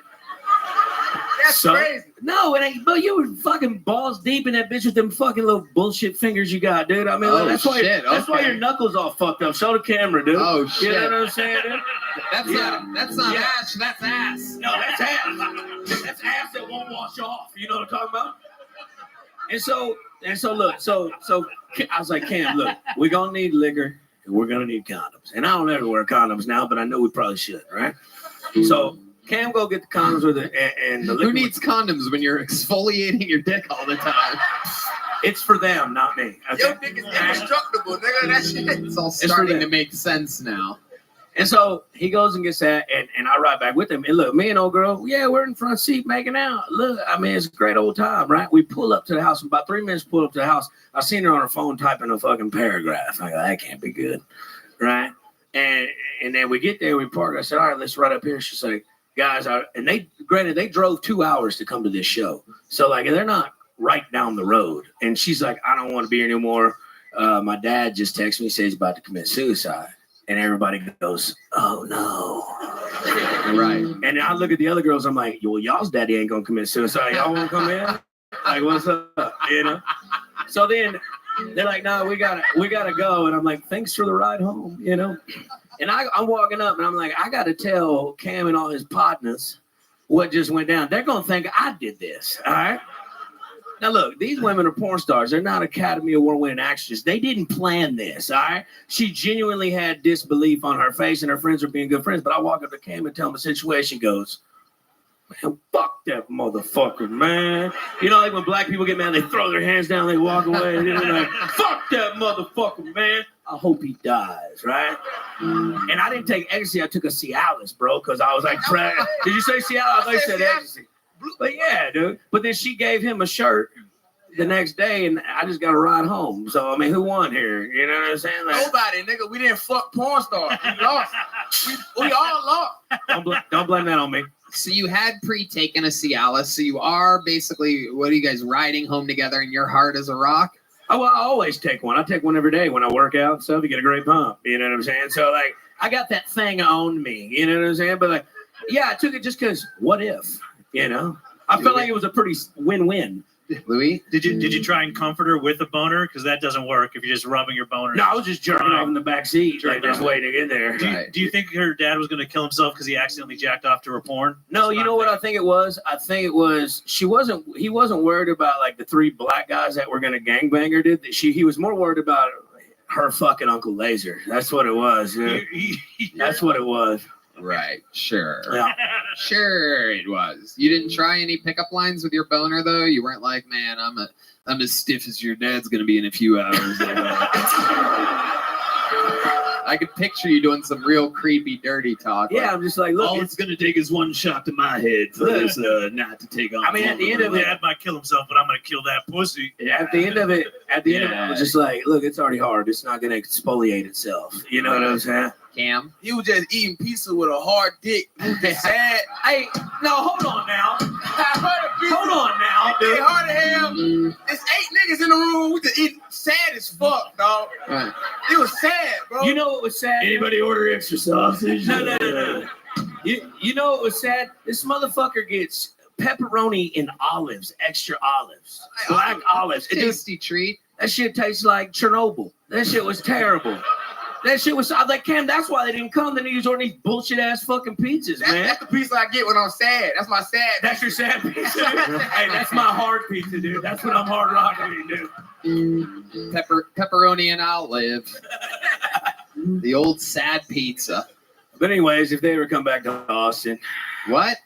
Well, no, I mean they might be coming back to Austin. We I don't think know. they coming soon. I know. Do you remember their porn names? Yeah, Ava Stone. Yeah. Ava Stone. Yeah. Let's look this up. Oh, Red Band's Ava already Stone on it. He's better than me. Who would have got? No, he got Yes, he got That's her.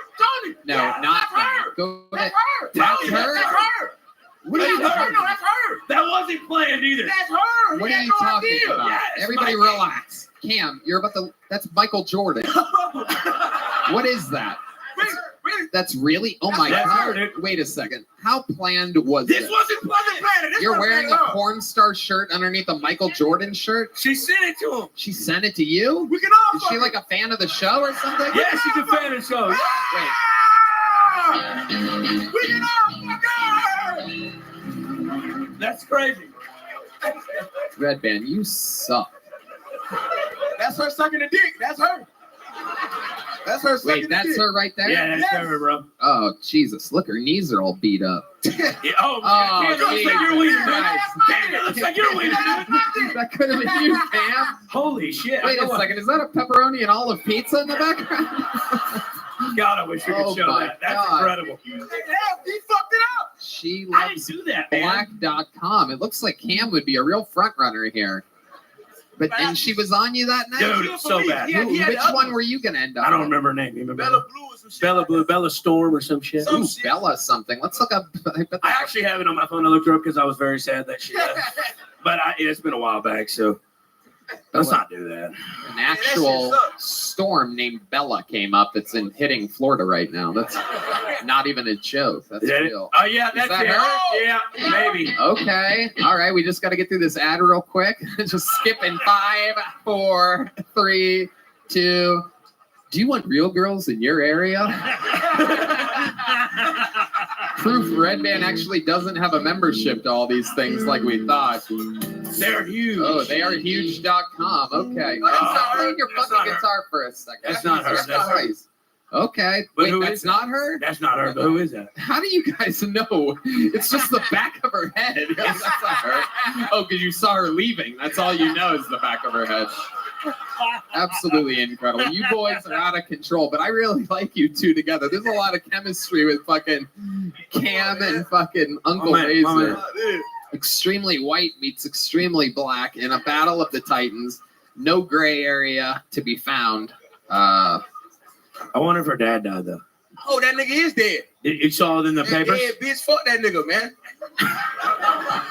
Well, it looks like she was buried under 6 feet in one of these videos, so it looks like the apple doesn't fall far from the fucking tree. We dodged a bullet, though. No, we didn't. I wanted to get shot by that bullet. I want that bullet to shoot me. I wanted that bullet. I feel like these porn stars have the same talk on their sad drive home. I bet they think they dodged a bullet. What are you talking about, man? All right. What Tinder lover? Okay. All right, you guys are great. Fantastic stuff. Cam Patterson and Uncle Laser, everybody. Uncle Laser and Cousin Cam, the real rabble-rousers. All right. Okay, another name out of the bucket. You guys having fun out there? It's fun being at Kill Tony Live, isn't it? Half-ass audience. Make some noise for your next bucket bowl. 60 seconds uninterrupted. Going to Spencer Franco, everybody. Here we go. Spencer Franco. We're going to meet them all together. One more time for Spencer, everybody. What's up, Austin? It's great to be here on the low-budget version of American Idol for comics. Sorry, we're just talking now here. I, like many of the comics you've seen here tonight, decided to go into comedy in the mental health wing of a hospital. And while I was there, it was a lot of fun. I had a blast. I formed a band with my fellow patients. We formed a band, called ourselves the Looney Tunes. We're just getting silly, don't worry. And it was great. It was great, except it might have lengthened our stay there because we would practice, but we didn't have any instruments. So we'd just be like, Mark, I'm getting too much reverb. Turn it down, bud. Psychiatrist walks in. There's no one here named Mark. More lithium. All right. Well, Yeah, dude. Low budget fucking show, huh? And 0 laughs for a minute. You diss the show and then just absolutely flatline for an entire minute. Worst set of the night here on the low budget American Idol for comedians. Incredible. Louis? Hey, I gotta get my YouTube shorts. I gotta get my shut the fuck up. All right. Consider me the Simon Cowell of this low budget American Idol for comics. You piece of shit. Louis Katz. Yeah, that's a no for me, dog. I think it's,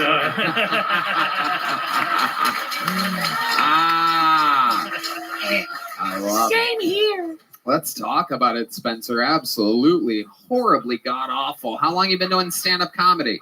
A month. A month. All of it Yeah. here in Austin? Is this where you're from? No, I'm from Baltimore, Maryland. Okay. So you're just visiting? Yeah. For how Yeah. long? Tonight. When did you get here? Not tonight. Good one though. I got here yesterday. What just happened? Someone in the back said tonight. Oh. When they asked. Okay, you heard that because it's so silent when you're on stage. It's incredible. So when did you get here? Easy question. Let's try again. When did you get here? I got here Sunday. Okay. It's When hard because I got to Texas on Saturday. Okay. So. And then I'm stupid as fuck. So. All right. When do you leave? Tonight. Don't worry. Yeah. You leave tonight? For Yeah. where? Where are you going tonight? You getting a red eye out of Austin, direct to Baltimore? No, I'm just driving as far away from this embarrassment as I can. Aww. That's good. Come on. It was fucking unbelievably great what you did here tonight. Why would you be so ashamed of yourself? What made you sign up for this show a month in with absolutely no talent whatsoever? Because I used to be a big fan, you know? You used to be. I like it. I like it. Absolutely. What do you think it's going to be like watching the show now, knowing that on this night, on this episode, people are going to say Spencer didn't do that He great? blew it. It's going to be like I'm finally understanding my father with how disappointed it is. Is your father really disappointed in you? Maybe. I don't know. What do you mean, maybe you don't know? I mean, I don't talk to him that much. Okay. So yes. Does he not talk to you? Is it his choice or your choice? Mutual. Yeah. Well, if he sees this, he might try to kill himself, which basically makes you a porn star, from what I understand. Yeah. It's great. Spencer, what's interesting about you? You're supposedly a former fan of the show, so you've seen it before. You know how this interview portion works. Yeah. What about you, Spencer? Where do you fit into the historical interviews that have happened on this show? What's interesting about you? I've worked with kids with autism for the last 4 years. Uh-huh. And I've worked with a kid with autism for 2.5 years, Hans Kim. Okay, so you drove here from Baltimore. I drove here from Salt Lake City, Utah. You flew into Salt Lake City. I lived in Salt Lake City for the last 3 years, and I just recently bought a place outside of Baltimore again. That's where I grew up. Mm-hmm. And then I moved to Salt Lake, didn't like it, so I'm moving back. Why don't you like Salt Lake? It's, you know how Mormons, you know how Austin is like weird. Guys, can you please stop yelling shit at this retard that's on stage? He can't help but to repeat back everything he hears because he has zero performance ability whatsoever. So Yeah, that's just low budget American Idol talk I'm doing here. You know what I mean? I love it, dude. Don't worry. Yeah, no, it's great. Austin's weird in like a fun artistic way.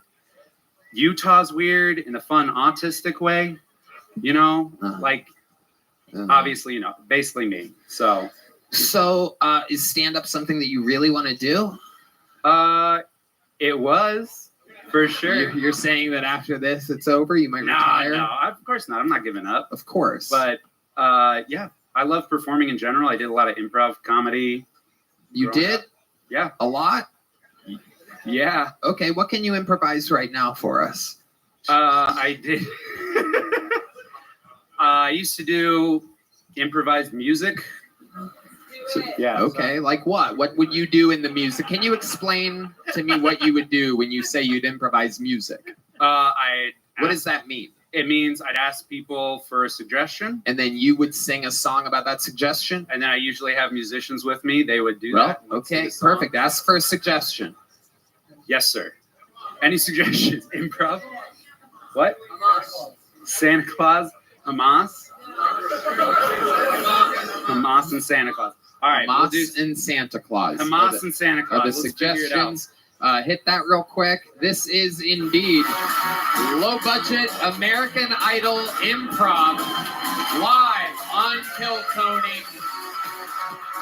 One of the great bombing sets of the night, and he's going to bring it all together by spontaneously making a song about Hamas and Santa Claus. This is Kill Tony American Idol low budget edition live from Austin, Texas. It's a long intro song. Oh, here it comes. And here we go. It's Spencer Franco, everybody.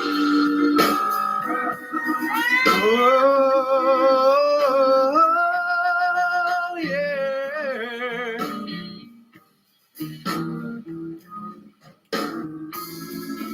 Thinking Saint Nick, he's really slick.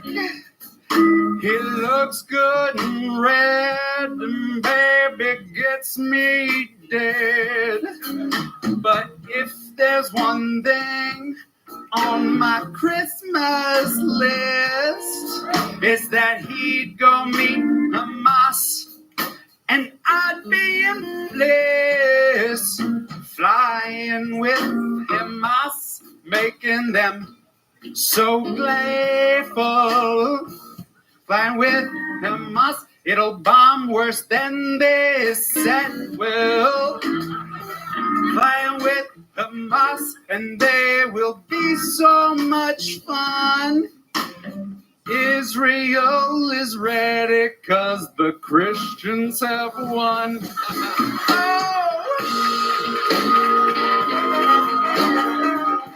Thank you, Papa. Thank you, Saint Nick. That's the one present I needed from you, Papa. Don't worry, I'll keep Mrs. Claus nice and warm. Hanukkah's done, but we still got that fire going.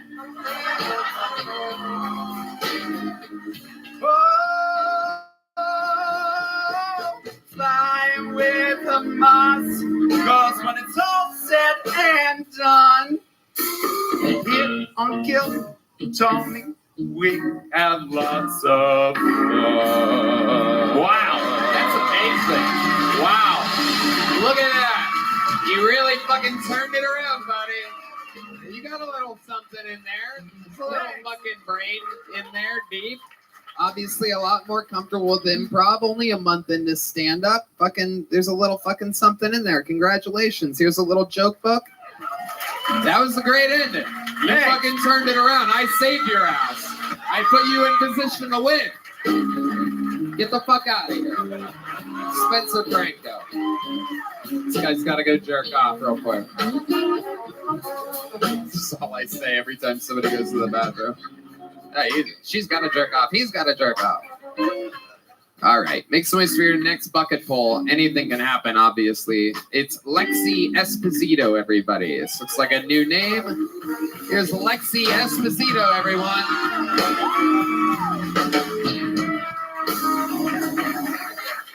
Hello. I'm from Florida, where Ron DeSantis banned the word gay, but only because he prefers the term faggot instead. So he told me he liked. I love being in Austin. I moved from Orlando. And I love being in Austin because when I walk to my car alone in Austin, I meet great people. They give me free drugs. It's wonderful. I walk to my car alone in Orlando, though. I get followed by a black man jacking off. But I wasn't even mad because I never thought a black man would masturbate to me. I'm like this little skinny white girl, you know? Huge compliment. I I had to get a color TV though moving in, just to make sure that no, I'm not racist. Hanging up my blackout curtains. So silly.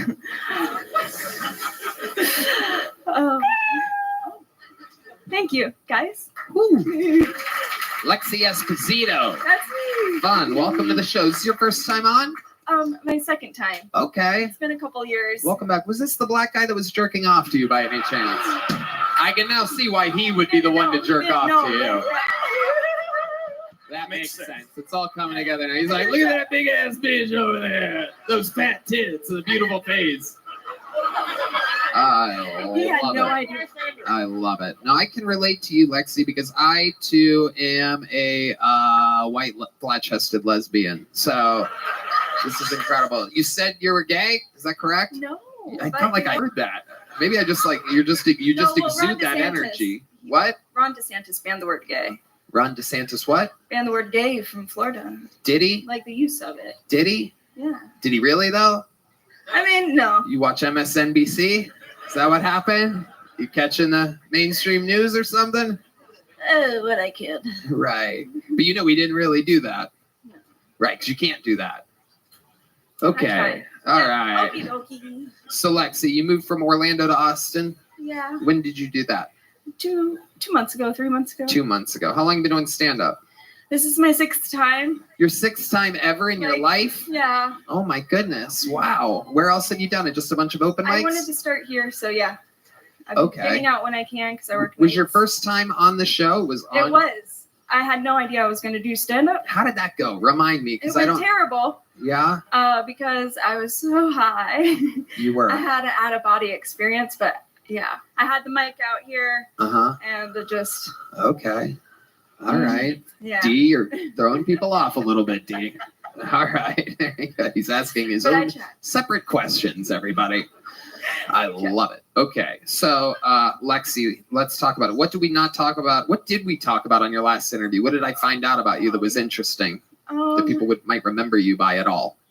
You are said absolutely I was unmemorable. I know. Well, No you one said I was too remembers nice you. to do comedy. What? You said I was too nice to do comedy. I said that? Yeah. I still think that. I know, but I just want to keep doing it. Okay, no, I love it. I'm just kidding. No one is too nice to do comedy. Okay, what else did I say that stood out to you? You remember anything else? No is a fine answer as well. No. Okay, so tell us, what could we have talked about? Have you thought about that interview since then, about your life that would be interesting to people? I do, I sing, I love music. You do? You sing. What type of things do you sing? Go-to is What's Up for Non-Blondes. Oh, so you do karaoke. I mean, I have to, that's when I can only get out. That's what you can get out. Yeah. Right. Okay. You guys know that one? Yeah. 1, 2, 1, 2, 3, 4. Sometimes when I'm lying in Oh, wow, bed, right just into it. taking it all out. What's in my head, and I feel a little peculiar. That's it. People love it, but... Oh yeah, I think we have another lesbian here in the front. Oh shit, look at this fucking guy. Sorry, sir. What? All right. Okay, here we are with fucking Lexi. female Waldo over here. So Lexi, what else about you? What do you do for fun? What are some things that would surprise us about you? I walk my dog. I feel like your dog walks you. She does. Right, absolutely. You're a beta. Yeah. You're a beta bitch. Beta bitch, baby. Hell yeah. So your dog walks you. What else?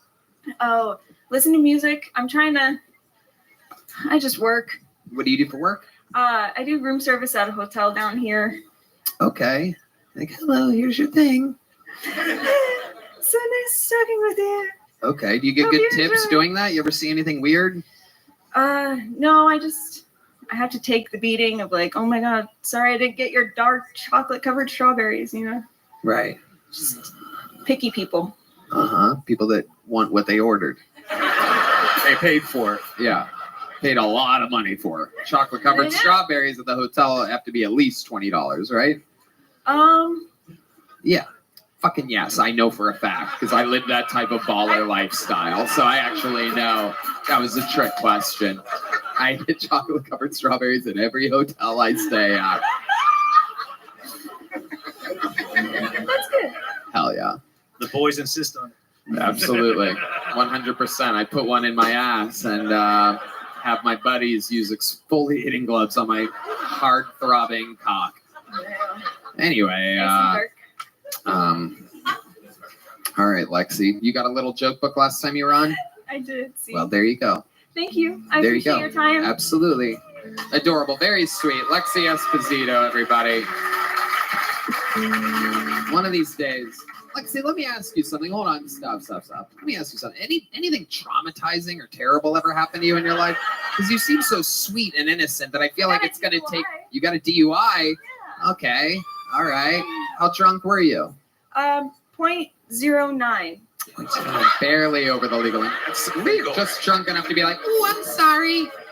I'm sorry. I can't believe the most interesting thing about you is not interesting. That is crazy. That is I mean, there was a pregnant girl. There was a pregnant girl, like, what? In my car, like, while this is all happening for some reason. Uh-huh. Why? Why was there a pregnant girl in I your wasn't car? aware until I picked up. They're like, oh, hey, this girl's coming. She's pregnant. I'm like, oh, that's weird. But okay. Why were you driving a what does that mean? Why were you driving a pregnant woman? Were you Ubering people? No, it was just like, you know, when you're in a group of friends and everyone wants to go out, but no one's going to drive. So I drove. And I was told that there's a pregnant girl. There she goes, everybody. Lexi Esposito, everyone. Jesus Christ. I barely got a DUI once. That's what you need. You need some trauma in your life, Lexi. You need a dead parent or something. Someone kill one of her parents. We're going to change her entire comedy career. All right. Last bucket pull tonight goes by the name of Busco Jones, everybody. Your final bucket pull of the night. Busco Jones, everyone. So I say hindsight's 2020, right? And being 40 now, I can't say anything but I agree. If I would have known at 20 that at 40 I'd be here doing this, still waiting tables, married with children, living in my hometown, I would have taken my drug dealing career so much more seriously. Right? I mean, because like selling drugs is easy. It's like the hoeing of being a dude. You know, you don't have a lot to do. Like everybody loves drugs. Comedians love drugs. Service industry workers love drugs. Americans, we love fucking drugs. Why do we love drugs? Same reason we love Mexicans. They fucking work. Highly fucking effective. It's hard to know what to trust these days, but I'm finding myself being really happy and trusting in convenience store branding. Like Buc-ee's, right? It's like a wonderful world of like convenient capitalism with its mascot. Quick Trip and Racetrack, real quick, real fast. 7-Eleven, you're going to be waiting 7 to 11 minutes, right? Makes me really want to go to a come and go. I've been Busco Jones. Thank you very much. Busco. Am I saying that right? Yeah, Busco. Okay, so it's Busco. B-U-S-C-O. I've never heard of that name. What is that? It means I look for in Spanish. It's a nickname I got. Means you look what? I look for. It's like you look for it or forward? I look. It's literally. I mean, I buscar. Lo siento. Now I double don't know what the fuck. You're interrupting him answering a question. I'm not. Yeah, he's not saying his own name correctly. Michael is correcting a man saying his first name, a fully grown man. How do you say it, Michael? Buscar. It's Busco is the personal, like I look for. It's Yo Busco. Yo Busco. Still don't know. Are you It's a saying nickname. It's a nickname. forward or for it? For it. For. Just for. I look for. For. Yeah. That's right. That's so To search. stupid. To search. Oh, Yoni is aggressively answering the question out of nowhere. It was. Is it a Jewish word or something? Why are you so aggressive about this? To search. To search. It was middle school. It was a nickname. It was a joke. So Yeah, it's a nickname. Thank you. D Madness, following up with questions tonight. Somebody slipped Adderall into his fucking drink. A lot of fucking talking back here tonight from D Madness during a live podcast. No big deal whatsoever. Doesn't affect anything at all talking throughout a podcast. But I'll turn a blind eye to it. Anyway, so Buscaro. Let's get back to you. Okie dokie. Thank you, D. Thank you so much. We're moving forward starting now. Thank you. So, Busco. Yes, sir. What do you do for work? I manage a small restaurant. I'm a real estate broker. Okay, that's an interesting combination. Do you sell real estate? Yeah, I've been a broker for 15 years. You do good at it? I've done, yeah. So why do you manage a small restaurant? That's a long story short. I worked there 15 years ago when my daughter was born. Rolled in there about a year ago. Owner was slammed. She offered me a job on the spot. Real estate had just kind of changed, slowed down. So I was like, fuck it. I'll do it 3 nights a week. Get a little cardio. I need it. Right. It seems like you're getting high on your own supply there at the restaurant. It's a good pasta. Do you think you eat more than you burn calories at the restaurant? I'm an emotional eater, so yeah, I do stress eat pizza. Right. Sure. What stresses you out? What makes you want to eat a lot? Entitled people that live in neighborhoods that are very wealthy and get mad that their pizza is like 7 minutes late. Do you serve chocolate-covered strawberries at this joint? No, we will for Valentine's, I bet. I'll suggest that. Yeah, absolutely. I like your voice. Very. Thank you. Yeah.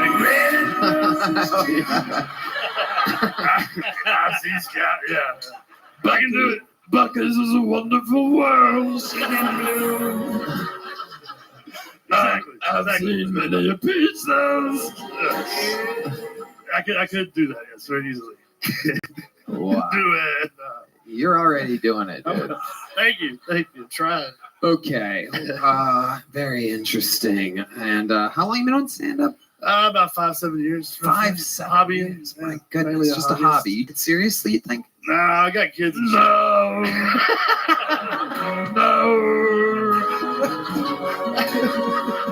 I see jokes football. All right. Whatever. Stop.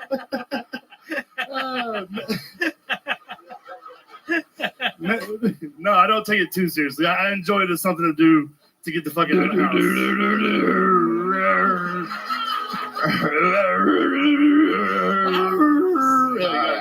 We got you. Okay. What's your love life like? Busco, you seem completely unfuckable. Very true. No, I'm married. Yeah. So we're married. We're in the night. I met a wonderful girl. Yeah. All right. Yeah, she's great. Yeah, she's great. Right. Is she? Yeah, we've been friends forever. So it was. Louis, what do you think about this? I like your assassination themed sweatshirt. Thank you. America's Greatest Hits. Was your 9/11 themed shirt in the wash or what the fuck? I didn't have my Tower 7 one on me. I apologize. Wow. That is incredible. I didn't even notice that. What made you buy that hoodie? I actually had them made. Yeah. You had that custom made? Yeah. Wow. I'm from Dallas. Like, I like the assassin. We killed a president in our city, and it's great. It's very interesting. Buscaro. To search. Yeah, for a laugh, right? Interesting. You need to search for more punchlines. Thank you, sir. horrible. For sure. For sure. Man, very, very, very interesting. So what made you want to do this? What makes you want to do stand-up? That's long story short, I was doing really well in real estate about 7 years ago. I wanted to get out of the house as I was splitting up with my first baby mother. I got into promoting comedy in Dallas because there's a lot of great local comedians that were up there. And that was really how I wanted to start. Did a festival. A few comedians kind of fucked me over. How did they fuck you over? They just basically took the festival and just took off with it after. Right. And said, because I said mean shit online. I mean, we know how that goes. What did you say online? I honestly don't remember because it wasn't anything mean. I was making jokes I think is funny. And as an unfuckable 40-something-year-old white dude, I don't resonate with the 20-somethings. Believe me. Don't? Not very easily. They didn't realize I was just fucking with them. And they took it personally. Anyway, since then, I've just kind of been doing it as open mics, just going to open mics and just trying. I had very bad stage fright. What do you think the funniest thing you've ever done is? in your life? In my life? Yeah, in your entire life. I mean, I got some great reviews on Yelp at our restaurant. I told some people the other day that this isn't Olive Garden. If you want something done real fast, you need to go the fuck there. Like, and they posted a Yelp review. Olive Garden. I'm a lot funnier at the restaurant. Yeah, like what have you done at the restaurant? That's like I said, those when you're in the moment and somebody's busting your balls about they have to catch a flight, and you came into a small hole in the wall restaurant with 10 tables, and you're being an asshole. And I tell you to what go did to they Olive say Garden. that was like an asshole thing? That we're going to catch a flight and you are taking too long and you only have so many tables. Why isn't this happening faster? So how long do you think it took after they ordered their entrees for them to get them? They got the fuck out right after that because I told them it was going to be about another 10 or 15 minutes. And then they left. And then I told them if they wanted something faster, next time they should go to Olive Garden. Because if they want fast service, you should go to a fast service That's place. the funniest thing you've ever done in your entire life. That's just recently. My God. That's just recently. I was class clown 4 years in a row at high school. At a So very unfunny high a very school. unfunny small Here, school. here's a small joke, but get out of here. There goes Busco Joe. Busco Jones. Second Jones of the night, I do believe, right? Was there Ivory? Yeah, Ivory Jones. My goodness. My goodness. What a night we've had so far. Everyone have fun tonight? Well, as you may know, there's only one way to end an episode like this. It's with the Hall of Famer, the guy that's done it more than absolutely anybody ever in the show's history. It's been 5 years of him gracing our stages all around the country, all around everywhere. Sold out shows his entire career. Every single show he's ever done has been a sold out Kill Tony. He's only known us during the great era of thriving, and he's a big part of it. Ladies and gentlemen, I present to you the Memphis Strangler, the Tijuana Tarantula, the Raleigh Rodeo Riot, the Bulgarian Ball Hammer, the Big Red Machine. This is indeed William Montgomery, everybody.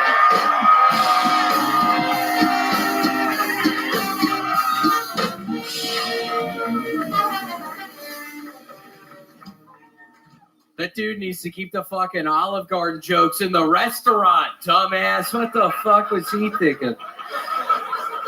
Also, you'll be happy to know the idiot who couldn't really sing that well, who called this show a low-rent American Idol. I literally killed him out in the thing back there after the fun. What a fucking pussy that idiot was. Holy shit. You were nice to him. Oh, and also it has been super tense in the green room. Hans Kim won't even look at. I don't know what happened up here tonight, but he's pacing around up there. He's not making eye contact with anybody. Last week, an 85-year-old man stabbed his wife to death for messing up his pancakes. So what's the fucking problem with that? Stupid old bitch can't be messing up. I can't get pancakes. Fuck.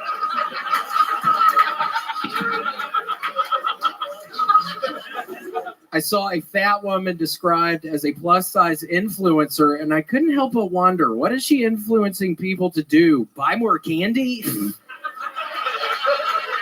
Which couches are best to sleep on? It's like, we get it, bitch. You're not moving along. Okay, that's my time, Tony. Thank you. William Montgomery. Hell yeah. Absolutely fantastic. 1 minute, 20 seconds. You did it again. Hilarious the whole way through. Absolutely the standard setter of the show. Looking fantastic. The red to blue ratio. Everything is unbelievable. You have the head of a fucking star. I've said it a million times. I'll say it again. Do say that, You Tony. are built for comedy. You are built to be the machine that you are. Oh, he's eyeballing the people in the front. Yeah, row. oh my God, what is wrong with your fucking bitch's stomach, man? What is going on? Are you My God. Are you a fucking influencer that I was talking about, bitch? What are you saying, William? What are you saying? The girl's laughing. I don't know what I'm not seeing. I have a bad angle. Stand up. Can you stand up? What is happening? What is going on? Oh my goodness.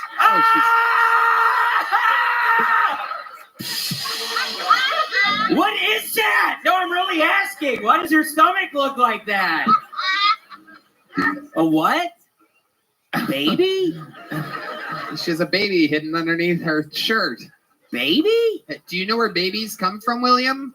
Have you ever seen a pregnant woman? I always heard the mailman delivers it to your house, and that's what I always believed, Tony. That there's a stork and a mailman. Wow, and second stork reference tonight. This is unbelievable. I bet nobody. That would have been, if you bet $1 in Vegas that there'd be 2 stork references this episode, you could have won $3 billion here. This is the first episode, maybe the second ever, in which one stork was ever mentioned. And here we are, our second stork reference of the night. Did you know? Were you aware that there was a stork I heard reference the earlier? first stork You've reference, been watching the and I show. have been. Yes, I was watching the Meanwhile, show. a perfect opportunity fell on your plate right then to use a second stork reference. But when you come to a stork in the road, okay. So,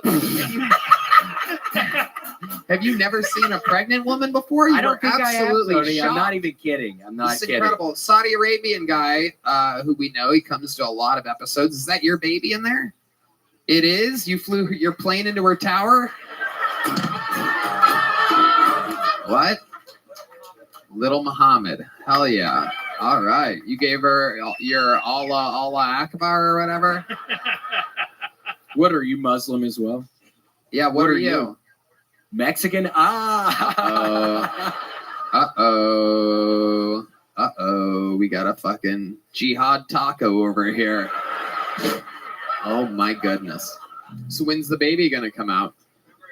February 10th. Okay, look at that. Absolutely. Maybe it can happen here on Kill Tony. At least that'd be one good delivery tonight.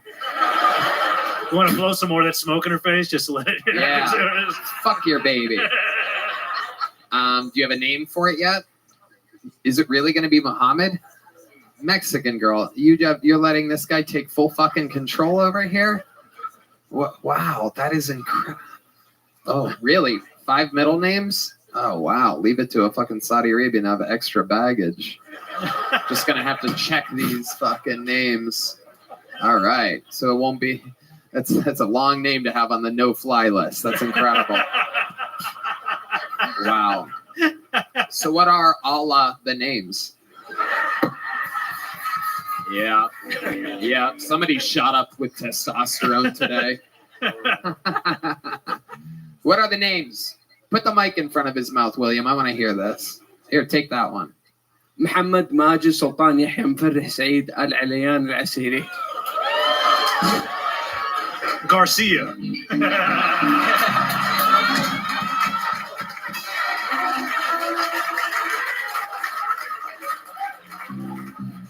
My God. If there was one more name there, I think Indiana Jones was about to pop up out of nowhere to fucking... Yeah. Hell yeah. Very good, Deemer. Quick on the Indiana Jones on the trombone. All right. William. Oh, look at the daydream happening. He's rock solid statue. I have had the worst day, Tony. I went to an Enterprise car lot at the airport, and again, I had to get that new credit card that only felons can get because I have no credit history. So I had to get this.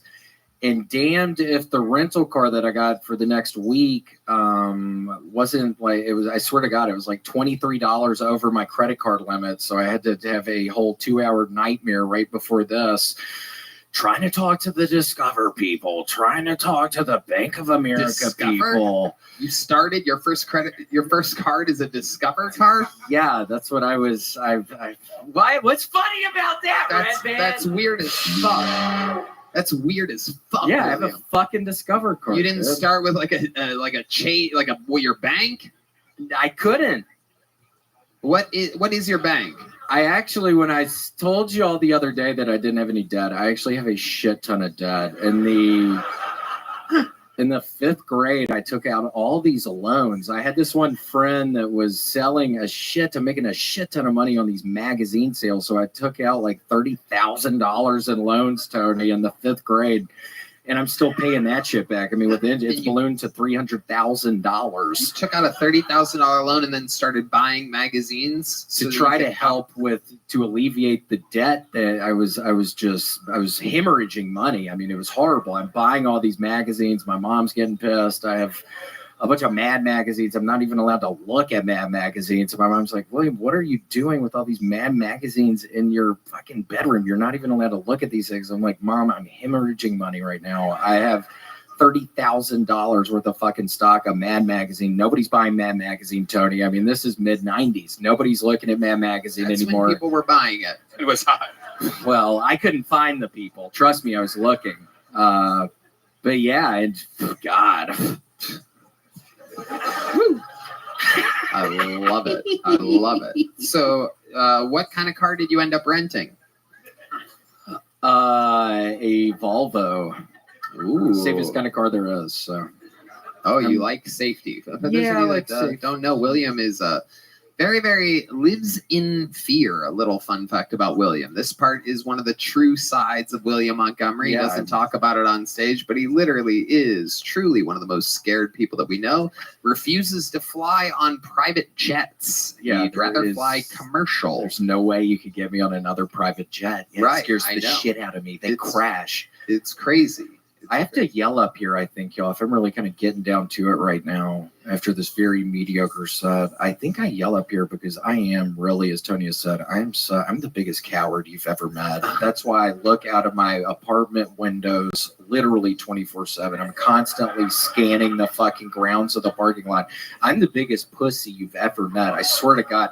And then I have to, I think, compensate up here when I have to yell up here. I have to compensate. Hey, sir, you want to look at me when I'm fucking talking, you fucking idiot? And I got scared when I was talking about the plus size model, and then I looked down here and you're kind of plus size. Ah! Wow. But no, I was really scared about that. I come out here and I'm thinking, God, I have this plus size joke, and I look down and Are you looking at the pregnant woman again? What I are you am looking at? And I'm kidding, ma'am. Oh my goodness, you're talking to that woman? Yeah. William, what the fuck is wrong with you tonight? She's morbidly obese. If you can't Oh see my her. God. I'm She is not. I'm scared right now. You stop it. What are you scared of right now? Why are you calling Just I women? feel bad, and she has a sad look on her face. I made a mistake. Oh my God, William. It's I crazy. feel genuinely bad right now. It was scary when you did it to the pregnant woman. It's a whole different thing when you're doing it to innocent bystanders. Well, I was going to take it out on somebody. I was waiting at the fucking Enterprise car lot 2 hours earlier. So I was going to take it out on somebody. So I'm sorry it was y'all. Y'all look like wonderful people. I'm sorry it was y'all. I've been fucking on edge this whole day ever since the Enterprise. Maybe you can make it up to them. Maybe you can do a little private meet and greet with the two of them after the show right over here in the corner, huh? How about that? Yeah, my gosh, if you want to. Yeah, I'd love to. William in rare form tonight. Have you been eating your Kellogg's All Brand Fiber Buds? I didn't eat them today. Hey. I can tell. You are low on fiber. Oh, he's Why do analyzing you the think guest. that's funny? Oh, Why did you think that was Here he funny? goes. We've seen this before. I don't know which parts are funny. I'm just laughing, man. This is not the energy of someone that has a Volvo. You're still looking at the guest. We've seen this before. Sometimes he just eyeballs the guest, makes them very Who uncomfortable. do I look at, Tony?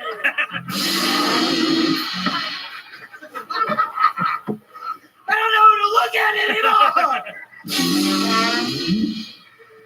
But I wish I did. William Montgomery, ladies and gentlemen. We did it again. Another episode of Kill Tony. The drawing from Ryan J. Ebelt is in. It's amazing. RyanJEbelt.com. Let's look at some local art from the local Chris Rogers. Ooh, a William Montgomery South Park hybrid. That's awesome. I love it.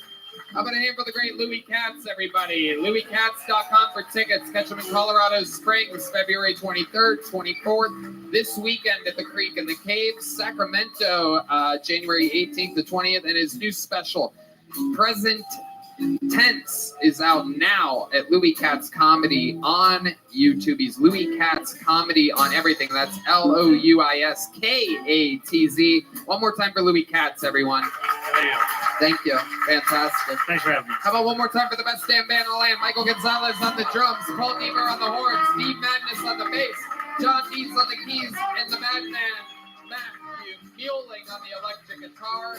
Thank you to Double S, to Red Rose, Yellow Rose, NinjaBuses.com, Hall Offer, Mouse and Security Guard Service, and Connect Mobile Health. Get a fucking IV drip. Don't be an idiot. Rehydrate. Pill 15.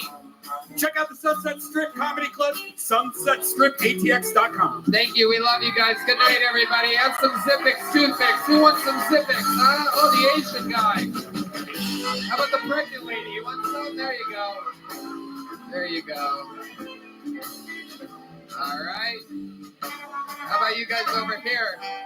Oh my goodness. Oh my God. I think I just killed somebody. Here you go. All right. Good night, everybody. Thank you. We love you. Good night. Thank you. You guys got to get the fuck out of here now. Some exclusive Kill Tony merch for sale in the lobby. We love you. God bless America. Good night, everyone.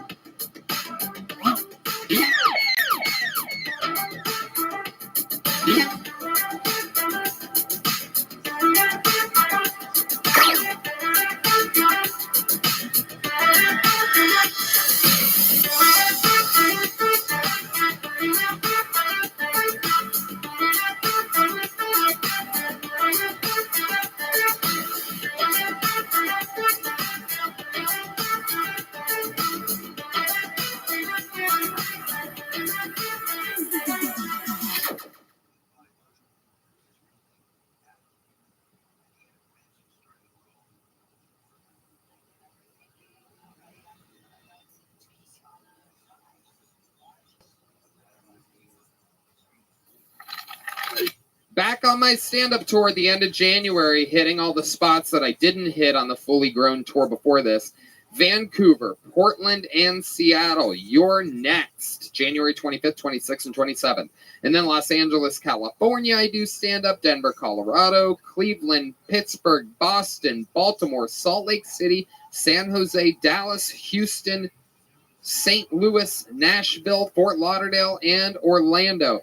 I'm so pumped for these upcoming dates. Really excited for you to see it. Taking some of my favorite openers with me. You may recognize some of them. Get tickets now at TonyHinchcliffe.com. This is going to be my last stretch of the stand-up tour for the rest of 2024. It's all just performing in Austin and Kill Tony from there. So hope to see you soon.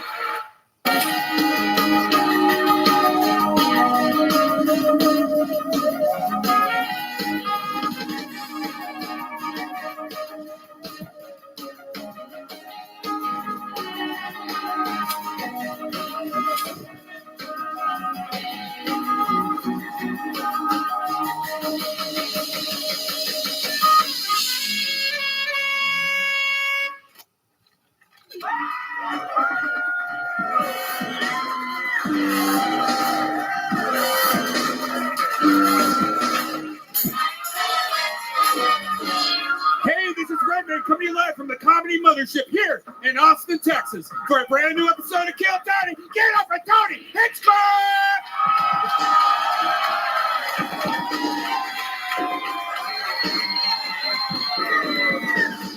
Who's ready for the best fucking night of their lives tonight, huh? Yeah, it sounds fucking great. I'm gonna hand for the Great Red Band, everybody. This is Kill Tony, the #1 live podcast in the motherfucking world, and you're at it. Brought to you by Gel Blaster, Red Rose, Yellow Rose, NinjaBuses.com, Hall Law Firm, Austin Security Guard Service, and Connect Mobile Health, where you can get an IV drip right now. Save 15% using the code KILL15. How we doing tonight? You guys happy? Fuck yeah.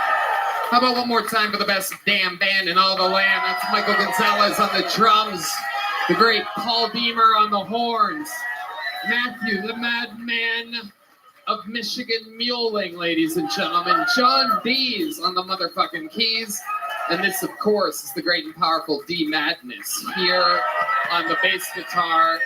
How about one more time for the special appearance you guys got to see by the great Tall Wilkenfeld?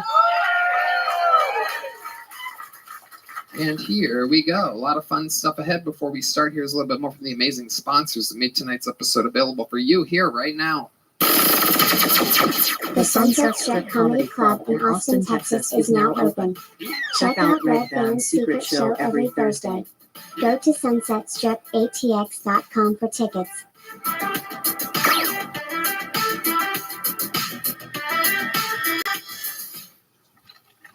Hey y'all, the NFL playoffs are here, and we have teamed up with DraftKings Sportsbook, an official partner of the NFL, who is kicking things off with a huge offer. Throughout the playoffs, all new customers will get $200 in bonus bets instantly when they place their first $5 wager on anything. Get in on the action this weekend by downloading the DraftKings app, and don't forget to use our promo code KILLTONY. That's right. New customers who just bet $5 will get $200 in bonus bets instantly. Red Band? Wondering what you can use your $200 in bonus bets on? Combine multiple bets together from the same game for a shot at an even bigger payout. If you're already signed up for DraftKings, like me, you can get a no-sweat bet. Get a bonus bet back if your same game parlay, SGPX, bet doesn't hit. Max reward limits applied. If sports betting is not yet available in your state, don't worry. You can still join in all the fun at the DraftKings Daily Fantasy and have the chance to win cash prizes. Thanks to DraftKings for sponsoring this episode of Kill Tony. I'm psyched that we're officially partnering with DraftKings Sportsbook because I love the NFL playoffs, and DraftKings is the perfect way to make them even better. Download the DraftKings Sportsbook app now. New customers use our promo code KILLTONY and bet just $5 on any wager and get $200 in bonus bets instantly. That's promo code KILLTONY, only at DraftKings Sportsbook. The crown is yours. We're going to have fun tonight. Are you guys ready to start tonight's episode? Are you guys ready to start tonight's fucking episode? That's what I'm talking about. You know, we have a lot of the best guests in the world on this show, and some of them I introduced to y'all before they are tremendously fucking famous. These are two guys that the entire world will know of. And if you don't already, they've been on the show multiple times, but these guys are about to blow the fuck up. Two guys that are a huge part of the Austin comedy scene on all the shows. Almost all the shows that we do around here with Rogan and Segura and Tim Dillon and Shane Gillis and everybody. Make some noise for two of the best in the world, two of my top young favorite rising comedians on planet Earth. It's Derek Poston and Hassan Ahmad, ladies and gentlemen. Make some fucking noise for our guests. Derek Poston. You know him. He does arenas with Andrew Schultz. The greatest son survived the 9/11 hijackings, a rare survivor. He was flying one of the planes and hit the eject button at the last second. Not a lot of people know that. He paraglided out of there. Didn't have a parachute. He paraglided out of the plane.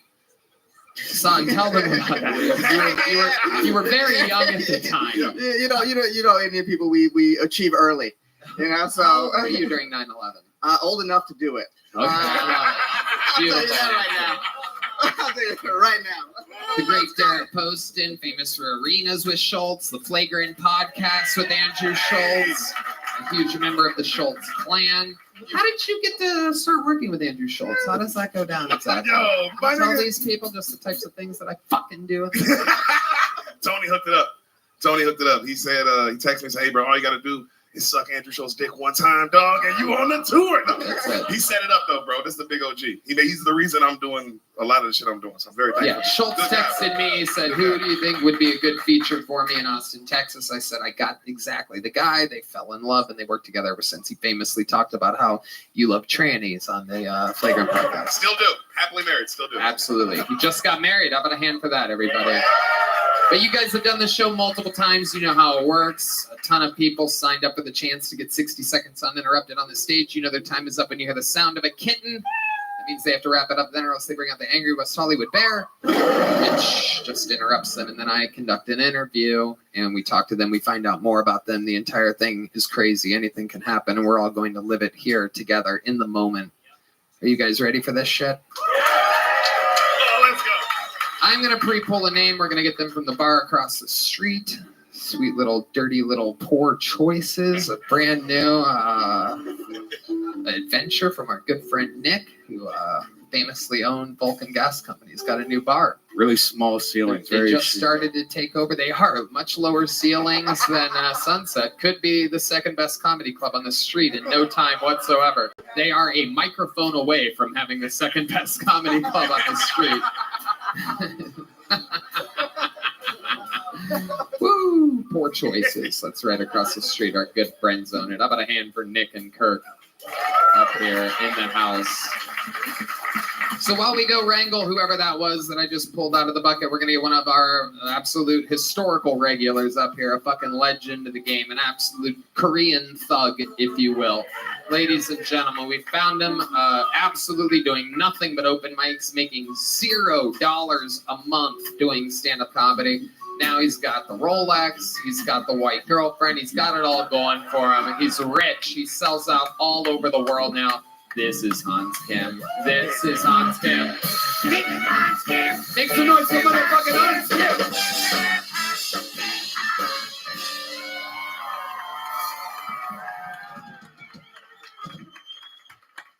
Thank you. I have a Bangladeshi roommate, and sometimes he cooks food so smelly I have to take a shit with the door open.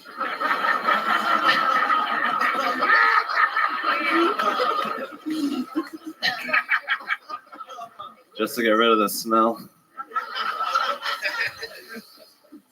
I have been sending a lot of Ozempic to the Palestinians in Gaza, so it's easier for them to dodge the bombs.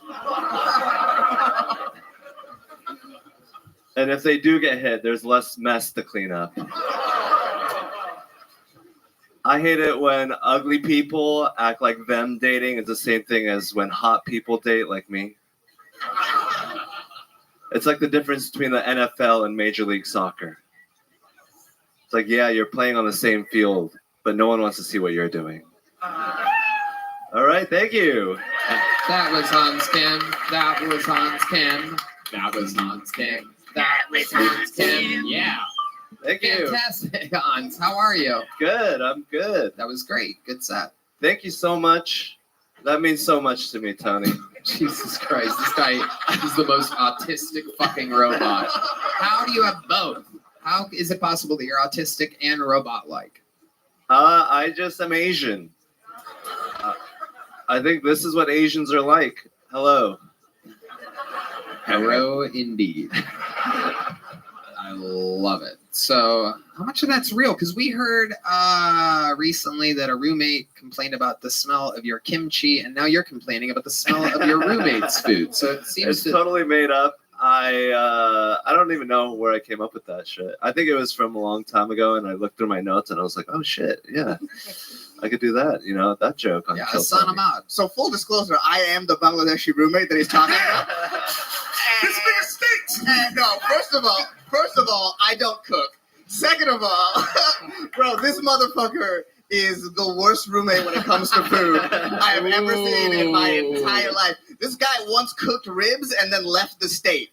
I'm talking about put the ribs in the oven, set it to 45 minutes, and then caught a plane to go to a weekend somewhere else. Just left This ribs. is amazing. Only recently did we get to talk with Hans's father, Hans, on every single week, and now we are finding out the roommate perspective of Hans Kim. Now, we know famously Red Band has it right here in front of me. This is my actual first time seeing it. I've only heard of how he has a camelback water hanging above his bed with a tube so that he can lay in bed and just feed himself like some kind of fucking Korean hamster or some shit like that. And it is absolutely unbelievable. I mean, yeah, your pillows are hanging out of the pillowcase, and you have the tag side of the pillow coming out the hanging hole. out of the hole. You know, you're supposed to put that on the inside, Hans. So that's my girlfriend's bed. Ooh. Wow, she should know this. I used her bed as a thing, so now everyone thinks that's my bed. They're commenting about how poor I am. Yeah. It's the tag. It does look very shitty. There's like shit on the walls. So it turns out your white girlfriend is like one of the dirty whites. I can say that. I'm a white guy. I like to think of her. If it was another race, I'd have Derek say it. Okay, all right. Everybody, I don't think maybe we were all thinking of something else. She's a dirty white. She's distracted. She's busy being hot and pretty, and it's I think a lot of my job to like clean up after her. Really? Is that true? Guy that Yeah. leaves ribs and leaves state? Yeah, I mean, I clean up her little whippets that she does. I have come home before, and there's just been a box of empty canisters. Hold on a second, because this is brand new. This is unbelievable that we always find out something new about you. How your girlfriend has a serious whippet addiction? Yeah, like I'll bring it up as a joke, like, yeah, that's what the whippet queen would say. And she's like, why'd you have to bring it up? I have to go get whippets now. It's fucked up. Shit. Does she do them every day? No, she does them like when her friend is around her. She has a specific friend that they do whippets together? Yeah. Oh, that's nice. She's been on Kill Tony before, the friend. Okay. She's ratchet. Okay. Very good. She's the one that had the police thing around her ankle, the ankle thing. I kind of remember. Who gives a shit? Okay. I don't need to know his girlfriend's friend. Who gives a fuck? All right. So have you ever talked with your girlfriend about not hanging out with this ratchet whippet queen? No, I think she's pretty nice, you know. I think whippets are just what the kids are doing these days. When you say the kids, how old is your girlfriend again? 25. Very good. Very good. Okay. What is she like when she's on the whippets? Does she do anything in particular? She's like, Does she ever make that noise when you're inside of her? Never. I had a feeling. Ooh, whip it. Ooh, whip it good. All right. I love it. So she does a lot of whippets. A box of empty canisters. Oh, yeah, next to some chicken McNuggets. That's what they had left us with. Absolute trash. Hey, what can I say? I love America. Hans, amazing. Every interview we find out more and more about you. Really, really good set. Fun times tonight. Hans Kim, everybody. Thank you, Come on, Tony. Hans Kim. Make some fucking noise for Hans Kim, everyone. I pre-pull a name, and I go to the name that we pulled before. This is our first bucket pull of the night, so essentially we meet these people together. Sometimes they've been on before. We're all going to figure it out together. The whole thing's crazy and improvised. You guys ready for it? Make some noise for Camilo D. Camilo or Camilo D.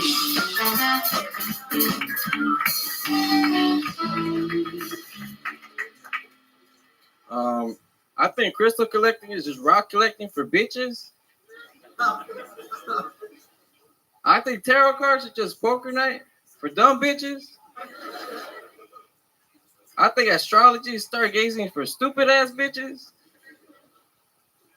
I don't know if you guys can tell by those jokes, but I'm a virgin. At least I consider myself a virgin because I only fuck with white women. Because I know that as soon as I touch a Latina, she's gonna have a litter of 5. And I can't jump another border. Thank you. Okay, 40 gay seconds from Camilo D. Unbelievable. Oh, dude, I know what it's like, bro. Trust me, I get it, dude. I get it, bro. It's happened to me a billion times. Oh my God. You go by D because that's what you love? Oh, dude, that was a fucking Freudian slip. I feel like he just had a nightmare that you've had. Yeah. You call it a nightmare. That's a wet dream to me, man. Hey, yo, bitches be stupid. Women retarded. I be fucking dudes. I mean women. Fucking shit, man. I fucked up, dude. Yeah, that's not my nightmare, bro. That's his nightmare when this happened. Tonight, you're going to wake up in the morning like, fuck. You were a fucking goddamn fucking syllable away from survival there. You were a woo away. Woman.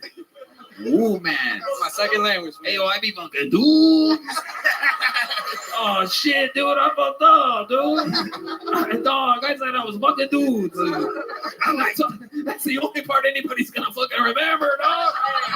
Yo, I said the fucking astrology stupid, crystals is stupid, and then I accidentally said I fucked dudes. I fucked up, dog. I fucked up.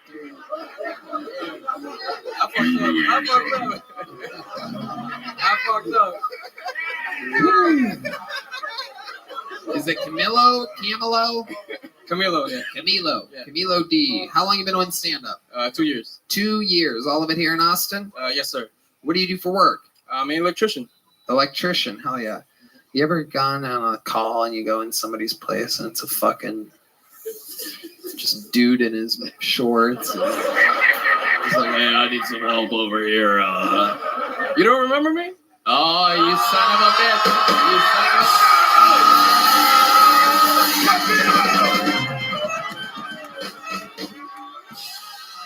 I do. I remember it well. I remember it well.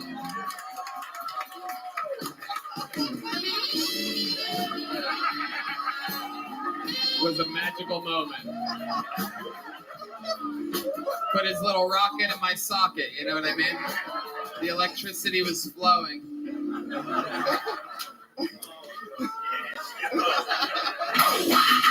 Okay, Jesus Christ, Redman.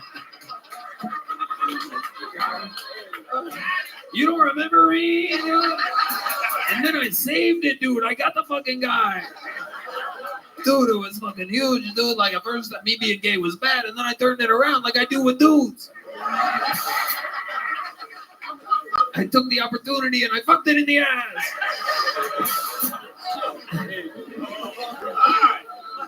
Anyway, how old are you, Camilo? I'm about to turn 26. 26. What do you do for fun in this crazy world when you're not doing stand-up comedy? Stand-up, soccer. Soccer? Yeah, Fuck yeah. yeah. Damn, you are gay. Yeah. Yeah, dude. I mean, I suck at.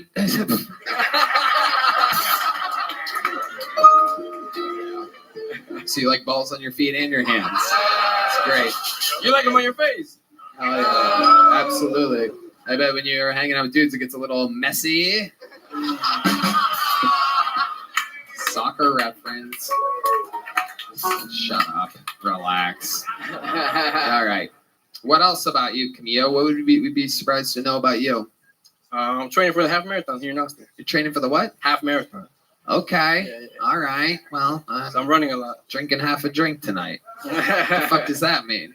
That's what I'm doing right Why now. are you training for a real marathon? And That's too much. Why don't you just do it and then finish halfway? Just stop. Then brag to your friends about how you did it. That's a good idea. Hell yeah, dude. Absolutely. So a half marathon, do they just give you like a fucking half a medal if you finish that or something? Like a half a trophy? I get half a dick. Wait, what? Hold on. Now he's gay I'm again. Hey, I'm gay again. So here's what happened. Look, dude, I was doing said I was super gay, and then I flipped it on Tony, and then I was gay again, dude. It's like a trilogy. It's fucking Return of the Jedi, but it's me being gay, dude. I fucking fucked up again, dude. All right. I love it. So what is your love life actually like when you're out there with the women? Nothing right now. It's dead. Nothing right now. It's Yeah. dead. You're fucking a dead chick. Yeah. Okay. But seriously, like the last time you were with a woman, you're 26, you're Latino. You are ready to breed. So let's talk about I'm it. a little late, actually. What? I'm a little late on breeding. You're a what? Late. Right. Yes, absolutely. Okay, so Yeah, let's yeah. go to my question. What's going on? Last time you got laid, what happened there? What happened? I don't know. Nah, I'm kidding, man. I know you're kidding. I always know when you're joking because the room goes completely silent. So, like, when was it? About ballpark, how long ago? 3 years. Oh, shit. Trace? You basically are a virgin. Yeah. If a Latino goes 2 years or more without getting laid, they are re-virginized. Not a lot of people know that. Yeah. Okay. When's the last time you saw, speaking of virgins, when's the last time you saw Virgin Mary in like toast or something like that? That happens to your people a lot. You're like, oh shit, God's talking to me or something. Right? All right. Maybe toast isn't the right. In your on your tortilla. Tortilla, there you go. Tostada. Tostada. Yeah. Absolutely. If tostada is a couple dude salads, from what I understand. All right, Camille D. Here's a little joke book. Thank you. Fun times. Welcome. There he goes. On to the next one. Dude. He was so gay. Dude, I fucked up, dude. There was that one good part. I hear you do that all night. Hey, y'all. You should not have to worry when you buy tickets to your next big event. Game Time is the fast and easy way to buy tickets for all the sports, music, comedy, and theater events near you. With killer last-minute deals, all-in prices, views from your seat, and their best price guarantee, Game Time takes the guesswork out of buying tickets. No doubt about it. As I look through the Game Time app right now, I see some of the amazing upcoming events in our area. I just went and saw Drake. Turns out he's playing again at the Frost Bank Center Thursday for a great, great price. There's also some comedians that we like on there. Bert Kreischer. Ooh, look at that. Beetlejuice live on Broadway. We love Beetlejuice. My mom loves Mark Anthony. Maybe I'll buy her tickets and fly her out with our new money that we made from doing arenas. You can get last minute tickets, flash deals, zone deals. It's easy to find and buy tickets for any kind of event in your area. Red Band. Game Time is the only ticketing app that gives you complete peace of mind with your purchase. See the view from your seat before you buy, so you know exactly what to expect when you arrive. All-in prices show your total upfront, so you know you're getting a great deal before you check out. Buy tickets in seconds with 2 taps. No doubt about it. Take the guesswork out of buying tickets with Game Time. Download the Game Time app, create an account, use code KILLTONY for $20 off your first purchase. Terms apply. Again, create an account, redeem code KILLTONY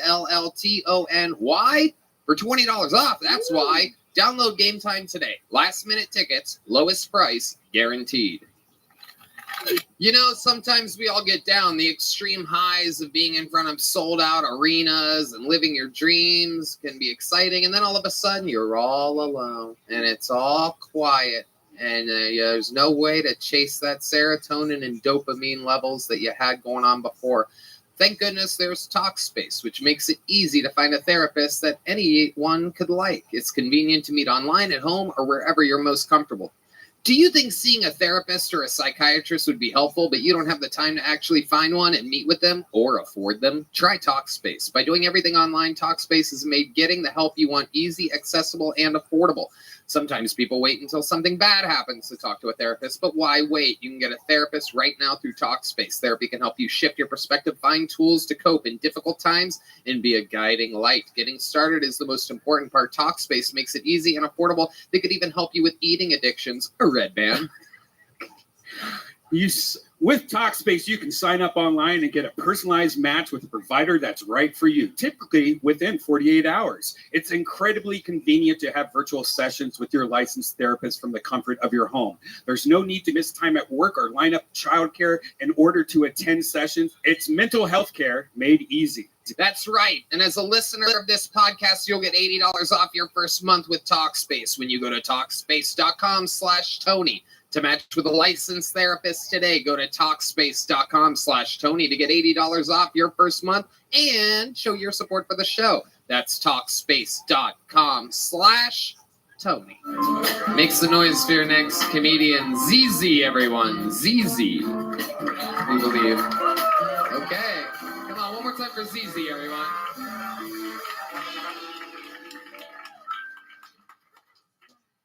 What's up? Okay, is the minute started? Okay. Hi. I grew up in Iraq. I moved to the US 2017. In my culture, we have a saying, when you want someone to leave and never come back, to throw 7 rocks behind them. Rocks. Not bombs, rocks. 1, 2, 3, 4, 5, 6, 7, 8, 9. No, 7, not 8. 7. So the day when I was moving, I turned to my family and said, demolish the house behind me. Rumor has it they found weapon of mass destruction beneath it. Well, no, this is bullshit. I just turned 37. Why are you fucking laughing? I'm allowed to brag about turning 37. I look fucking fly. My mom wants me to settle down and like find a good guy and marry. She doesn't know I live in Austin. So there you go. Easy, everybody. Jesus Christ. No, that's not how it works, Easy. Nope. The man is talking, Iraqi woman. No, that's not how the show works. Please. You know better than anybody. I know your fucking father would never let you. Only talk if I ask you a question. No, stop talking. Don't fucking stop.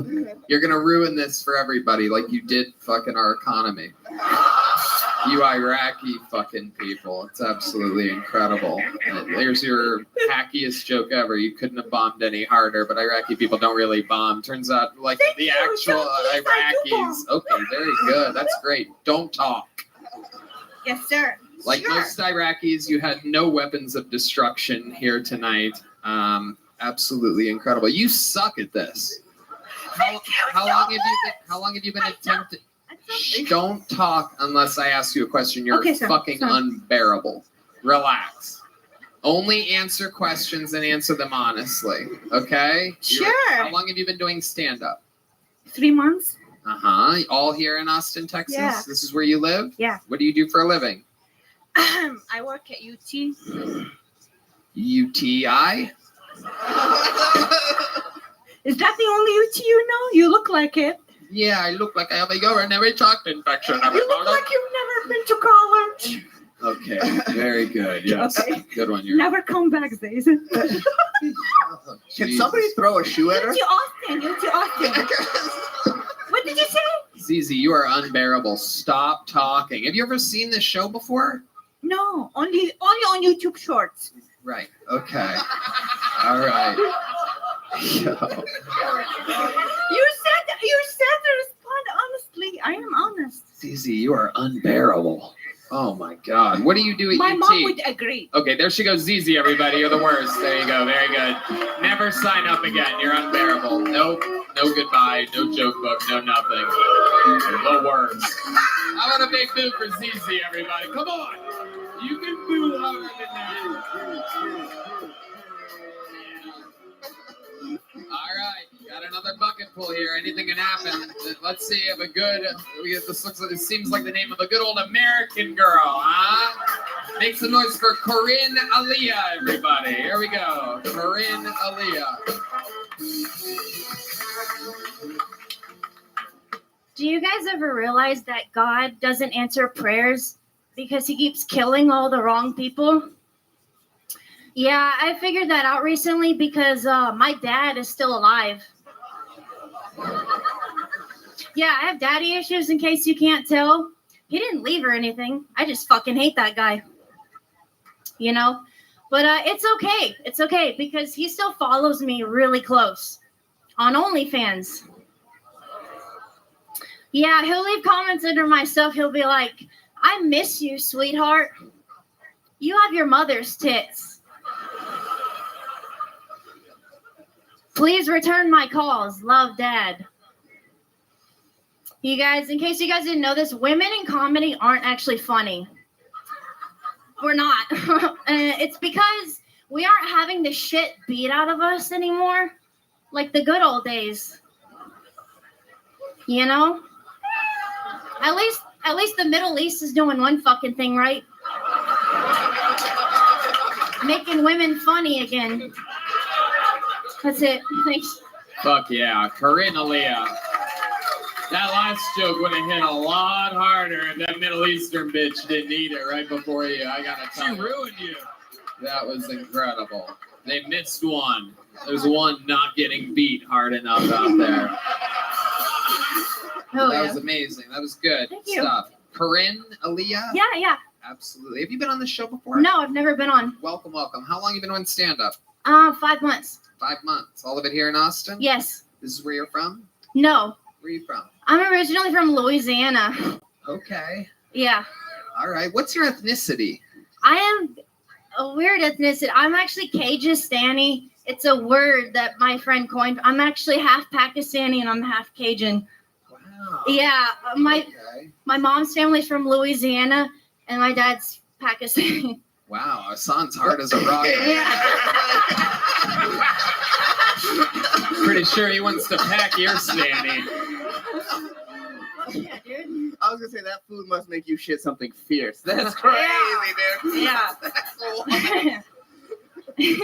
The old shrimp and hummus, you know what I mean? The old fucking, all right. There's not much you could do with Pakistani and Cajun. It's a hard combo. So your mom is the Pakistani? No, my dad. Okay. And he found your white, like Cajun mother? Mm-hmm. Uh-huh. In Louisiana. What does your dad do for a living? I don't know. I haven't talked to him in very years. How many years? Like 5.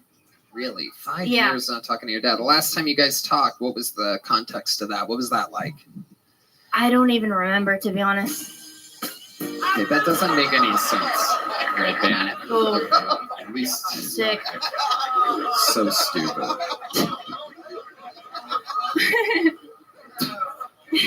Yes. His dad tried to fuck her is what Red Band's Yeah. For those of you that are in 7th grade and have Hell an yeah. absolutely moronic sense of humor during a serious part of an interview. So you said that you wanted your dad to be murdered in your 60 seconds, and you're saying that you haven't talked to him in years, but you don't remember any of the trauma that he instilled upon you exactly? Oh, he definitely did traumatize me as a child. Let's talk about it. Well, No, just like when I was growing up, just emotionally just ignored me and was absent. dude is a dad. Yeah. Okay. Yeah. Good. Okay. How long have you lived in Austin? I've moved here at the end of January. And how's it going for you? How do you like it? I really like it out here. Yeah. Yeah. What do you like to do? What do you do for fun? I fight. You fight? I do Muay Thai. Oh, shit. Okay. There goes Red Band's chances of a successful rape.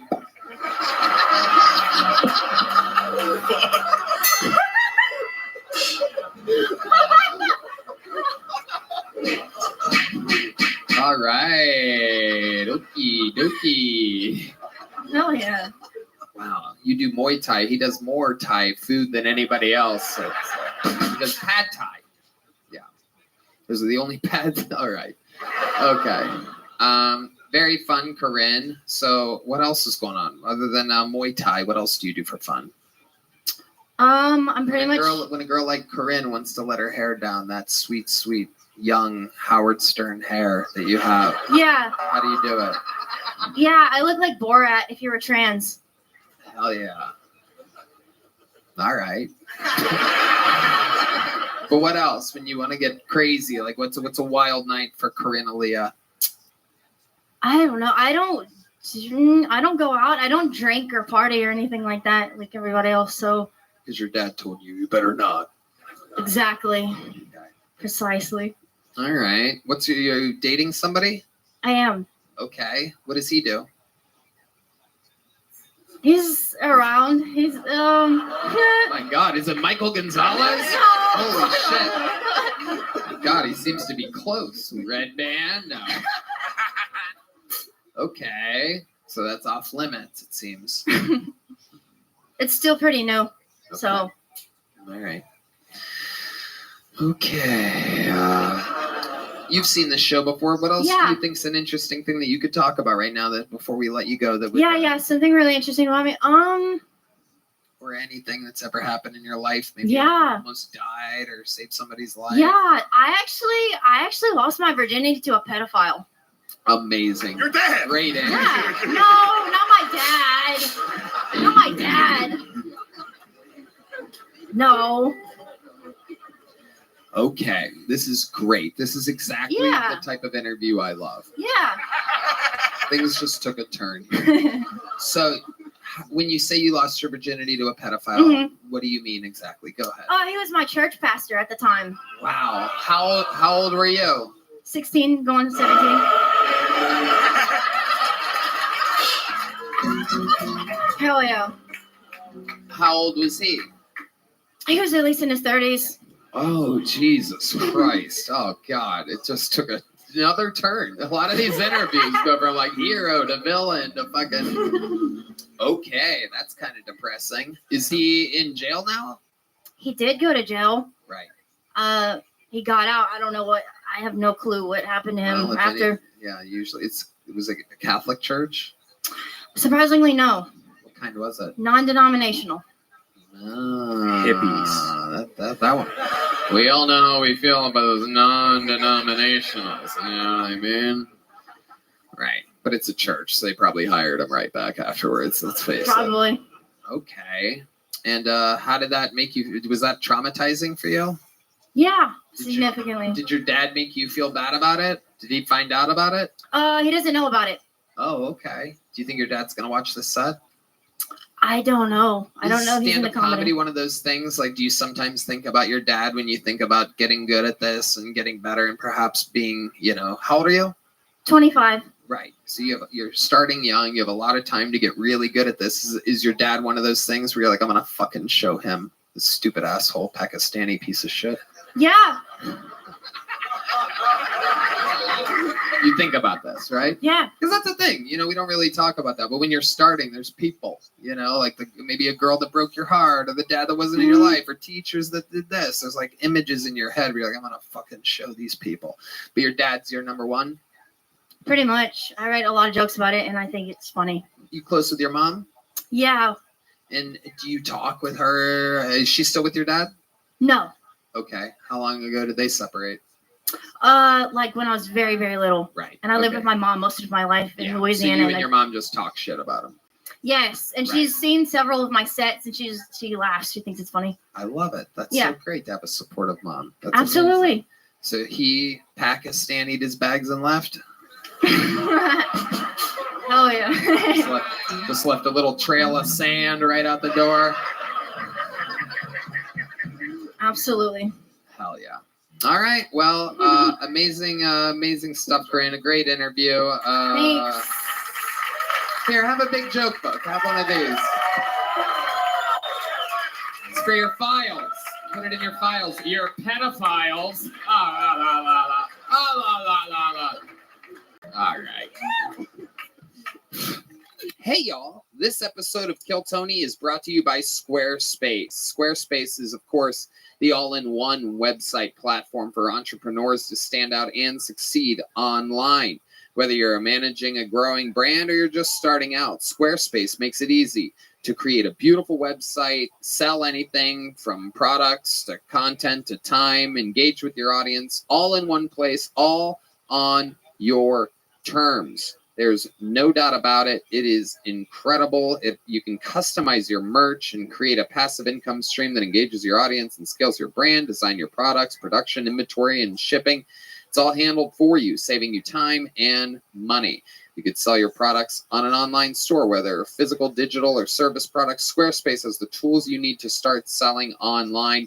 I know who knows a lot about this. His name is Red Band. You know, Tony, you might not know this. I went to college for website design back in 1995, and it was so hard. And when I first used Squarespace, it was amazing how easy it was. You can get started with one of their professional website templates with designs for every category and use case. Then customize your look, update content, and add features to fit your unique needs. You can make any Squarespace template do what you want, so your idea, brand, or business stands out online on every device. So head to squarespace.com for a free trial, and when you're ready to launch, go to squarespace.com/Tony to save 10% off your first purchase of a website or domain. That's squarespace.com/Tony.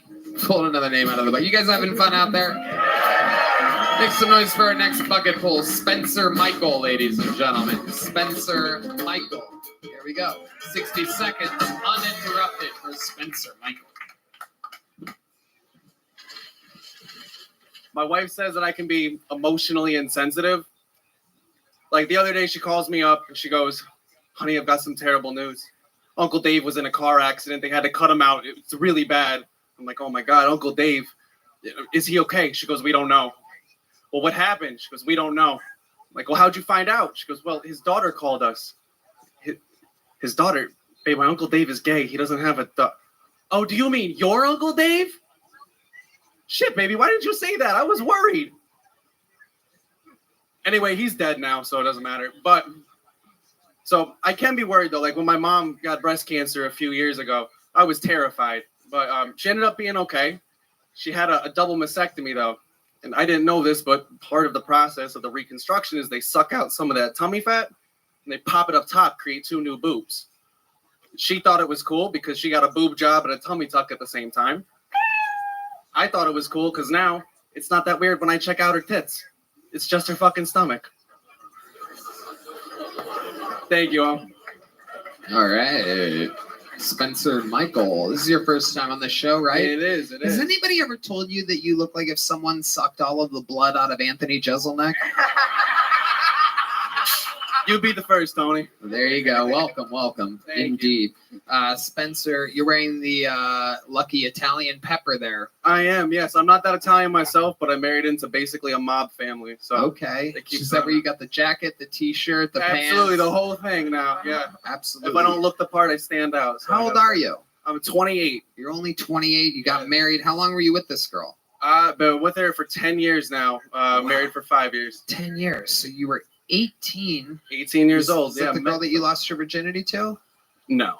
Oh, does she know that? Yes, she does. Yeah. Were you the guy that she lost her virginity to? Yes, I was. Just me, no one else. You believe that?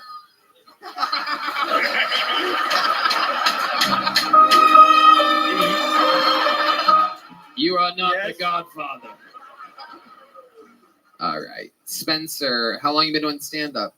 Stand-up for about a month now. Okay. Only a month. Adorable. You started here in Austin? This is where you live? Yep, that is correct. Okay. What do you do for work? I market pharmaceutical drugs. Oh, wow. What a piece of shit Jesus you Christ. are. Hell yeah. The old Pfizer miser. Absolutely, yeah. Who got the jab? Everybody? It's like a young... No, they're not here because they died, you faggot. He's like a young Buscemi. Like, looks like the sloth from Ice Age. That's what he looks like.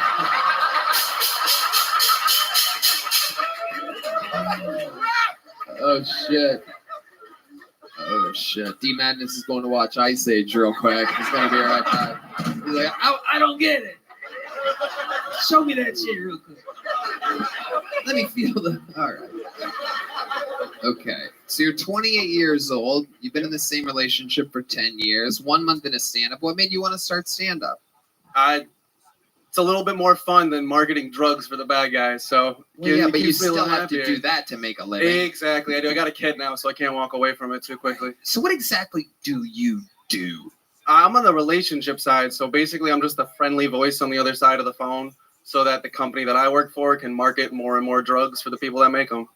So the company that you're not making friends, I can tell. It's fine. you're advertising that the drugs by the huge pharmaceutical companies are good, basically, and you're coming up with ideas for that, or you're really just the relation. Really just on the relation side. I'll give them some ideas, but I'm not Like, well, creating what's one of anything. your ideas that you've given a pharmaceutical company? I mean, I have a couple I signed an NDA for, but one was to show more diversity. They really seem to like that one a lot. Oh yeah. Oh, just say that's that. you causing that, huh? Oh, absolutely, yeah. Gotta have for a this Mexican, one, a it's, black, a white, and at least one woman, and you'll be able to sell some drugs. Wow, incredible! You're the scum of the earth. Now you sound like my mom. Okay. Anyway, the girl you're with is Italian. What do you notice about Italian culture that you're not used to? What are some things that stand out to you? Got to give them more room to talk. You can't stand too close, or you're gonna get smacked on the head. That's a pretty big one. That's true. You get that. She's a lot. got like 3 uncles that aren't related to her, so that was weird for me. She's got like Uncle Tony, Andy, and Vinny. Yep.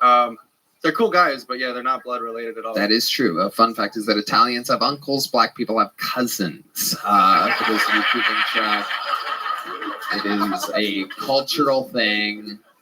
Don't ask too many questions, or you might get slapped. You know what I mean? Yeah, I bet they bully you a lot. You have a vitamin D deficiency. That's the first time hearing of it. Have you? Did you get vaccinated yourself? I don't normally. I mean, fucking everybody. The fucking they got political.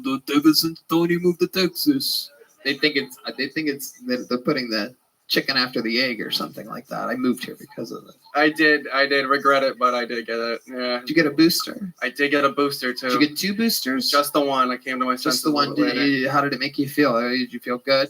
You got COVID immediately afterwards? Oh, immediately. It was like 3 months later. And Yeah, it's almost crazy. Instantly came down. Yeah. Yeah. How did it treat you though? You must have been, since you were vaccinated, you must have been just done with it immediately. Not right? at all. It was like 3 weeks. It was coughing. 3 up weeks crazy after shit. being vaccinated. Yeah. It's amazing because it's so safe and effective. Yeah, it was amazing. Right.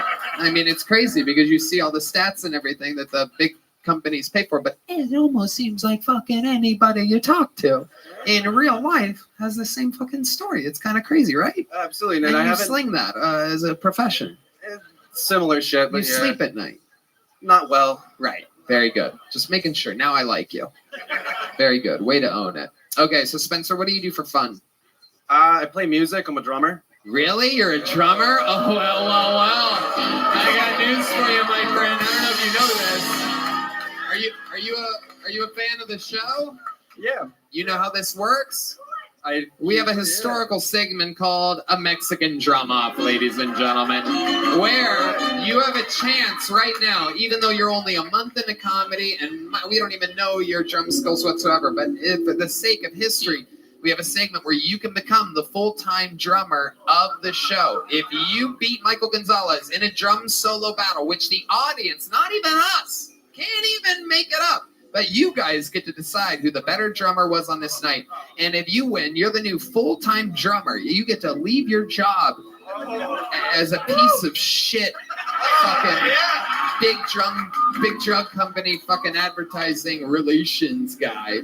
And you get to be the new drummer on Kill Tony every single episode. We're talking fucking arenas. We have arenas. Arenas. We're an arena act. You could be in arenas with your fucking Italian Halloween costume. Just living your dreams.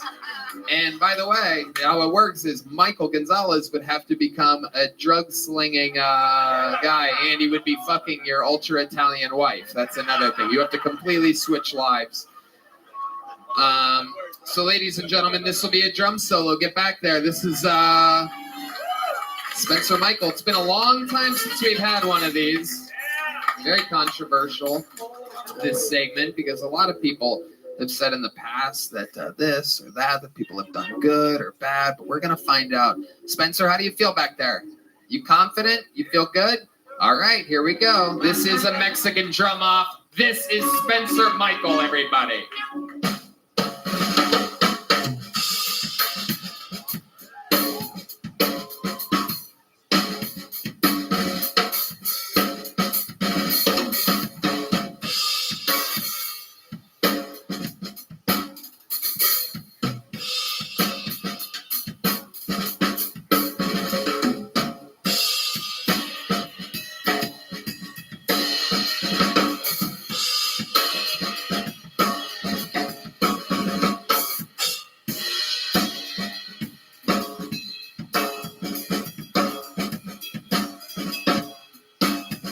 Put a ribbon on it, Michael. Bring it home. That's your big finishing move there? All right, come on, Michael. Play the fucking drums. I could beat you right now, but I'm not going to. I'm not going to. Ladies and gentlemen, defending his throne, Michael Gonzalez, everybody. You know I would, but I'm not going to do that. I want to be entertained. This is Michael's throne, Michael's job to lose. This is Michael Gonzalez.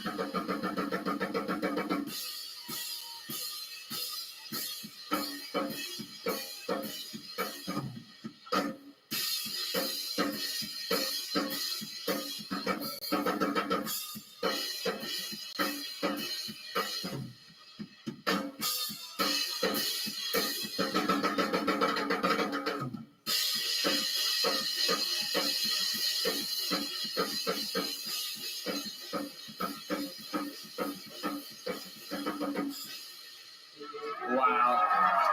Jeez Louise. A brutal murder is taking place here today. Yeah, good job, dude. Spencer, Michael, how do you feel like that went? Oh, I think I know who won. It was pretty fucking obvious. How many of you have Spencer Michael winning and being the new full-time drummer of Kill Tony? I agree, dude. Come on. There's one retard in the room. How many of you have Michael Gonzalez keeping his job?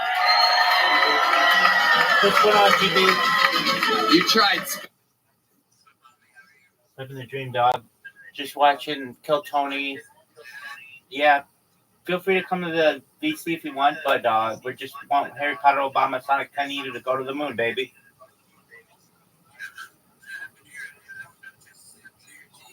Well, same to you, my man.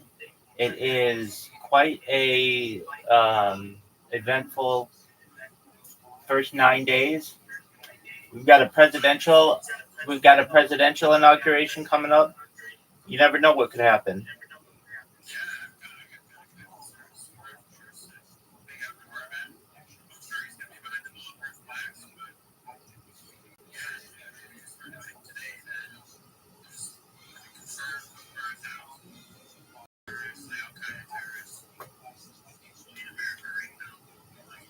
Yeah, dog, I don't even know what that means, though. Whatever. I don't take that. Well, what is that? That could be like that could be half a Harry Potter Obama Sonic 10,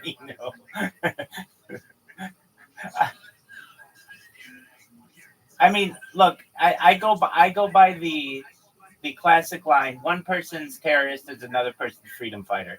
I don't put labels on people.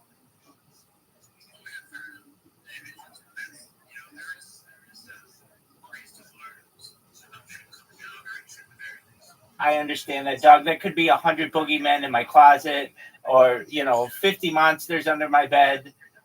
Look, I've just been lied to so many times by the CIA that I don't take their shit seriously anymore.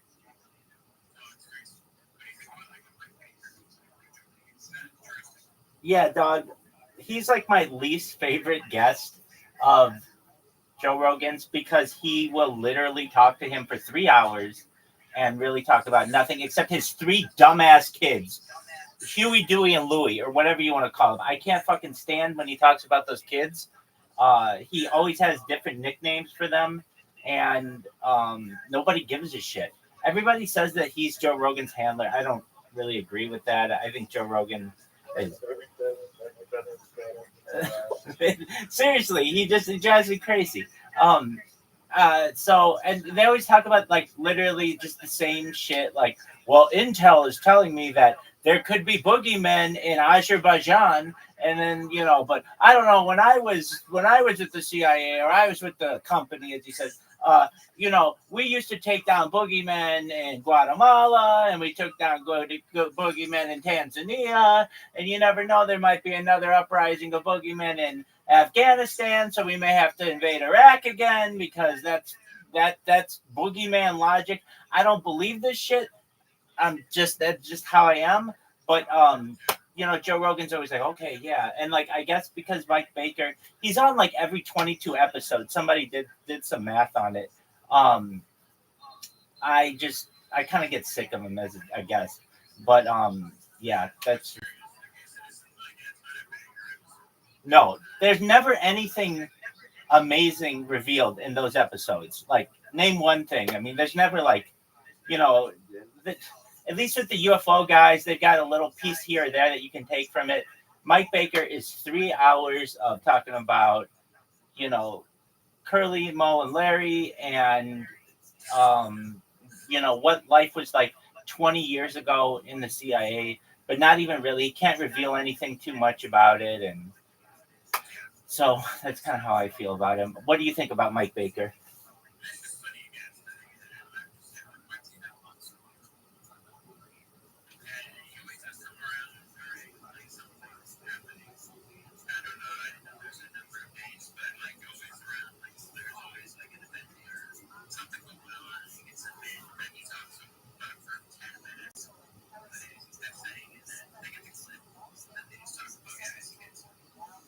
Dogs, the way this works is basically, I mean, it's just like what the National Security Advisor, those briefings, it's like, well, there could be something that might happen somewhere in the future. It's like, oh, well, thanks for fucking giving me some specifics. I mean, come on. Like, I just don't like this vague shit, because that gets very dangerous when it comes to identifying perhaps the wrong people or invading the wrong countries. I mean, I've seen it happen before. I don't want it to happen again. And literally, this is the strategy of anywhere. Let's say we didn't like, as the United States, I don't know, Brazil. We would just literally say that, oh, there's some rogue Brazilian group that is in the major cities of Brazil and Rio de Janeiro and Sao Paulo, and we need to invade them so that we get this rogue group. And we can call them whatever group, and we destroy the whole fucking country. And then it's like, oh, well, then they went to Colombia, so now we got to go to Colombia and get them. And then they went to Paraguay and Uruguay and Argentina. And then all of a sudden, we just become nation builders, and I don't want my country to be that. It makes me sick. It makes me sick to know that the people who we've killed, their families, I don't want war. And so basically Mike Baker is a mouthpiece for the war industry, and I don't like that.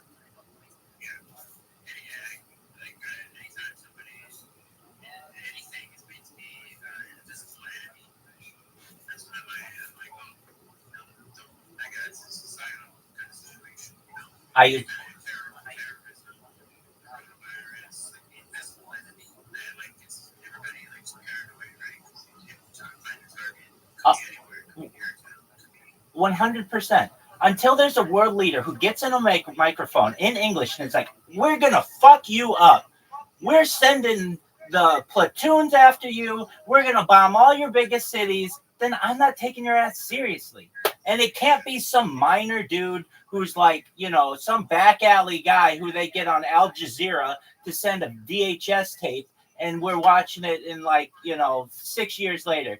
I've just been lied to about cave people and weapons of mass destruction and mobile labs so many fucking times. Yellow cake uranium. I can't stand that garbage. So all that, yeah, exactly, perfect. I mean, come on, it worked. Fool me once, shame on me. Fool me twice, shame on you. Or as George W. Bush said, can't get fooled again. Exactly. I know exactly. GB, I have to use the restroom. So I don't know how long it'll take, but if you're here, great. If you're not, I want you to know, amazing catching up with you. And I'm sure Mike Baker will be on soon. And Harry Potter bomb aside, 10 to the moon, as always. Okay. Excellent. I appreciate it. I think it's going to be a number 2, my man. You never know, though. You never know. It might be one of those ghost queefs. Who knows? Be right back, man. Spencer, you gave it your all. Hassan? Well, it was just nice to see the pharmaceutical drug pusher get his shit kicked in. That was nice. Yeah. Bro, I felt like Michael did that for America. That's how I felt. Yeah, for sure. God bless you, Michael. For sure. But my friend, since your drum solo was solo energy, I'm going to give you some energy plus caffeine toothpicks from our friends over at Zippix. And here, my friend, is indeed a month in, a little joke book for you to get started. You're going to give Michael his drumsticks back? You're going to let him keep them? Oh, you got a souvenir. You'll always remember the night you got fucking absolutely demolished. Hell yeah. Have a great night. Spencer Michael, ladies and gentlemen. Wow. All right. We're going to keep it moving here. Make some noise for your next bucket pool. 60 seconds uninterrupted for Blake Alexander. Make some noise, everybody. Blake Alexander. These people wait all night for this. Make some noise for Blake Alexander.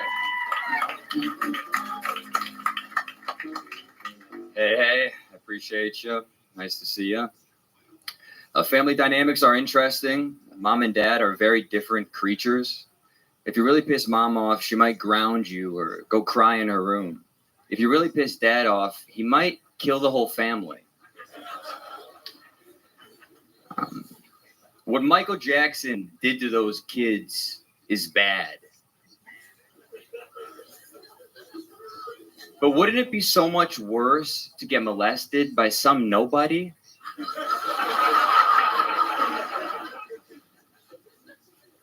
I don't know about you folks, but I would let Caitlyn Jenner go down on me. I would, for sure. Because then I would have bragging rights for the rest of my life. Like, oh yeah? Well, I got head from one of the Jenner girls. People would be like, really? Which one? Nah, don't worry about it. I appreciate you. Thank you, folks. There you go. Okay, Blake Alexander, solid set. How's it going, Blake? Doing wonderful, brother. First time on the show? Second time. Okay, welcome back. How long you been on stand-up? Like 4 years. All of it here in Texas? No, I started in Colorado, like right around the beginning How of the long have you pandemic. been in Austin? About 2 years now, coming up. Okay, what do you do for a living? I'm a bartender on 6th Street. Bartender on 6th Street, okay. Yeah. Just starting to remember that. West 6th or this side of 6th? This side of 6th. Interesting. The boundary You look dirty. well too put together to be on this side of 6th Street. Hell yeah. I creep. I'm a degenerate. Okay, tell us more about that. Yeah, I mean, I got sober recently, like 5 months sober of alcohol. So that was, beer's big for me. I definitely I appreciate you, of course. Not projecting, please. Everyone drink, enjoy it. If you can enjoy it, please do. Like, again, having a couple cocktails. What a beautiful part of life if you can do that and not also almost kill yourself on a monthly, weekly basis.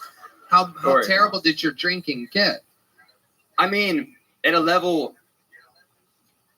a lot of crazy shit. I completely black out. Give us a quantity. Like, when would you start? What would you drink? I go into the plan. I'm like, yeah, maybe have a couple of shots and, and then, but mostly kind of just keep the beers and keep the like individual drink cocktails. But once I get a couple of shots in, it's like the demon just, And what types of things would happen when the demon? Yeah. So I would do I would love to get sex work. Yeah, like you would order prostitutes. Well, I didn't like actually fucking the prostitutes. That made me feel dirty. So I had to. Yeah. What kind of blackout drunk are you, dude? Hey, get over here. I want to talk with you. My fucking dad was so mean to me.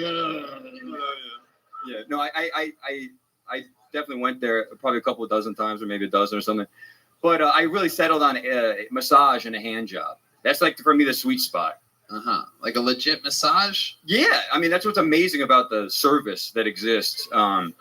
Asian massage parlors, but also private dealers online. It's unbelievable. Just an hour massage. I recommend everyone. So encourage an everyone. hour-long full body massage? Just get a massage for your own health care and you'll feel amazing. Thank you. Yes, we all get our advice from dirty 6th Street bartenders. Thank you. Hey, massage is self-care. That's objective. Right. Getting massages is good for mental health. Yeah. Thank you. No, again, you'll feel good. But hand job is the greatest thing to top off. You know you massage. can do that to yourself. I prefer not. I've had plenty of experience with that. I enjoy literally, the I don't novelty. think, has anyone ever given you a better hand job than you? Never. An old Asian woman at a massage parlor. for Really? sure. Oh yeah, son. Oh, my God. Hey, dog. I get Oh, you. shit. I get you. Thank you, bro.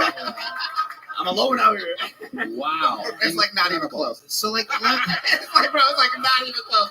They're the Usain Bolts of giving hand jobs, dog. You don't even know. damn, that is so You interesting. can't give yourself a forehand hand job. A forehand hand job. Yeah, at a level. You get Two Like girls. saying an upside down. 2 girls. You're just 2 girls in the room, like at a level. There's just fun little creations. 4 hands at once. Yeah. I mean, working the balls again, stimulating. It seems like there's more than just that going on. I don't think you have the dick that would take 4 hands. No, I mean I'm not Or literally even saying I have a 2. forehand dick. So But what do you have? Like is someone like rubbing your thigh or something like no, that? there's 2 balls, and So they have 1 hand on each ball. Is that what you're implying? I mean, they get creative. They literally try to suck on the nipples. I'm like, whoa. Whoa, don't do that. Not my girlfriend. Whoa, I'm blacked out drunk. Stay away from these nips. Yeah, bro. No. I'm paying you. I make the rules. That's an amazing thing, though. At a level, the sure thing of it. That's what goes kind of addictive. Other than sucking on the nips, what else have they tried to do that you? They try to suck. They try to escalate. And you don't want that. I go no, respectfully, no, no mouth, no mouth, no. hand In their only, accent, so they understand. hand only. Yeah. Why is that? Why would you? Teeth, sorry. Their teeth are what? Rotting out of their mouth. Oh, jeez. These are not all of them. These are low budget. The one that tried to blow me, again, if she had a nice set of teeth, it might have been a different story. Wow. Yeah, he's just poor. Yeah. How much were you paying for these? I haven't only. It's not only these gross like mangled women. There's a range. There's before I quit drinking. Kind of why I quit drinking. Part of it was I went and signed up for 2 open mics and then got like blackout drunk and then ended up going and again this Brazilian. Ooh. Private. You know. You don't go to a salon. Yeah. Did you give her a hand job? Those Brazilians are wild. If the opportunity presented itself, I may have. But no, she was a real woman. And in call or out call? In call. Yes. Yeah. So like they call it's amazing. It's a beautiful thing not to blow up their, thing. All the dirt balls were wondering, in call or out call. Yeah, no, it was a very comfortable in call. Airbnb, safe, but I had trouble. Yeah. It was this horrible thing. Like they're so beautiful. It's unbelievable almost how beautiful they are. And I'm like, wow, you're really doing this? No, again, I'm not. You were drunk. No. You see the pictures when if you do your research, you're doing sober research, drunk integration, drunk execution. So have you gotten one of these girls since you've been sober? No, it's definitely even though the pictures of them are so beautiful. No, trust me, I still stand by a couple of these Quote, gals. unbelievable. A couple. One could not believe how beautiful these available women are to come over and give a hand job. For the price, I would say unbelievable. For what just was the price? What's the price of a Brazilian? It was for a 30-minute, 150. What's the price of an Asian for an hour? What? Sorry. What's the price of an Asian for an hour? Oh, 120 for massage plus a hand What's job. the price for an Asian for a half an hour? I didn't go. I was indulgent. I always go the 60-minute. You always go with the 60 I like the massage. I love the 60-minute massage. 120, but 30-minute hand job from a Brazilian 150. And they don't do massages. They'll just straight to the dick. They will not rub a shoulder. And for 30 minutes, they give you like 10 minutes of a shoulder massage. Ugh. So it's like, it's pretty much right to business. But again, it's still kind of cute. Yeah. All right. By the way, the massages he's talking about, his price range, are not real massages. It's just a girl doing this to your. Disgusting. I don't even like you. We're here for business purposes only.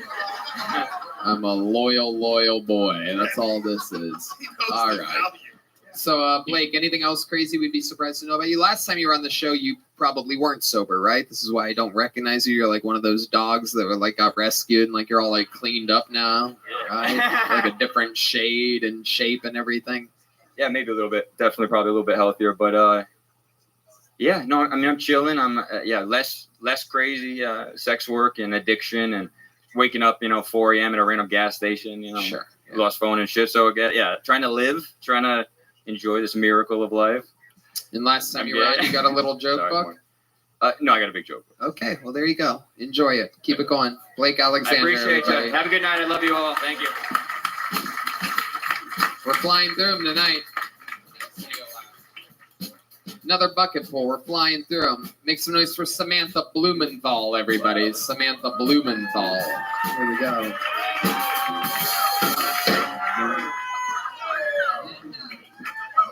Hey guys, I was a rhythmic gymnast for 12 years. Just wanted to show you that. In case anything I say bombs, you still know I'm talented. Thank you. Last night, this guy told me I had a resting astrology face. And I don't get it. Guys just think that I just kind of like know everything about zodiac signs and crystals. I don't understand.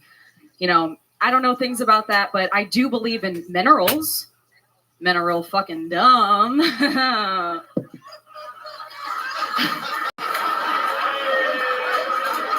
I'm so sorry. I think this is because of my dad. When I was growing up, my dad fucked my best friend, Diana Ray. Yeah, you can look her up on Facebook. She's really fucking hot. I want to be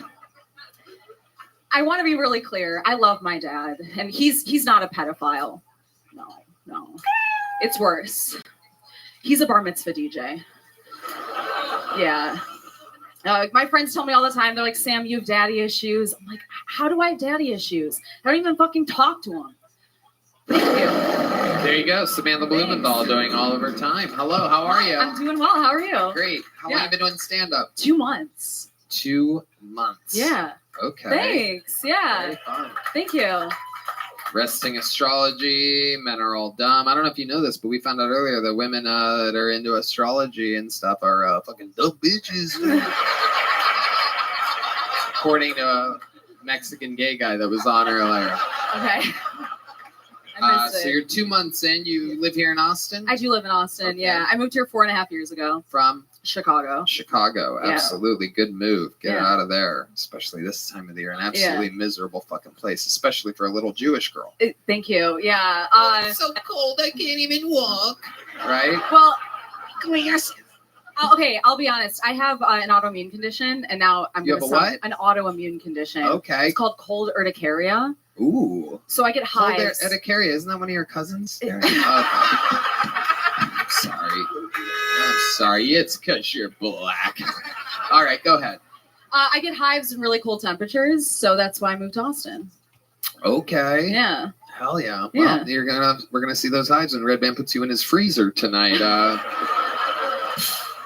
Okay, Samantha, what do you do for work? I'm a dietitian. I help people heal their relationship with food and body image. Let's talk about that. What are some ways that you can heal a relationship with food and body image? Well, you know, What are it's some of your secrets. I think one of the biggest things that I help with is kind of navigating emotional eating.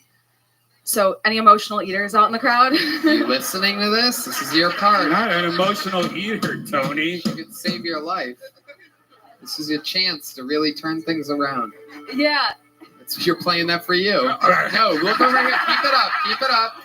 Keep it up. Look, lean over here. Let's listen to her. Put the mic down. Let's just listen to her. Go ahead. Keep that up. So, if you feel that you're eating from an emotional place, there's 2 questions we can ask ourselves. The first one, what am I feeling? The second, what do I need? Right. Because we only know what we need. Right. New when we know how we material feel. and lower ceilings. Everybody hates so much tonight because you said that.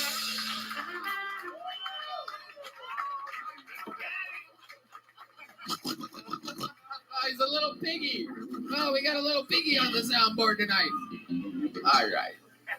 I like that. And you've been able to help people. Yes, I have. Yeah. You're good at it? I am good. I just quit my job, though. I was there for 4.5 years. You don't do that now. I don't do it anymore. You got no. sick of those fat, sad fucks. Yes, I did. Yeah. Enough is enough. Yeah. I'll be working as a dietitian again somewhere else, but I have 3 months before I start that. In so- call, out call. What are we talking about? Red Band. Red Band. Being a naughty boy, Red Band. Okay. All right, what do your parents know that you're doing this? Your Jewish parents still together? No, they're not. My dad fucked my friend. Oh, wow. That is interesting. Yeah. Usually fathers are very centered, balanced. How do you think that went down? Do you know why they ended up fucking? Do you know, like, was your friend like a little dirty slut? She was a dirty little whore. How old was she when she fucked your dad? Yeah, there was more to that. Was she of age? She was 19 years Right, old. So right. Yeah, your dad was patient. Yeah. I would imagine. I mean, you don't just start liking your daughter's best friend at 19. You're kind of eyeballing them at the pool a little bit. They're slip and slide. Hey. Oh, you better fix yourself. Floaty's sliding off. Let me help you there. Did you get her bat mitzvah? So she was a bar mitzvah. She was one of the dancers. She was what? So make some noise if you've been to a bar mitzvah. Okay, what are we doing Okay, here? sorry. Let's just get into it. Answer my question. I'm so sorry. Make some noise if you've done some Yiddish shit. What the fuck? Come on. Stick with the thing here. Make some noise if you like saving money. Make some noise if you like over-retaliating in a war with barely a competitor. Who loves destroying civilian lives? Make some noise!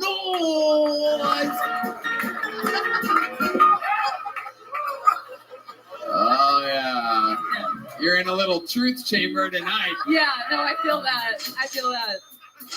Oh, God. Um, Oh, God. Yeah. Oh, jeez. We love our sponsors.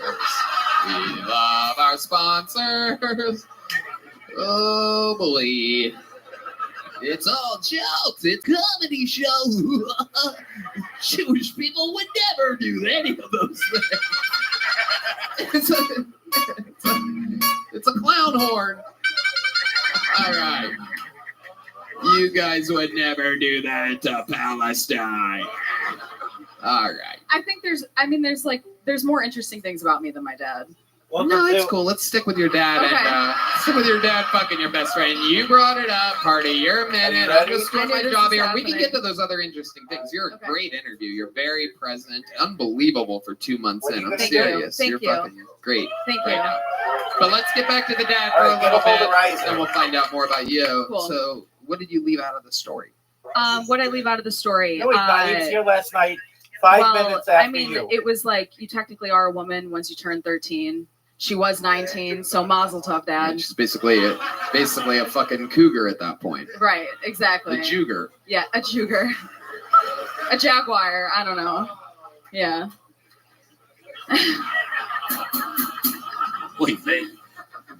Okay. Yeah. So you said there's more interesting things about you. Let's talk about it. Yeah, so I am a contortionist. I was a rhythmic gymnast for 12 years. I'd love to show you guys something. Absolutely. Absolutely. We have a battery backup, but in-call or out-call? All right. Orange, which is a pretty close city, they've had them. Okay, here we go. For those of you just listening to the podcast, she is on her hands. Holy shit. She is, oh my goodness. That is incredible. Wow. Unbelievable. Oh We my have battery God. backup, so I saw her matzo and her balls. if the battery went down too, yeah, but Would you like to go ahead and see? I was on our We've national had team power outages when I was in before. 7th grade. and the battery is kicked on. We had one power outage though. And you have when to I like first stretch a started lot? this. I do, and, yeah. I stretch I a had lot to use for that. GoPros, I was but I was actually streaming I on a stopped. GoPro I have at the like same pretty time. bad back It was just problems, crazy but that it happened that obviously, way. Yeah. So, but it was actually, Oh, yeah, after Red Band also has back problems. My bear. You're basically a contortionist, Red Band. Yeah, I can. Yeah, he can sit at a Go get a 90-degree polarizer. angle or lay down. It's unbelievable the fucking range on this guy. Yeah, I mean the power Sleeping or eating. That's right. That's right. Unbelievable. Thank So you. let me ask you this, because this is what every dude is thinking Well, in we the can get world right Robbie now, later. Dave. Is what's the craziest contortion position you've ever had sex in? Has anyone ever fucked you like whatever that was, like froggy style or whatever the fuck? froggy Fucking style. upside fucking No, doggy. I don't know. I get pretty tired. I just like laying on my back. Yeah, Jewish girl. Come on. It can pop up at any time. That's a fucking Jewish girl. Dude, more Jewish than contortionist. All the guys that saw her contort that are like, fucking, I'm gonna fucking do some crazy shit with that one. And she's just like, are you done yet? Are you done yet? So I tried to do crazy shit with my ex, but I found out that he was cheating on me. I saw videos on his computer. He was sucking dick while wearing my clothes. No fires are like 35 miles That's away. why I The closest started fire stand is. up. That's The big crazy. I fires don't are like remember 50 dating miles you at away. all. Just kidding. Yeah. 50. I'm not gay at all. Wow. Yeah. So, what were you doing on his computer? That was the first time Yeah, I've ever I had a snooped friend of because mine, my her intuition was Parents screaming at lost me. their house. Ooh, Yeah. hell yeah. Yeah, and I opened up his computer and it was in a file labeled sus.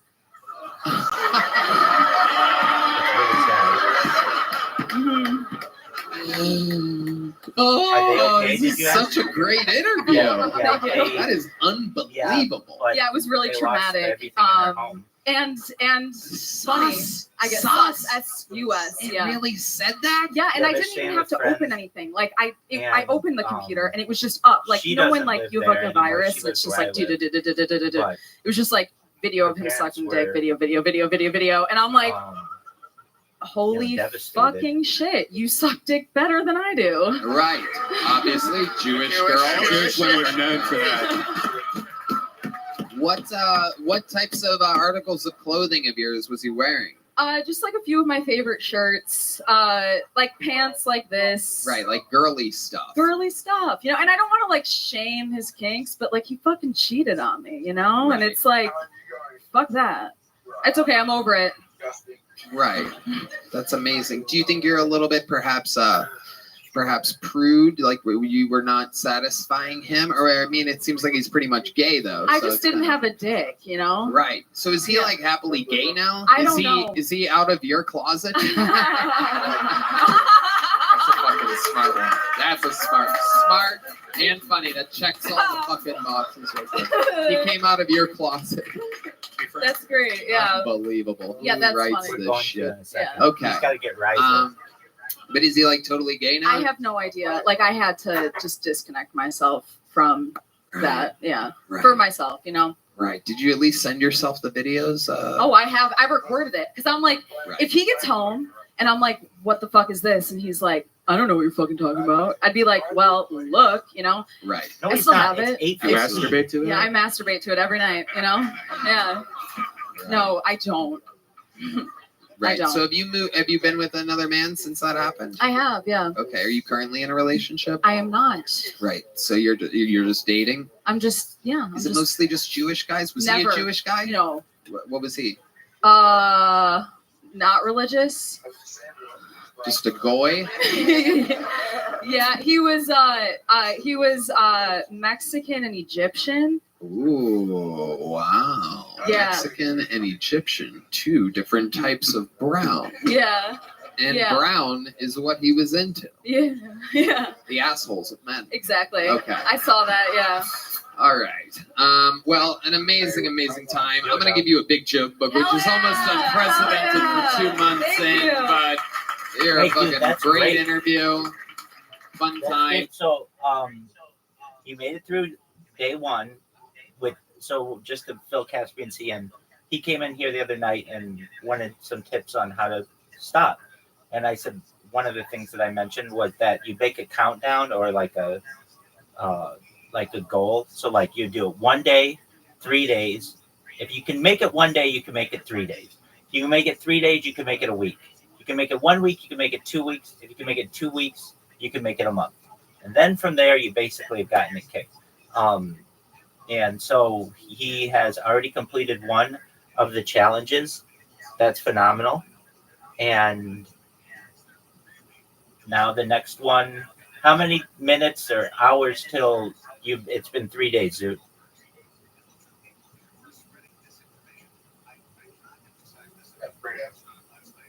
How many hours till it's been 3 days?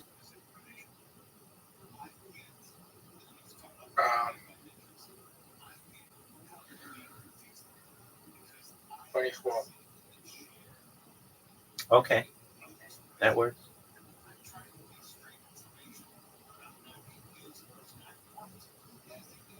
All right. I messaged Riser. You messaged. Okay, you messaged him. Zoo, did you message him? Yeah. Okay. Well, then we've all done our parts. I got a flat flop. Whoever anything off against right now, yeah. There's no purpose playing it. Right, Mike? Well, there's a ranked one, so it's just against one person, so it's not like a long match or whatever. I'm golf? Yeah. Well, I'm playing someone playing poker and they are terrible. I had 5 flush ace.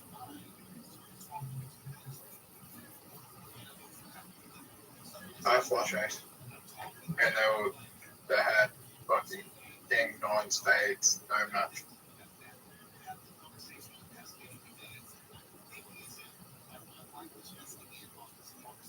Okay, I might get really too frustrated at because I played it. I don't like playing it. Online, making for free. I got ace 10. I got ace 10 against the king 4.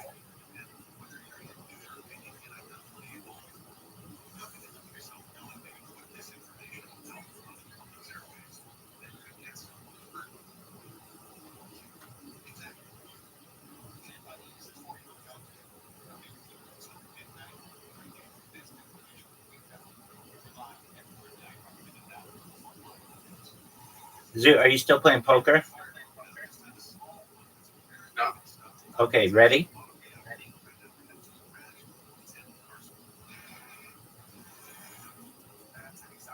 Hang on, I just had to Google something. Well, you Google what you need to Google.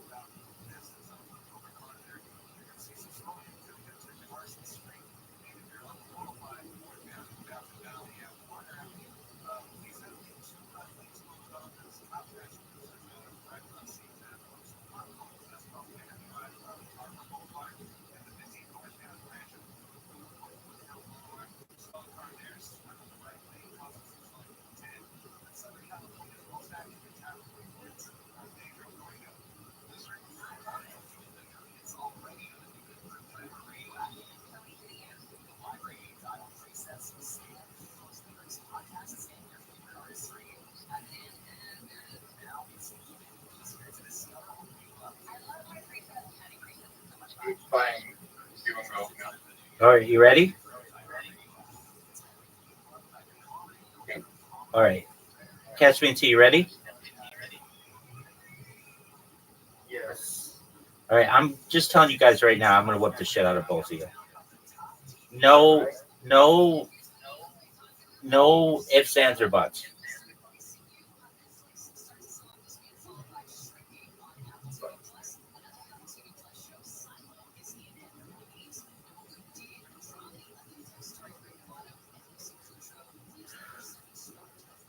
You ready? Yes, sir. Worst fucking shot I ever could have made. I don't know why you guys took that angle. I'm not saying mine's going to be any better, but I would think that playing it. Well, that's not any better. That's not any better. So You got the hole in one on this shot. I have. Like the most impossible. A 5-shot hole in one. Oh, Caspian Sea. A hole in one on a 5-shot. You understand how difficult that is? It's not easy.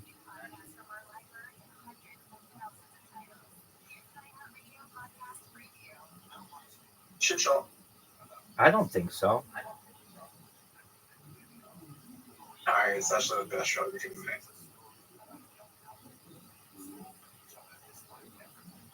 But, Rabbi, the truth is,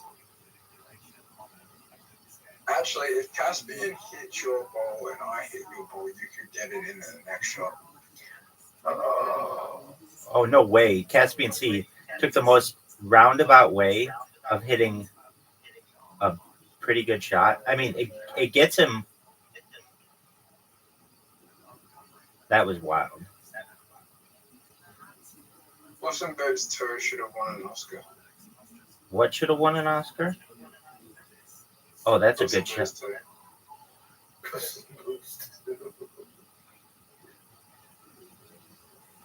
Is that like? Is that a Shrek movie? Yeah. Is Antonio Banderas in it? Is it the voice of Puss in Boots? Yeah, he's one of them. He's the cat, I think. Yeah, he is.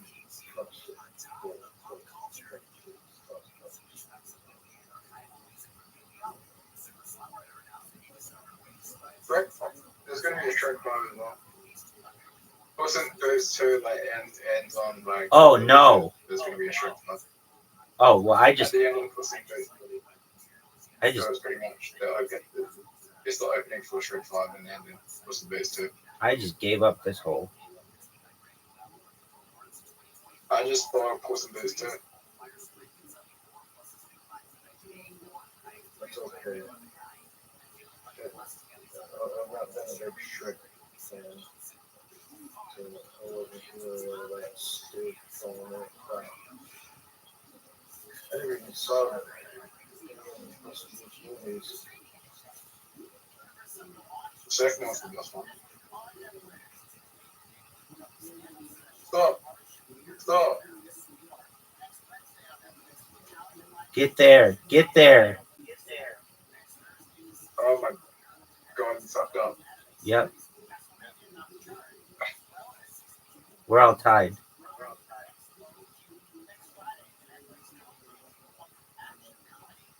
Give it to me. We're playing the worst game right now. I am. Rabbi Rothschild. Caspian, I don't know why you would have gone that way. Out of all the ways you could have gone, I don't know why you went that way. I only have one more hit before I get up there.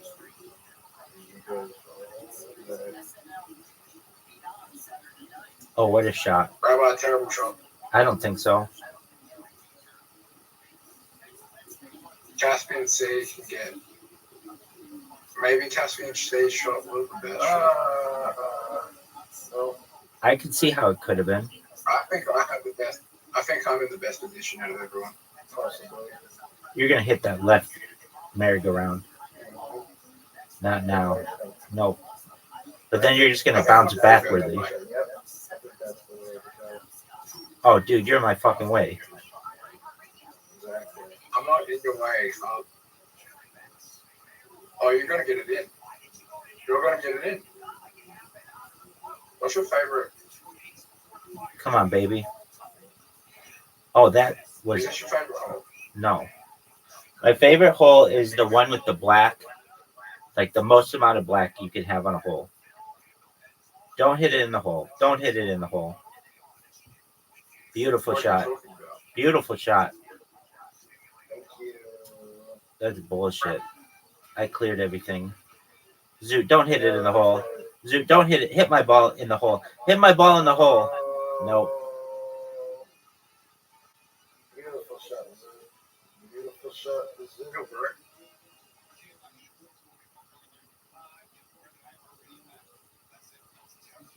Yes.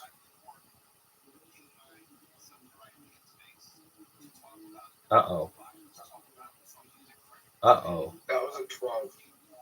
There's Rabbi, no, that was a 12. that wasn't my shot. I accept the 12. Thank you. No, that was literally a 5 out of 10 turn. Rabbi, that was a 9. Yeah, that's a 9.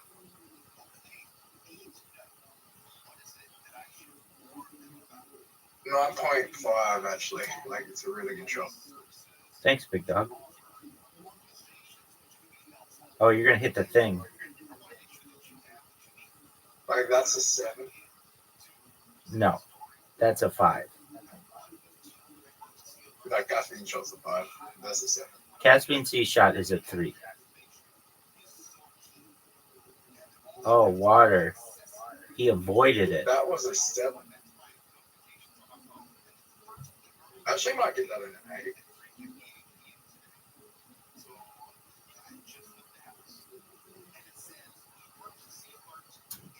And I'll give Rabbi a shot. Oh, no. An 8. Hit the I'll thing. give you a shot. Actually, I'll give it a 7 now. Yeah, dude, I can't make that shot easily. Hit my ball. Do you think I'm gonna? Hit my ball, dude. But how do I do this? Just you could do that, and you could do it and bounce it off the merry-go-round. That's negative, dude. That's a 2 out of 10.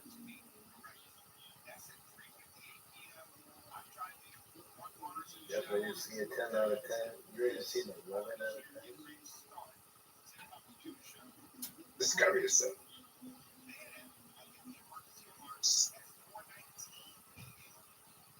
That's an 8.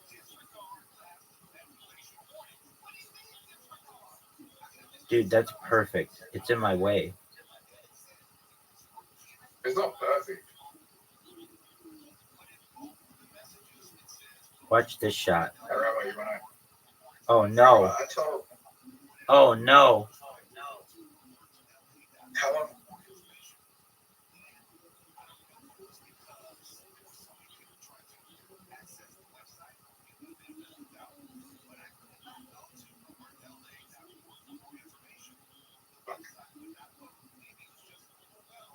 Would you find it odd if you met another rabbi that was streaming their live 24/7? Oh, there's one who doesn't do it 24/7, but they do it a lot. Their name is a high Jewish rabbi. Like, that really tickled me, just the way you asked that. There's a high Jewish rabbi and they stream a lot. They stream a lot, yeah, and they aren't a big fan of mine. And the reason, it isn't anything personal, it isn't religious. It's the fact that whenever they go into anybody's chat, they get banned because people think that they are me. I know, it's hilarious.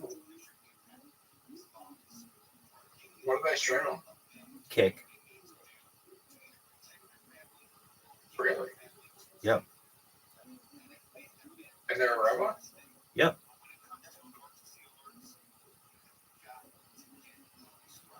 How do you even know if someone's really a rabbi or not? Well, I mean, there are different certifications, there are different processes. I mean, really, anybody who teaches can arguably be called a rabbi. Oh, no. Stop this shot. Stop it. Stop it. No way. You fuckers. You guys are just fuckers. Can you believe that?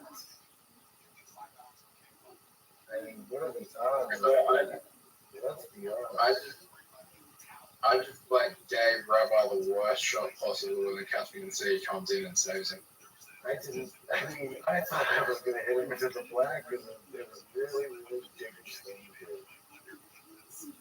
But Oh. apparently, no. I think if I bounce it harder. Get him, Zoot. Oh, it's Zoot. Well, Zoot, you know what happens next. You're not going to be able to touch him. Oh, what a... Oh, my word. Oh. So you can get a hold of him. Zoot, go for it. It's possible. It's possible. That looked good, Zoot. Oh, that was a great shot. That was a great shot. Zoot won me the game. Thank you, So Zoot. you can get a hold of one now.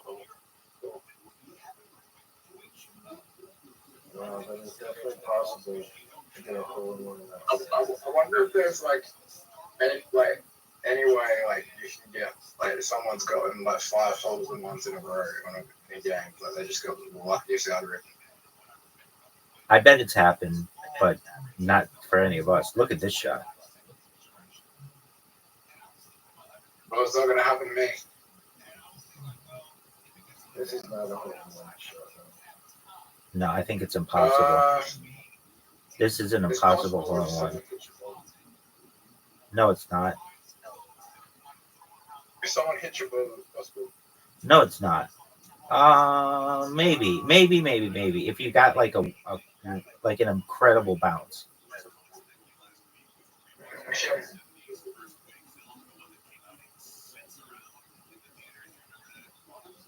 Are you gonna hit my ball?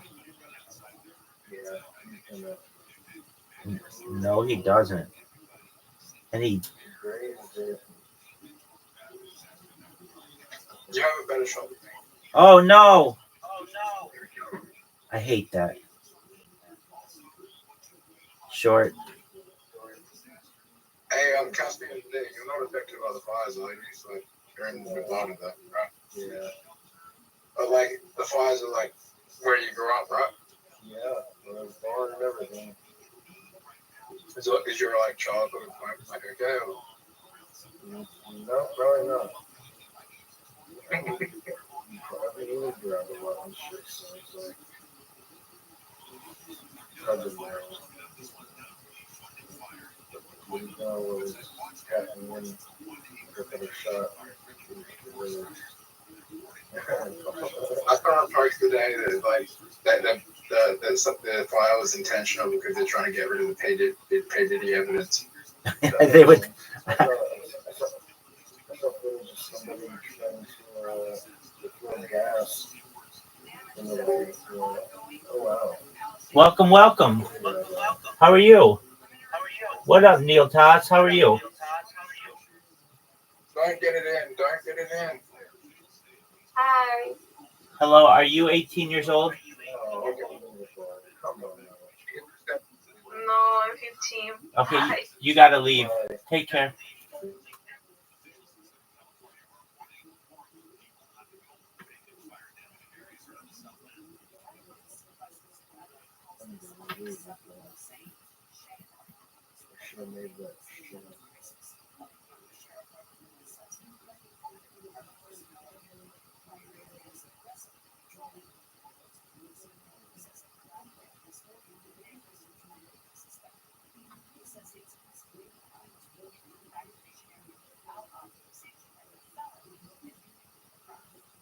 What if 15-year-olds going in Discord terms with a random man? They, Yeah, that's the issue. That's a very weird. I completely agree. What's the point? How do you do it? What are you trying to do? well, I mean, I don't condone it, but it happened. It's like it happens so much on Discord that I've like multiple times said I wish there was a setting that just allowed you to turn off anyone who's not 18. And it's almost like People don't lie about it, right? I understand, but it's almost like That's this. the issue. It's almost like Discord doesn't care. Like I don't know. Like, I'm in a Discord that says like some Discords I'm in that say that you have to be 18, but then people come in there all the time who aren't.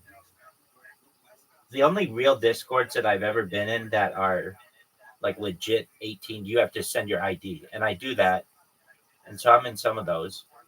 But then like Aiden Ross's Discord, he's always got like his fan. Oh my God. His fan base is probably like average age of like 16. So You got it in. did I get in? Yeah. I was wondering where you go. It's at the bottom of the cup. Alright.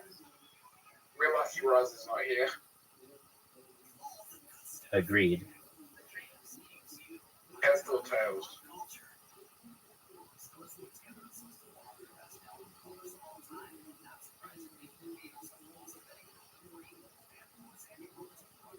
And it was tails.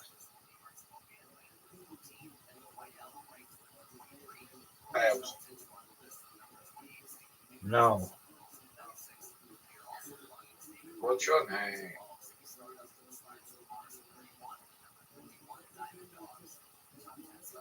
Is this perfect shot? No. No. I'm going to go the safe way.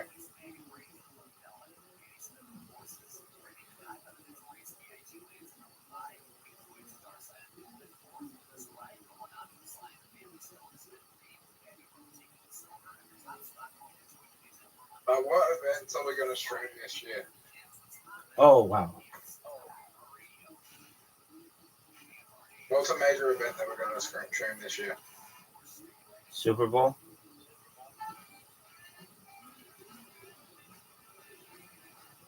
That's not too far away, is it? No, it's within a month. Kendrick Lamar's performing at the Super Bowl. Cool. Did you know that? I think I remember hearing that he would be the musical guest. Yeah. And you know they don't get paid anything to perform at the Super Bowl. They don't? No, because they make it up in music sales. Is it me or is it Caspian C? He's not moving.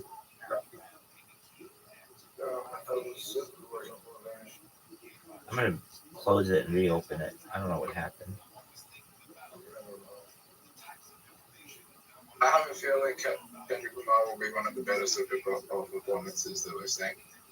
Caspian C. hit it. Anything's better than Lady Gaga. Anything's better than Lady Gaga. That was fucking awful.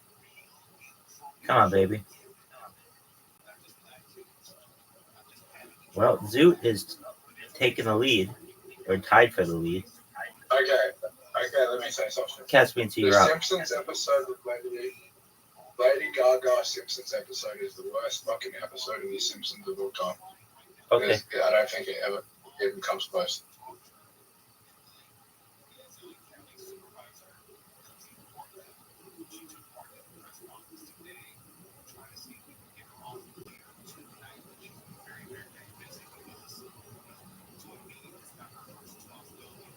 Rabbi?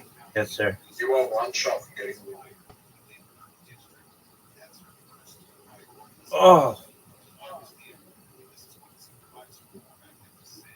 Zoot ties for the lead.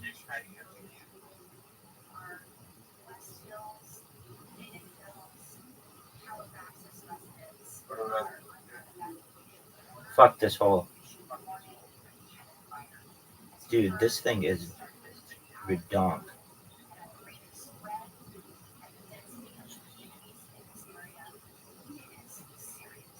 Stop.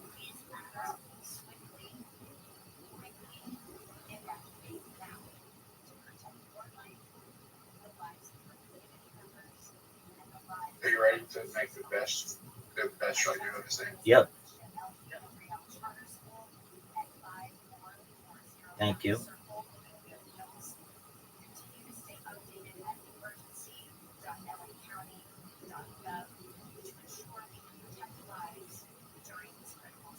Look at this move.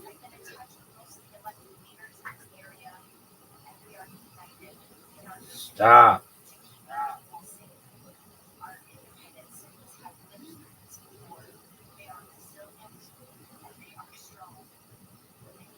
Water.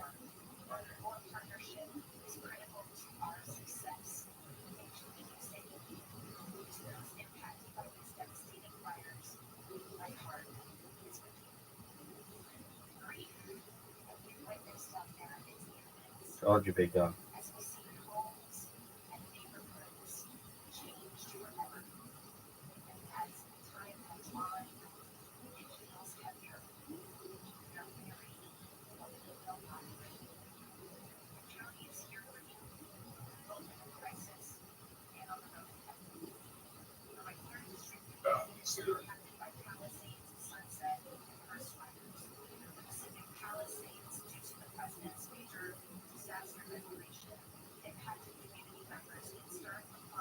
Rabbi, when's the last time you dived? I have one. Probably like a few weeks though. Okay. A few weeks ago? Yeah, I mean it's right here though. It's not far from me. What do you think about it? I do my best not to. There it is. The reason why I don't is just because it becomes expensive. I'm like the world's best vapor, and so I'll fucking sit in that thing in my mouth like a tit, and it's just when I do it, it's usually like an extra $200 a month or so that I don't need to spend. So if I ever need it or I want to relax, I have some, but generally I like Smiths. I like a Norwegian. I like the Smiths. I don't like this phone. This is like the most confusing hole right now. Wow, that was a wild shot that Casper C just had. All right. Zook can only tie. I'm gonna get it in. I'm gonna get it in the next show. I'm not good at this one. You ready for the greatest solo one you ever seen? One of the greatest I've ever seen. Yeah, this is gonna be a home one.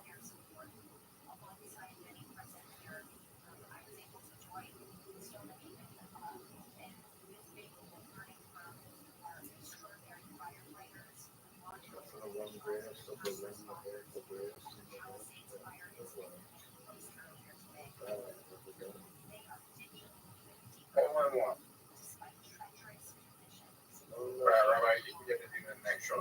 Big boy gang.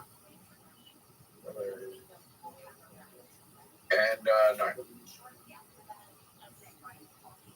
The good news is I can come back. Bad news is I gave you an easy shot. That's not an easy shot at all. If he would have made that, then I would have won.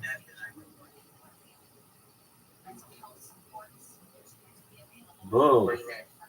Because you could have only gotten 1 point then.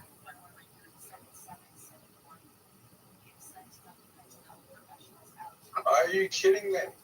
Caspian C, make it. Do you have an easy shot, Rabbi? Quit saying that. Am I a good man? I think you're a pretty good person. Good man. I could understand. I don't think that's true. Did I get water bumped? No way. Yep. Yep. I think you have an easy feel that. To be honest. What the fuck was that? Oh shit. What? I hate this hole.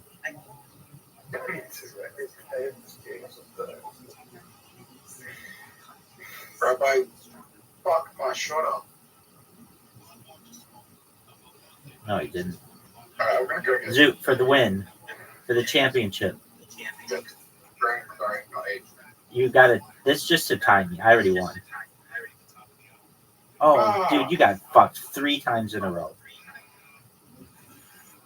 And Caspian gets it in. Exactly. All right, boys. I'm good. For enjoy yourself, big dog. Just get something to drink.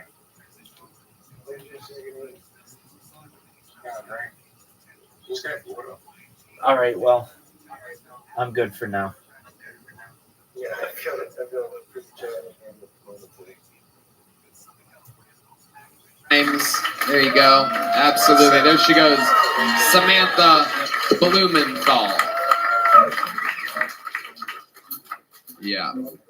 Okay. Another bucket pull. We're getting through it tonight. Make some noise for Holden DeShazo. Holden DeShazo, or perhaps DeShaza.